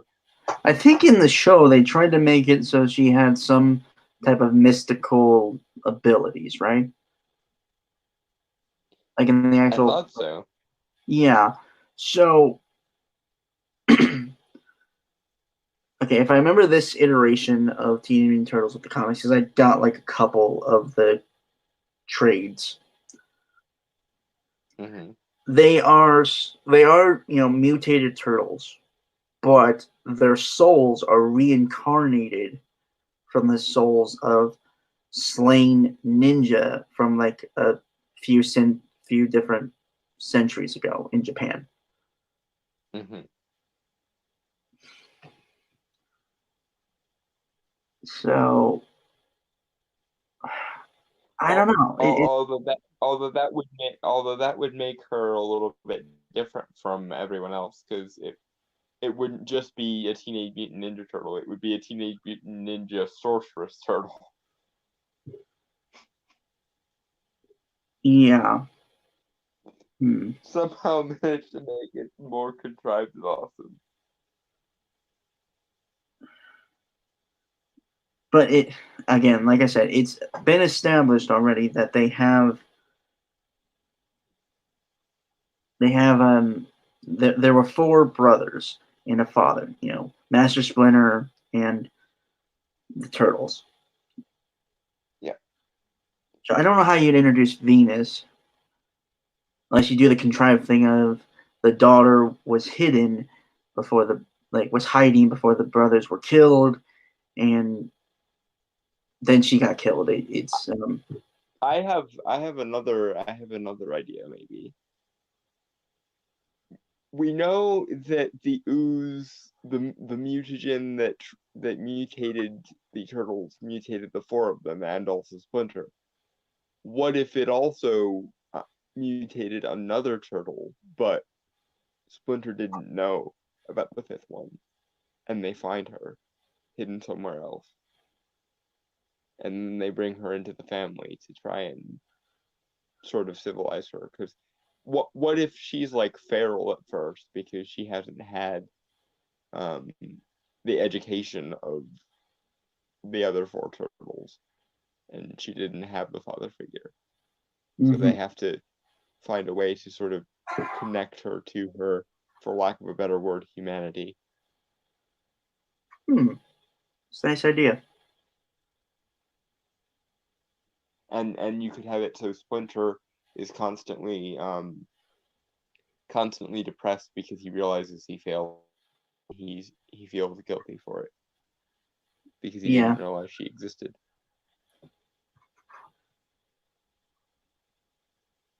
Yeah. God damn. That would be fucking amazing story. Tackle.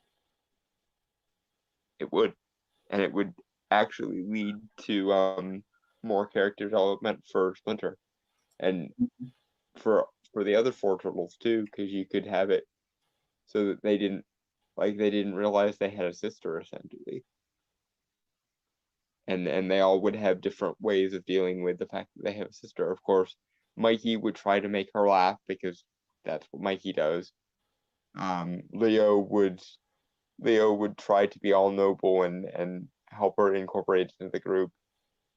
Raph would be conflicted and confused because he didn't want to open himself up again to another family member, or you could have it that he doesn't think she deserves the accolade of family, that family is something that has to be earned rather than given. And you could have Donatello take a particular interest in educating her because, smart one and all. And trying to rehabilitate her from her feral state into civilization. Right. Yeah, that could work. Yeah, funny enough, a couple days ago, I had actually come up with an idea revolving around the turtles. Since we're going off topic here, kind of. Yeah, come out of your shell and explain your turtle concept. Right. So it's kind of inspired by an animated short that was made on YouTube a few years back, called Teenage Mecha Ninja Turtles. Essentially set in the year 2090 of the Teenage Mutant Ninja Turtle universe. Like, it's a future city, right? Mm-hmm. It's kind of like Fast Forward, if you remember that. TMNT, Fast Forward, where there are a bunch of mutants and humans that are coexisting. Really cool. And the Ninja Turtles are like giant mechs that fight criminals and stuff. But it's not it's not actual mutant Ninja Turtles in there. They're kids, while Michelangelo is their sensei. Mikey is the sensei. Yeah. That's a bit of a trip there. Well, he's older. He's I get it. It's the classic trope of the silly frivolous one has to grow up quickly in the absence of his family and become the responsible one. Yeah. Kind of like they did with like Toph and I forget Aang and Katara's son's name.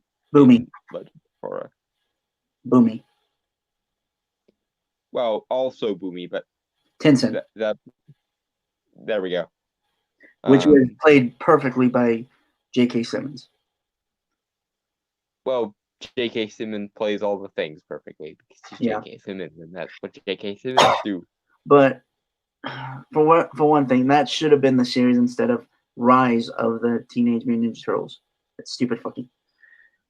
Whatever. Mm-hmm. I'm not doing that. Not doing that. Just on the fact that there is so much untapped history with that series that you could do. Like, what happened to all the other turtles? What happened to Casey and April? Those families, the people and stuff. Why is it Mikey that survived instead of Donnie or Leo or even Raph? Yeah. And plus, like, humans and mutants are living together, and it's the Mikey I assume was like the 2012 Mikey, because it was voiced by Greg Sipes, who played Mikey, and Beast Boy as well, if you didn't know that. And Iron Fist in Ultimate Spider-Man. Right. So yeah, that should have been the TV show after TMNT 2012. Mm-hmm. Just saying. But it inspired me on the fact that I do like the idea of Michelangelo being a sensei, being a teacher. Mm-hmm. It would take place 30 years after the animated the 2012 series, Mm-hmm. and it is just Mikey. Obviously, he would explore more of what happened to everyone else, but he trains humans, human kids, essentially like back alley street rats that he found, or like orphans. Yeah, taken in. The street rats of the future. Yeah, and he trained them, and they're kind of the new ninja of the clan. Yeah. Go ninja, go, etc. Yeah, and I mean, like, I hadn't gone far because I didn't really think too much on it. It was just an interesting idea, but I was thinking because the idea also involved that that the Foot Clan was greatly diminished. That they were essentially like a mercenary gang that were on loan to anyone else because of the turtles beating the Foot. So essentially the Foot Mafia instead of the Foot Clan. Yeah, pretty much. And one of the students of Mikey, who felt like he deserved more praise and stuff from his master, becomes the new Shredder and tries to reforge the Foot Clan into something more to take down his master and show that he is better than his master.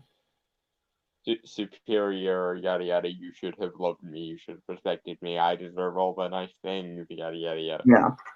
And he has like his first student who remained loyal. It's not the Shredder one. I would assume the Shredder one was the second one, the second student of Mikey. While he referred, I'd flip it. I'd flip it, and here's what I do. I'd have it so that the two students were being trained at roughly the same time, and maybe you could have it that they were brothers. And then like the elder of the two students is the overachiever who turns out to be the Shredder one, and then the younger student, the younger sort of, and you could have it be that he was like the goof off brother who didn't really take much seriously until his brother changed sides, and then he grew up quickly to fill the void. Well, okay, so but my thing is that the first student was going to be essentially because Mikey would refer to most of his students, which I assume would be like 4 or 3 now, and then he brings in a fourth, like a new one. The first student would kind of be more of a son to him. While he does consider them all his kids, he does have a more special, unique bond with the first student. All parents have some kind of favoritism. Right. And yeah, so that's as far as I got. I was thinking that there was going to be like some type of gang, like the Sons of the Bat from the Dark Knight Returns comic, but with Casey Jones. The Acolytes of the Skull. That's good. Because it's kind of the skull motif of all his gear. Yeah. But yeah, that's like one of the ideas I had from Teenage Mutant Ninja Turtles. Who knows? Maybe when I'm done with my actual channel, my last video will be a Teenage Mutant Ninja Turtles to kind of cap off how I first began.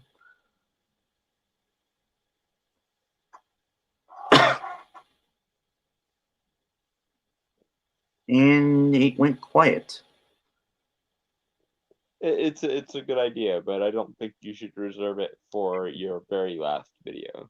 Well, I was also trying to be funny, but apparently it did not land. And so, before we move into, because I'm honestly trying to procrastinate covering the last article. You're stalling. Yeah. This is the 2003 David Hayter's test footage of Watchmen.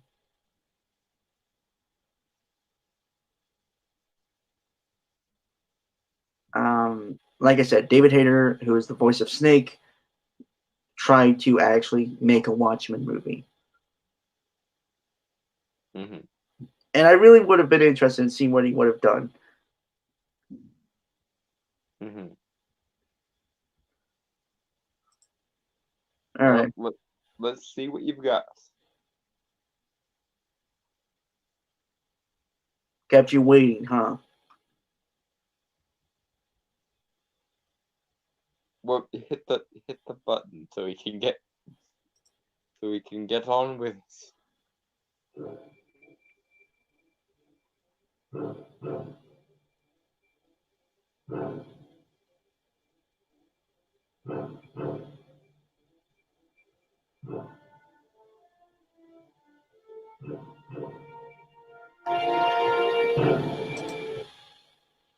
Banana. Unless you have. Banana. No? Okay.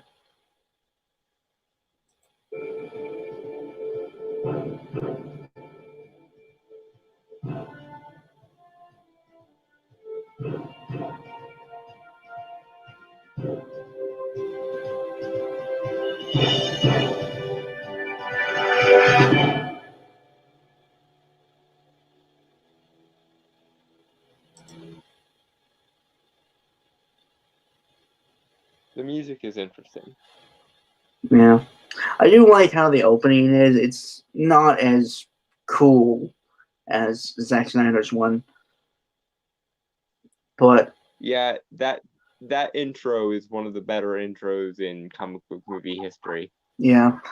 But I still to this day can't think of the Watchmen without thinking of the times they are changing. Yeah. But I like it that it's very minimalistic and where it shows the comedian's badge with the bloodstain on it. Mm-hmm.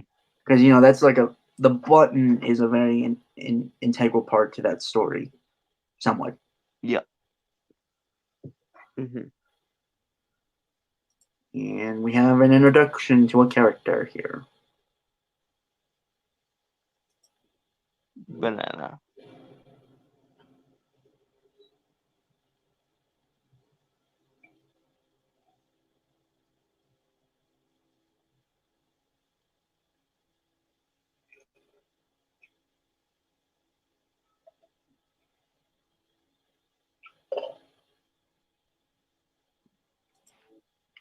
And Ian Glenn as Daniel something. The second Night Owl. I can't remember. Yeah, I don't remember his name either. I just remember him as Night Owl too. Yeah. I am curious though, like what if these movies actually got made? How different would these actors' careers would have been? That's a good question. I don't know. I like the Zack Snyder version that we have. I don't like. I'm not a big fan of Watchmen. I like some of the visuals with it, the movie. So Yeah. The only problem I really have with Watchmen as we have it is no giant telepathic space squid. I want my giant telepathic space squid. never gonna let that go, are you? Never. All right. Banana.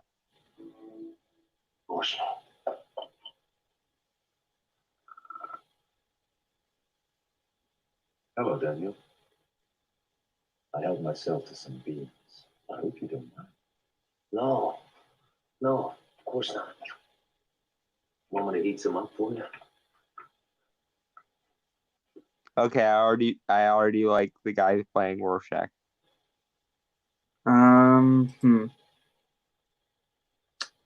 Ray Stevenson as Rorschach. Am I right there? I approve of this casting. I'm just gonna look that up.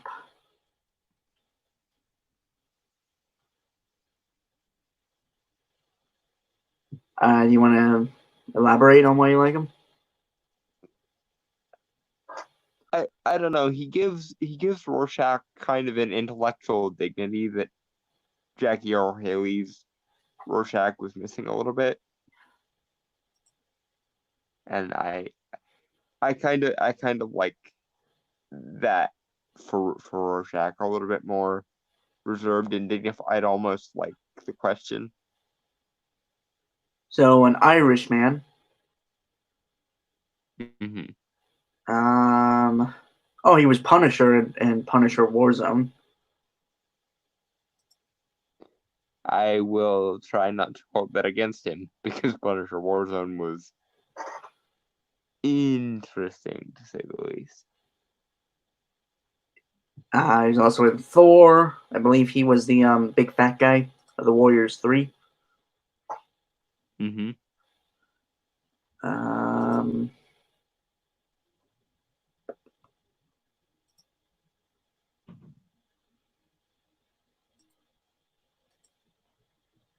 Oh, yeah. G.I. Joe Retaliation. He was Firefly. I don't remember that movie well enough to know who that refers to. I do. He's a. I do think he is a good actor. He was also in the 2011 Three Musketeers one. Which one was he? He was one of the Three Musketeers, I believe.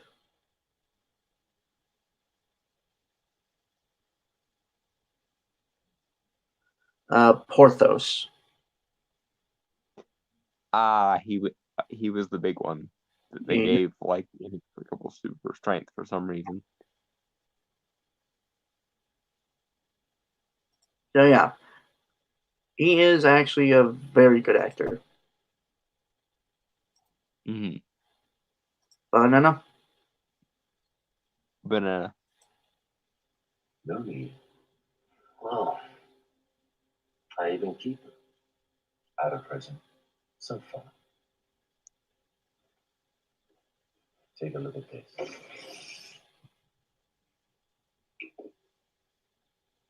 This little stain. Is that bean juice? That's right. Human bean juice. The badge belonged to the community. He's dead. Comedian. First you heard about it. Well, it's okay. I'm putting on my director hat. Hold on, let me actually put on a hat. Everyone get their drinks. I should actually probably get a drink. It's that time of the show again. Well, this is on VHS, so I'm cutting in some slack with some just the video quality. So, Mm-hmm. but I do like how it's not like the dialogue is like it's not overplayed. That's more of the acting. It's very subtle. It's very quiet, hush hush, which which sells the both intensity and the severity of the topic they are discussing. Mm-hmm. For the record, I am wearing a hat right now. My director's, well, not a director's hat, but my hat. Which hat is that hat? Skull cap. Ah. I would put on my voodoo doctor hat, but I don't think it's appropriate because it's not Halloween.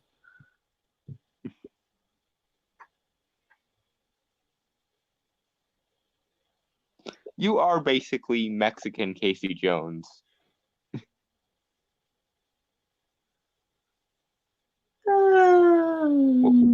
Yeah. What with the skull motif and the fucking fingerless leather gloves. Oh, I don't have those anymore. Those got tossed in the trash a long time ago. You need to get a new set. I'd buy some for you, but that would require going all the way out to Indiana, Well, you also broke. No offense. which is not. Huh? You also broke. No offense. None taken. Although I do have $100 for Christmas, so Okay, I fair. could.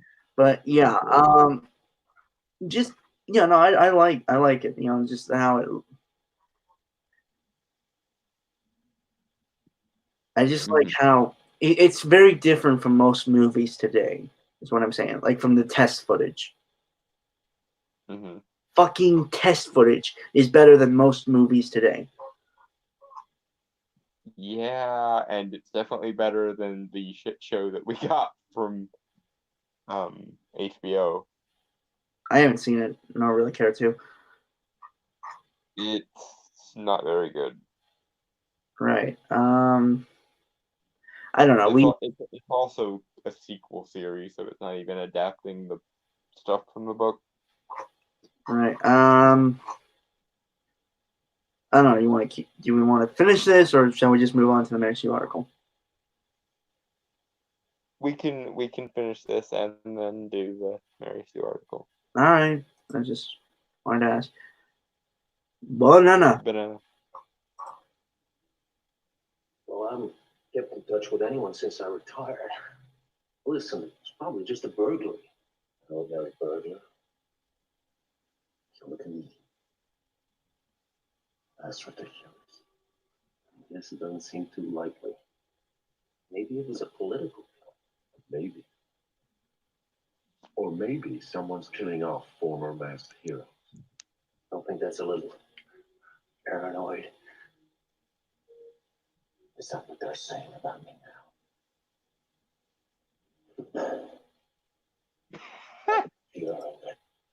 What's up? That's a really great line and a really great delivery of that line. Is that what they're saying about me now? I do like how this. I like how this actor's like, without the face, he's still able to convey a lot. And if you'll notice, he's still kind of face acting because of the way the mask moves when he changes expression. I actually didn't notice that. I already buy this guy as Rorschach. Yeah. David Hayter. God, he should have made this movie. They should have given him to make this movie. A fucking voice actor, like a fucking voice actor, made this test footage. Yeah, definitely want. Yeah. I still like the Zack Snyder version, but I would like to have seen this version as well. All right, everyone, do some shots. I talk a little bit about directing, and acting and stuff. Yeah. All right. Got about a minute. Well, almost a minute left. You okay there? Yeah. Air went down the wrong tube. Yeah, I figured.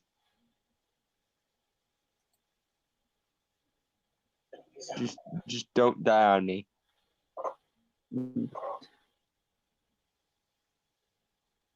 You know, I would like to see Ray Stevenson, the guy who's playing Rorschach right now. I would like him to do the intro monologue from, of Rorschach. Mm-hmm. Just like to hear the voice, like how that goes. Yeah, his voice is very good for this. I think Jackie Earle Haley tried a little bit too hard to be edgy.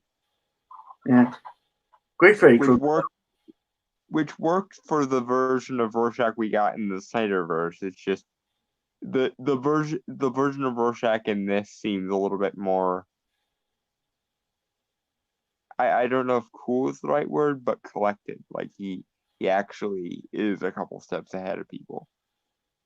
Oh my god! You know what? I kind of want him to do the scene where the scene, um, the man goes to jail, dogs get put down. I want him Yeah. to.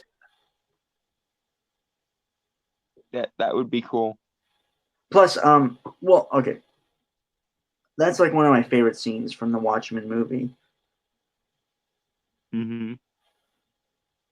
Mainly, and there's like a video essay talking about it, like why it works. That scene where there's like a lot of physical acting from what was the guy's name played Rorschach in the movie? Jackie Earl Haley. Yeah, Jackie Earl Haley. Yes. Yeah, Same guy who played Freddy Krueger in the Nightmare on Elm Street remake. and that guy got screwed over on that one. Yeah, he did. He was the best part of that movie. Yep. Anyway,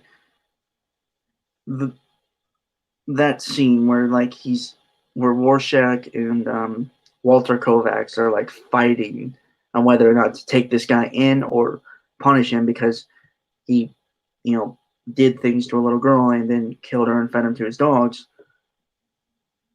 He's fighting whether or not to do the quote unquote morally right thing or the justified thing.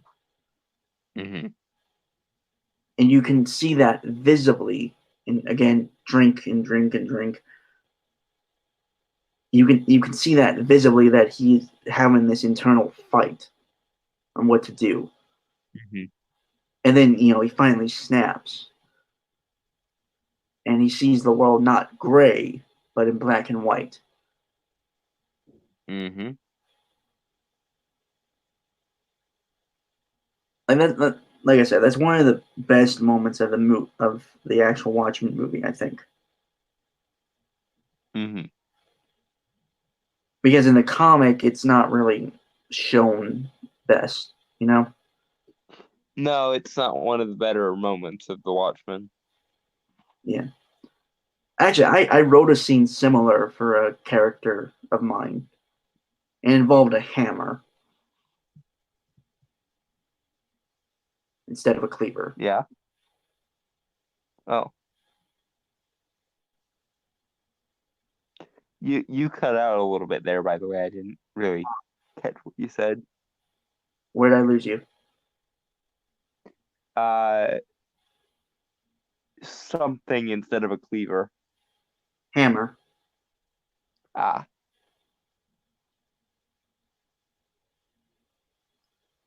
But yeah, it was going to be visually like the same where he's fighting. My character would be fighting whether or not to kill this man for the bad things he's done. And Mm-hmm. I'm not entirely sure, like, what would be more terrifying? That he wears the mask as he's killing him, or he takes it off and we just see him smashing away and you see the blood splash on the actual guy's face? I don't know, because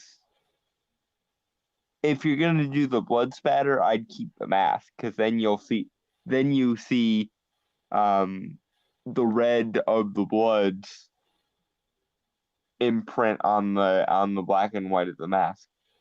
And then you could even have him do, as he was walking away, what's black and white and red all over? Well, no, it's more of what seems more dehumanizing for the hero, to wear the mask and coldly kill him, or to look him in the face of a man and have a blank expression, like as a person while he's killing this man, blank expression and just blood splashing on his face. I like I say, I'd keep the mask, especially for aesthetic reasons.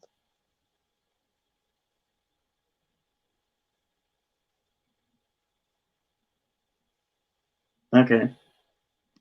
Because like imagine that like after the blood spatter scene, you'd have Rorschach's color shift because that's what Rorschach does, or his face does, and the blood stain stays stationary while the black moves on the white.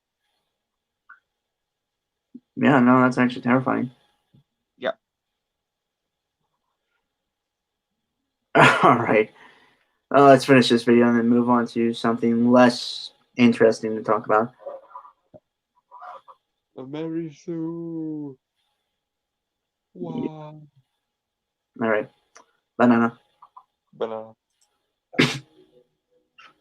Rorschach. All the old enemies are dead. All the ghosts then. Anyway, just thought I'd let you know in case someone is killing for me. Thanks.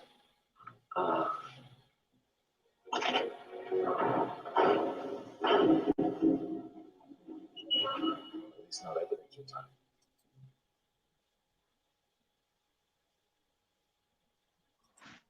I like it, bookcase and in passages. Always a yay. Yeah. If ever I win the lottery, and it's one of those like X number of monies per week or per month things, I'm building a house with secret passages all through it because I can. Good luck with that. It's a big series of ifs, but if I do, then although if I do, then all of my friends are going to make all the money on Patreon because that's what I would do if I could finance my friends. All right. Mm-hmm. Banana. Banana. Yeah, right. The tunnel's still open. Let's out in a warehouse on Fleet. I remember. Used to come here a lot. Back when we were back. Yeah. Yeah, those were great times, Rorschach. Whatever happened? You quit.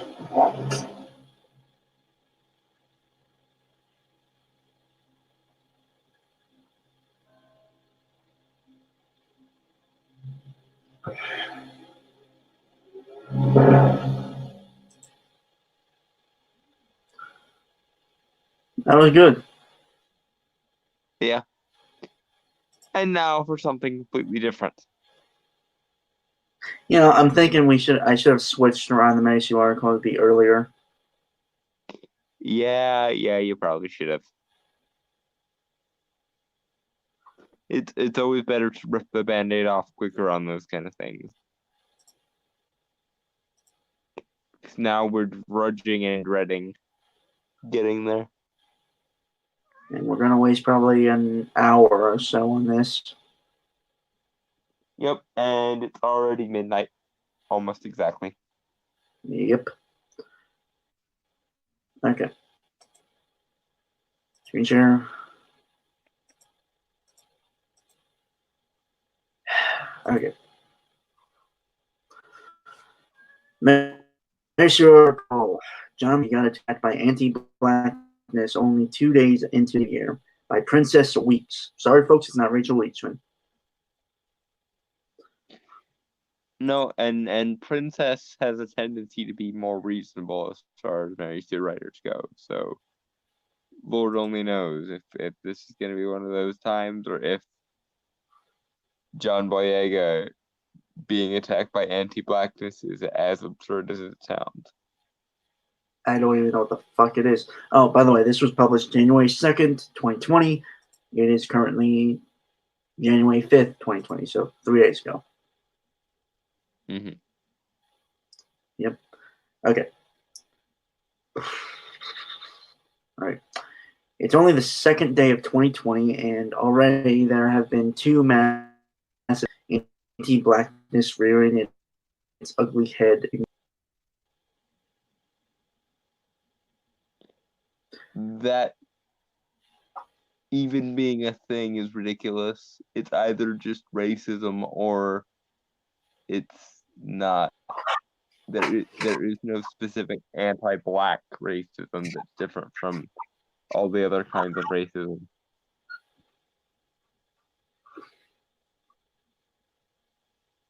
Unless Yeah. you are actually referring to the quality of being black, in which case anti-blackness is a abstract woo-woo fabrication of your own worldview. Yep. Okay. In So- other words, excuse me, princess. You good for now? Yeah. Okay.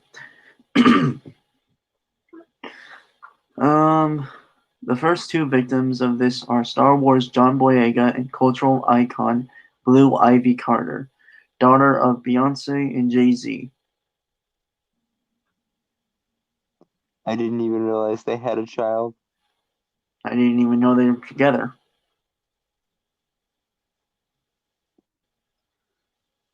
And I certainly didn't know her name was Blue Ivy. So this is Carter. news to me. Yeah. Oh fuck, whatever. I'm not judging names. Just, I don't know, whatever. Okay, let's start with the lighter, in air quotes, of the two issues. John Boyega. Okay.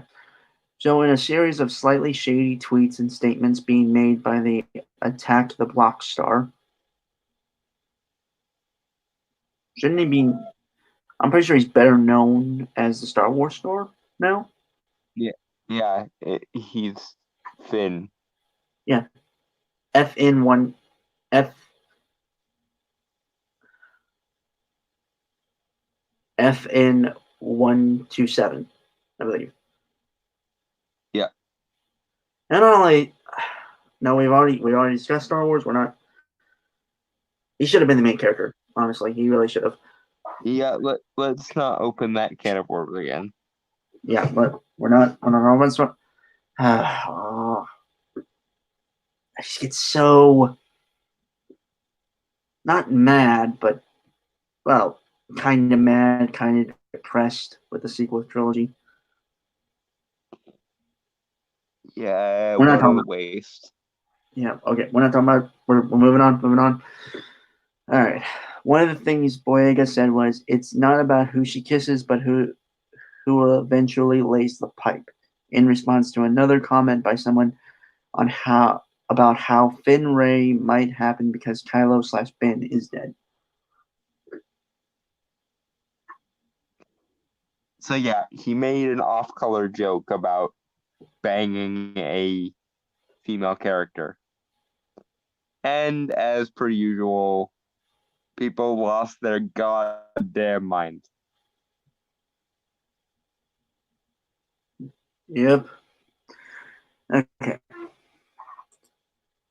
Personally, I feel like Finn should have higher standards, but that's just me. Well, I mean, he has seen her do nigh impossible powerful things, so if he wanted to make sure his bloodline was some of the most powerful force users in existence, there are worse ways, I suppose. Okay, so the tweet here is by a man named Hey Fabrice. My boy, after realizing Kylo died so he can date Rey. John Boyega. It's not about who she kisses, but who eventually lays the pipe. You are a genius. Yeah, it's a really funny, really organic way of phrasing it. So yeah, get down with your bad self laying that pipe, John. All right. And also phrasing. All right. This joke can be seen as lewd as at best, but it was taken as John Boyega is making misogynistic and sexist comments that reduce Rey to someone who is just a sex object. No, he was just bragging about sexual exploits like a human male does. Replies online are using it as an excuse to unload all of their internalized anti-blackness to defend a white woman from him. It's gross. Okay, so your side of the argument, Princess, went after someone for making an off-color joke, and your only response is not, we shouldn't attack people over jokes, but that by doing so, we're just committing another kind of racism. Seriously? You couldn't defend what he said on the merits of the fact that it was not a negative thing to say. You had to make up another kind of oppression to cancel out the previous kind? Really?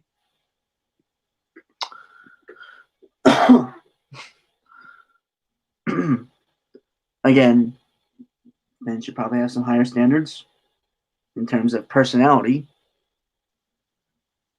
Yes.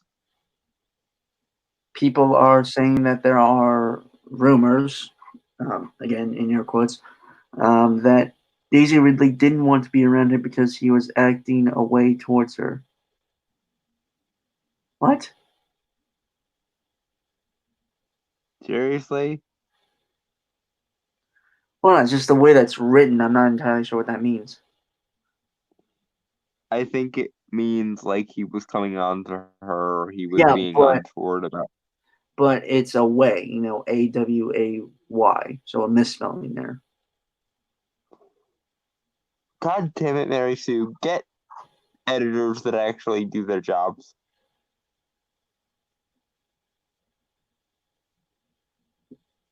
Because either that was a typo and you meant to put something else there, or it was a misspelling. And either way, you're a professional news outlet, which I put in the biggest air quotes possible, as in the bottom of the quote is at the bottom of the Marianas Trench, and the top of the quote is at the top of Mount Everest.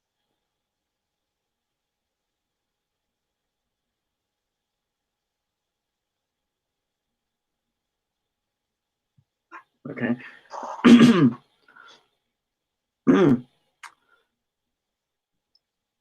um, totally unverified comments that are just attempting to turn Boyega into a sexual predator for making a joke that is about two fictional characters, one of which he plays, and the other being someone he has been friends with for ages. Okay, yes, Princess, I totally agree with you here. Can you not? But here's the thing. Can you not say that without turning it into another kind of oppression, please? Because if you were saying that on the face of it, he doesn't deserve to be pilloried over a joke, then we would be in total agreement with you. But as it stands, your reasoning is we totally should pillory people over jokes, but we shouldn't in this case because something, something, something blackness. And Brainstormer, as the current token person of color on this stream, would you be offended if someone said something quote unquote anti-Latino? No, not really. I mean, I say shit like that all the time. Kinda. You literally deprecated yourself when you were making tacos one day, and me and Corrupt like both simultaneously agreed not to say anything, and you actually wondered why we didn't say anything.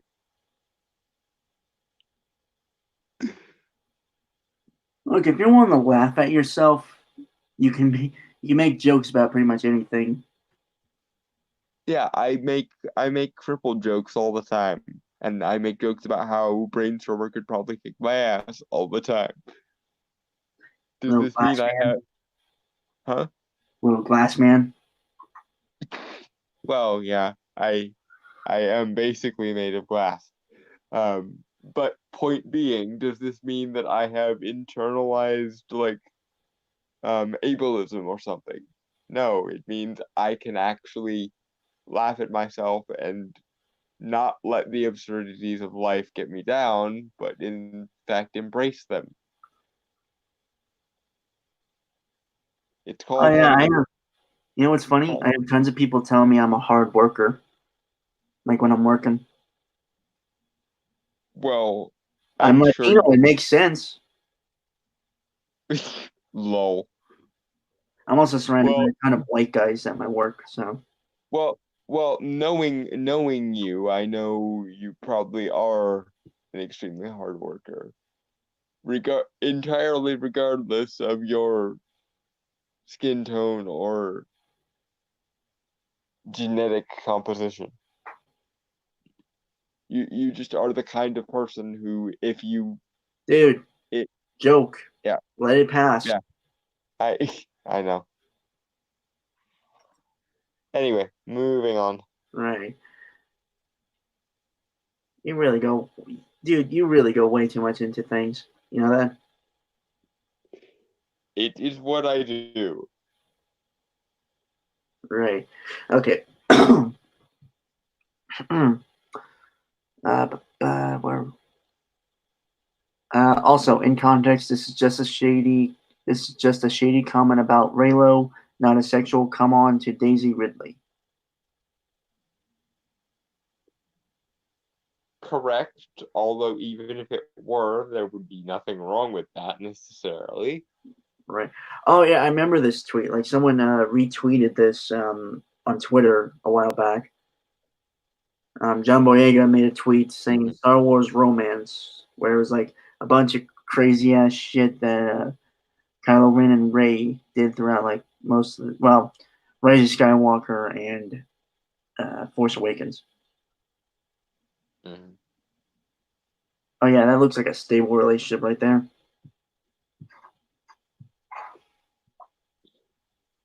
I'm pretty sure if Finn ever pissed Rey off and they were dating, he would wake up with a lightsaber in his gut. Oh, like Kylo Let Ren. Thing. Yeah. Okay. It's exhausting because where has been this energy for John Boyega when he was facing actual vicious racism? What the fuck? Where, when, how, what? Explain. Okay, people gave him shit because he was being a dick, but I don't Yeah. think anything was about him being a black guy. Holding people of different races to account is not racism if they are doing things that need to be held to account. What the fuck, lady? Actively avoiding holding people to account because of their race does actually qualify as racism. Like, if Brainstormer started doing a really dickish thing and I didn't say anything because I didn't want to offend him because he's Hispanic, that would be me being racist by not holding him to account because of his race. Also, if you did do that, we would stop being friends. Just saying. Obviously, and I would not have it any other way. But the reason why we remain friends is because I would not do that, because I expect a certain level of merit from my friends, or my friends are not my friends at that point. And I'm reasonably confident in the merit of my friends that if they do a dickish thing and I point out they're doing a dickish thing, they're either going to have a counter argument for me thinking they're doing a dickish thing, or they're going to own their shit. Because that is what functional human beings do.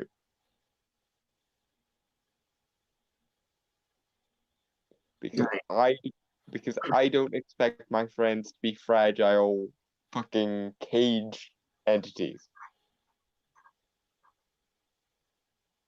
To quote Omar Little from The Wire, ain't no sugar in these veins. No, ain't no sugar water in these veins. That was an extremely obscure reference, even by my standards. Well done. Thank you. I've never actually seen The Wire. I've only watched clips of it. It's really, from what I've gathered, it's actually a really good show. Supposedly, I've never watched it either. I've just seen bits and pieces, but I knew the reference you were making. Yeah. All right. Where was that? Okay. Why was everyone so quick to protect Daisy Ridley and Kelly Marie Tran from John Boyega? But those same people were not trying to protect John Boyega from everyone else. What? Because John Boyega was not the victim of racism at the time you were referring to, Princess. Neither was. Go ahead, sorry. Well, I was going to say neither was. Well, I don't know about Daisy Ridley. I don't think it was like racism, but again, it was more her just being a dick. Okay, but also, Princess, thing you've got to keep in mind is, black or not, John Boyega is male. Okay?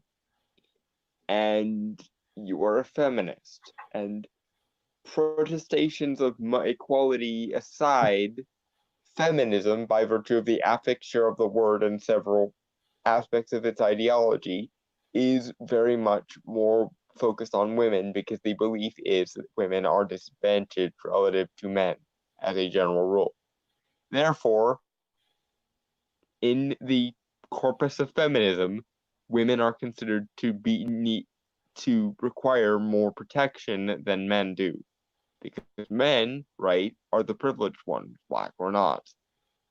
Therefore, if you have a black man versus a white woman, there's a significant chance that white women are going to come up in a favorable position against black men. And you want to know the funny thing, Princess? That's always how it's been. That's why lynching was a thing.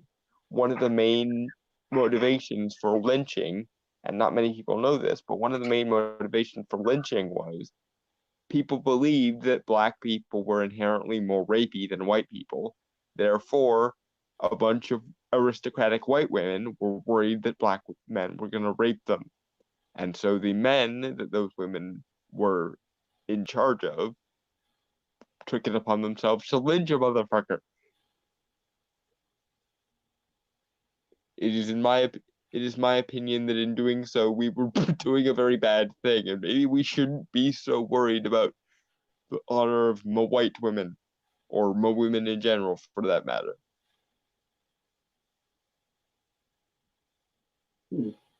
It's very funny to me how often feminists will inadvertently become traditionalists.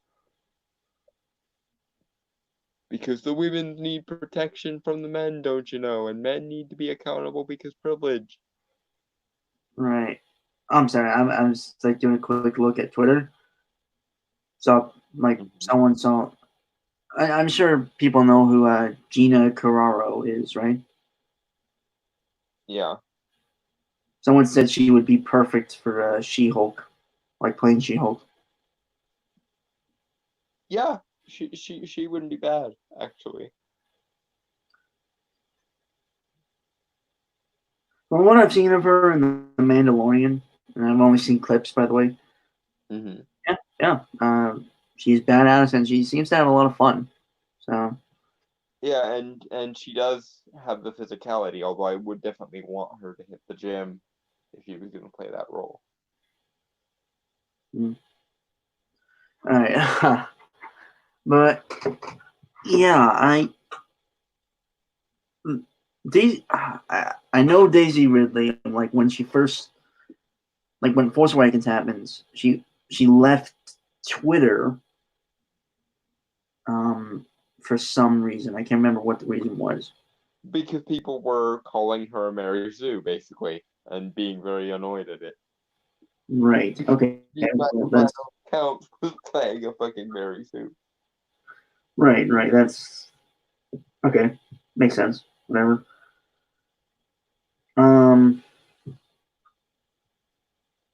Kelly Marie Tran just left on her own accord. It wasn't anything to do with bullying or whatever. People didn't. It was because people were whining that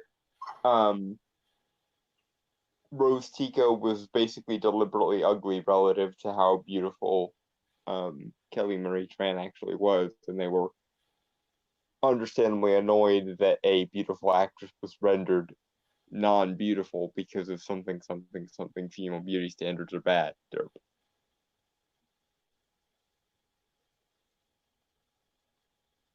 Okay. And because people aren't always good about explaining their reasons for being angry, a lot of them said a lot of stupid shit, which led to Kelly Marie Tran leaving social media. Mm-hmm. Okay, so guess we're moving on. Yeah. Right, okay. You in good faith think that his comment is messy. That's one thing. Taking this moment and gleefully celebrating that so you can say, I knew he was problematic and I hated him for some reason, is not a valid reason for me to trust that you care about Daisy's personhood.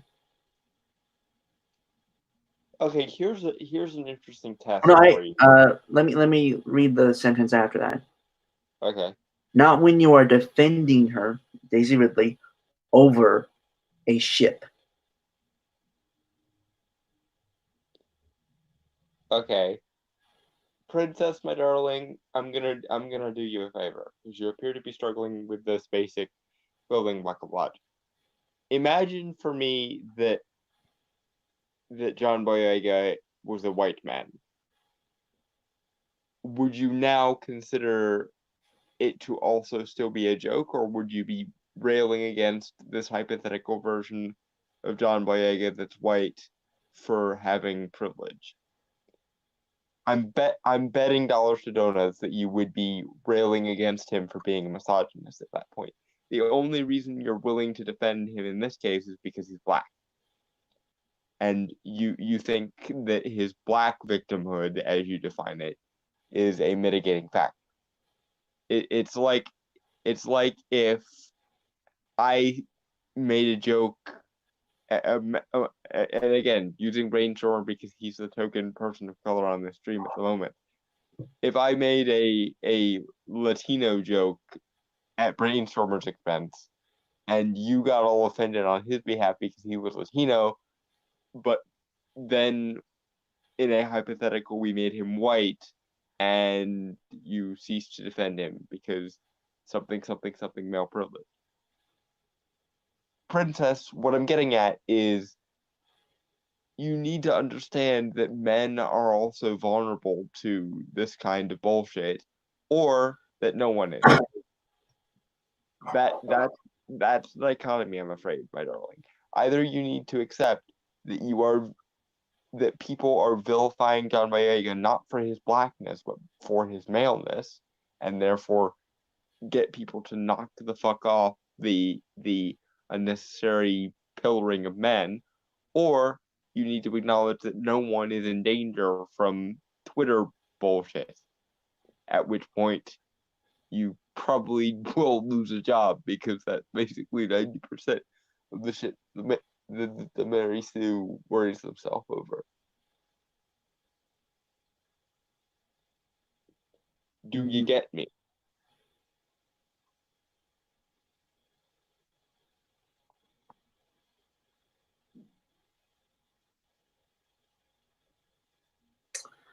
One of the people who started this whole thing was someone who blackfishes, according to the Daily Dot. I am only vaguely familiar with that term. What the fuck is blackfishing? No idea. I know what catfishing is, but I don't know what blackfishing is. What the fuck? Oh, and since it seems to be unclear that laying pipe means sex, not rape or something non-consensual, it means not maze. What the? Mary Sue, get a fucking editor.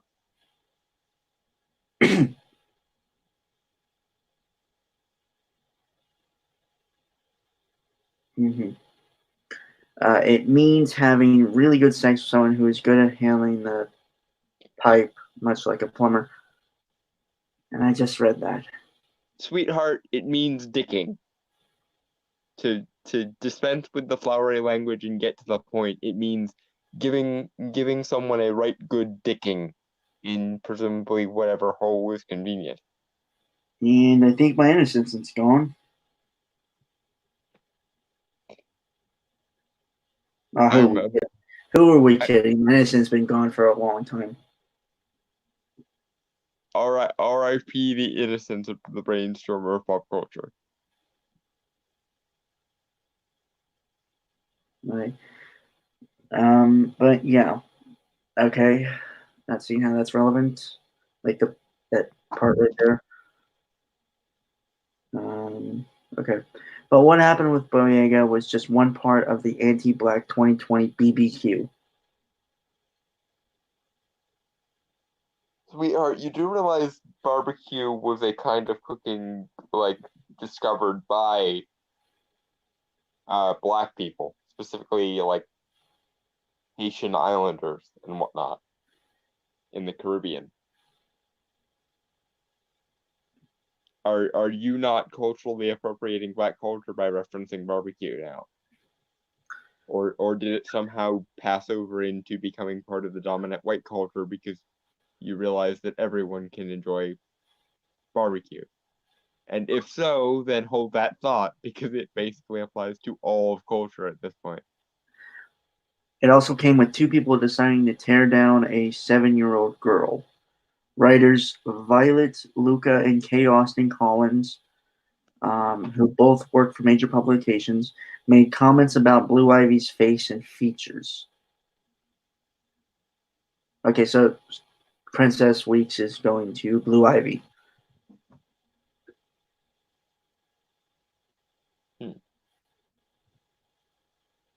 Not really a good segue.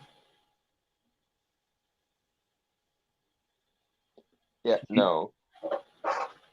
I don't think this is related at all. I think she is forcing it. Okay. I have a feeling, Collins said, I have a feeling that the Jay-Z face jeans are about to really hit Blue Ivy, and I feel so sorry for her. And Luca followed up by making a tweet that she would get surgery at 16, like Kyle Jenner, and then we would forget what she looked like. Okay. What the fuck? This has nothing to do with blackness. It has everything to do with people saying that this girl, whatever her race, would start to look like her father and therefore would look ugly because male features tend to not be attractive on female bodies or faces. It's essentially calling Jay-Z ugly. It has nothing to do with his race.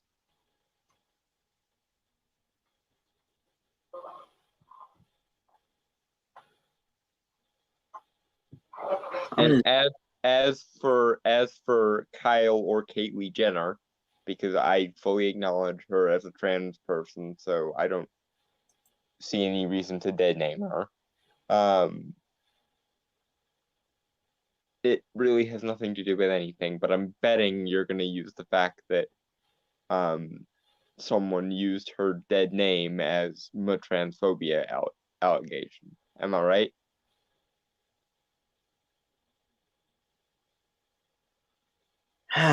Whatever. Okay, so here's what K. Austin Collins, I have a feeling that Jay-Z face added, and I feel so sorry for her. Actually, you know what? Let me fully read that, just so better context.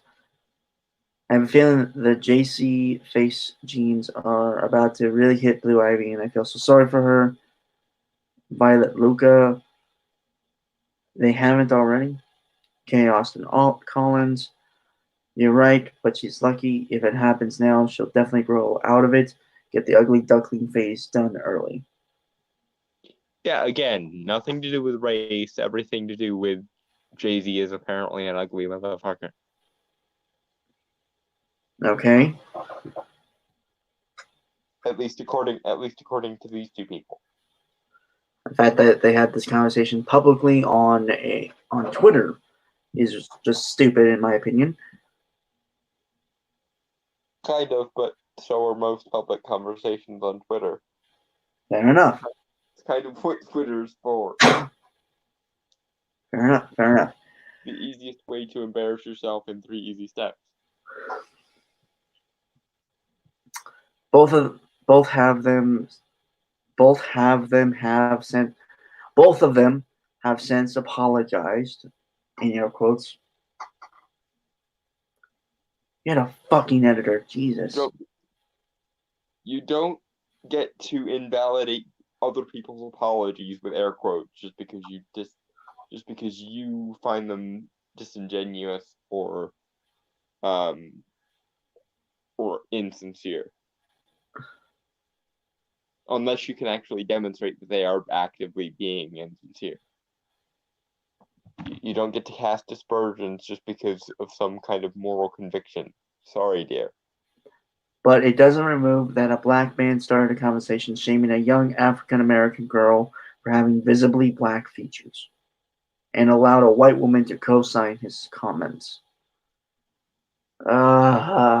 Okay, so if it's a black person calling out another black person, could you possibly consider for me, my darling, that race has bumfuck nothing to do with it, and it was just a comment about how ugly Jay-Z apparently is according to these people? Could it just be that racism doesn't apply here because race is not on the menu? Could it just be that it was a joke at the expense of Jay-Z and apparently his lack of looks, according to some people? Mm-hmm. Right.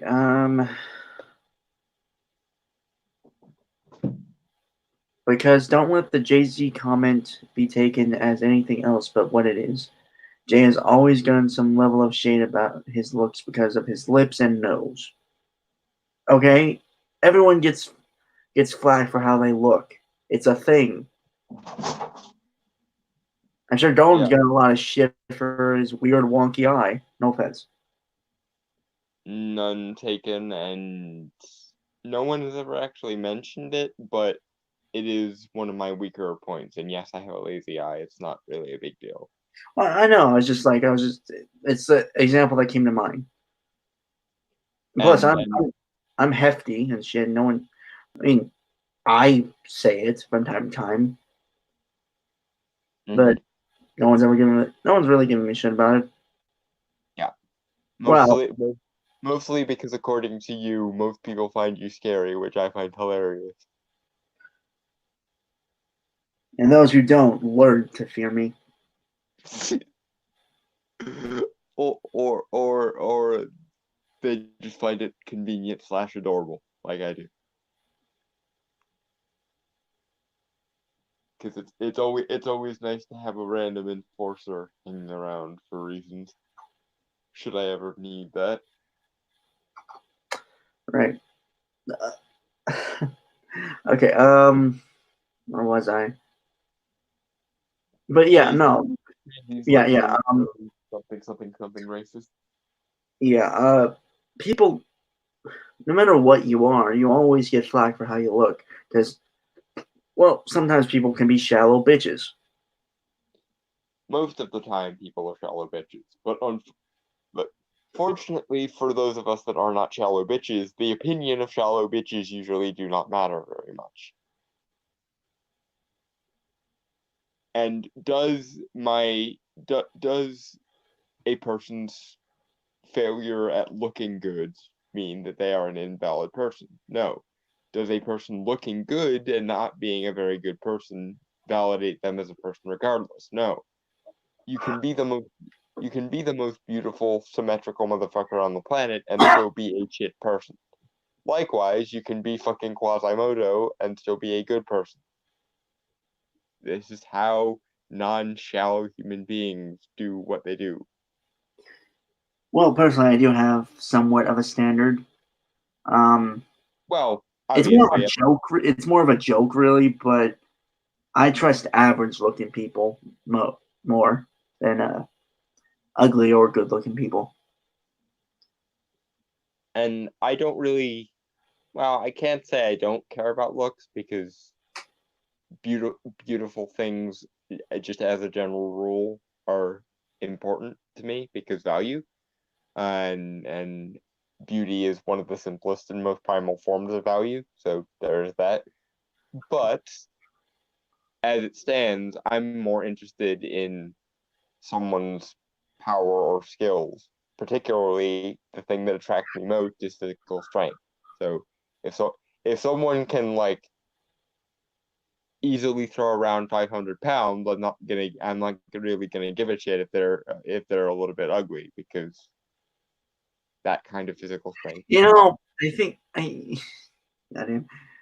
think one day I might just like, I know I'm not a good artist, but I could do a drawing where I like draw like a super muscular dude and draw like a cartoon version of you drooling with the big hard eyes. I might do that for Valentine's Day, like or Ju- like some or during Just the like the wolf eyes from like a old Looney Tunes sketch. yeah, something like that. Yeah. But yeah, so Jay-Z gets flack from because he looks a little weird. So what? Yeah, he's also famous, which means that he has a higher profile of people who know who he is.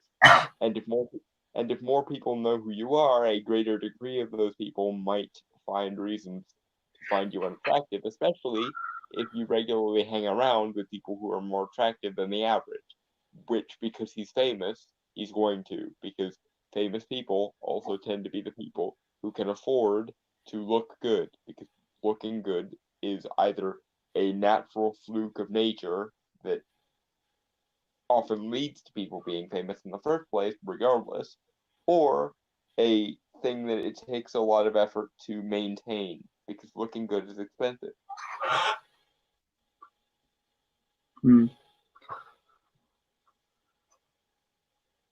Okay. It is a form of anti-blackness that many black people, yours truly as well, have had to unlearn. I feel very sorry for you, Princess, but to be fair, I didn't know you were black until just now. And have you considered just maybe developing a sense of humor about yourself? In the form of owning your shit. Like if someone says you have stereotypically black features, you should just go, fuck yeah, I do, and it's awesome. Just like when I, make jokes about being a cripple, nobody bats an eye because nobody can insult me by calling me a cripple if I myself call myself a cripple.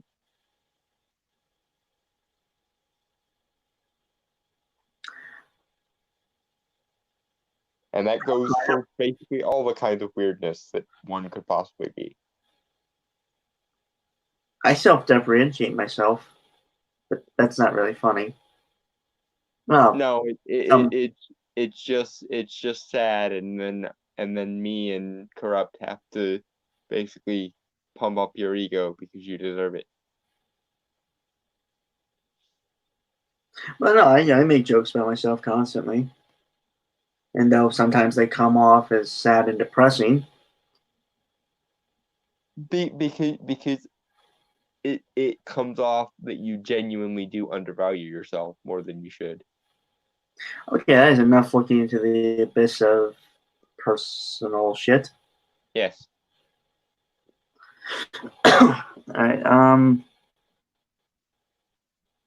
I can't experience, but a man of his big age who has tweeted pro-black should be more aware and careful about that.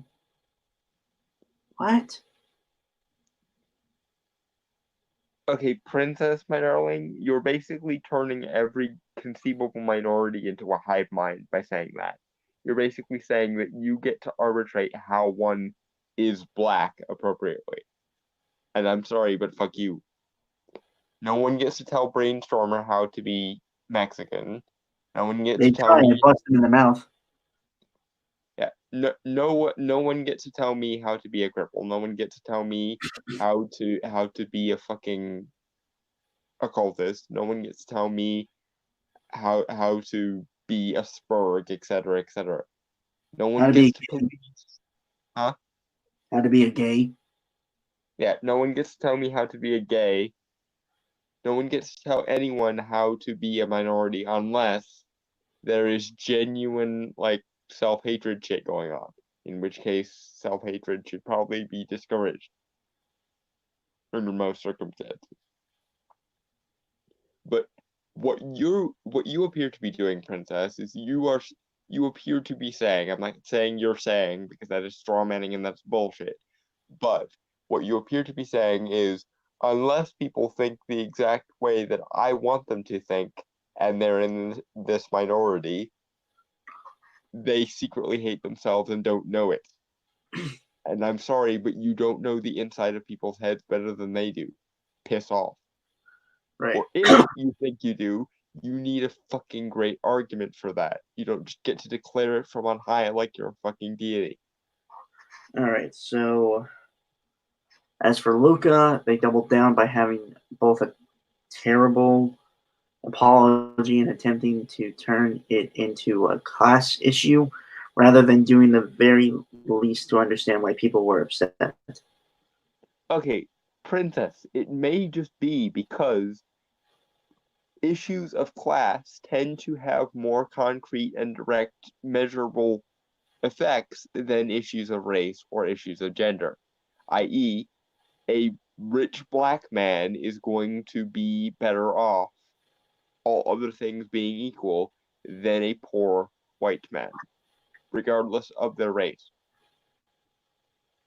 And poor black people and poor white people are actually probably going to have more in common than a poor black man and a rich black man, etc. Because race is less of a contributing factor to genuine discriminations than poorness or lack of education, both of which frequently go hand in hand.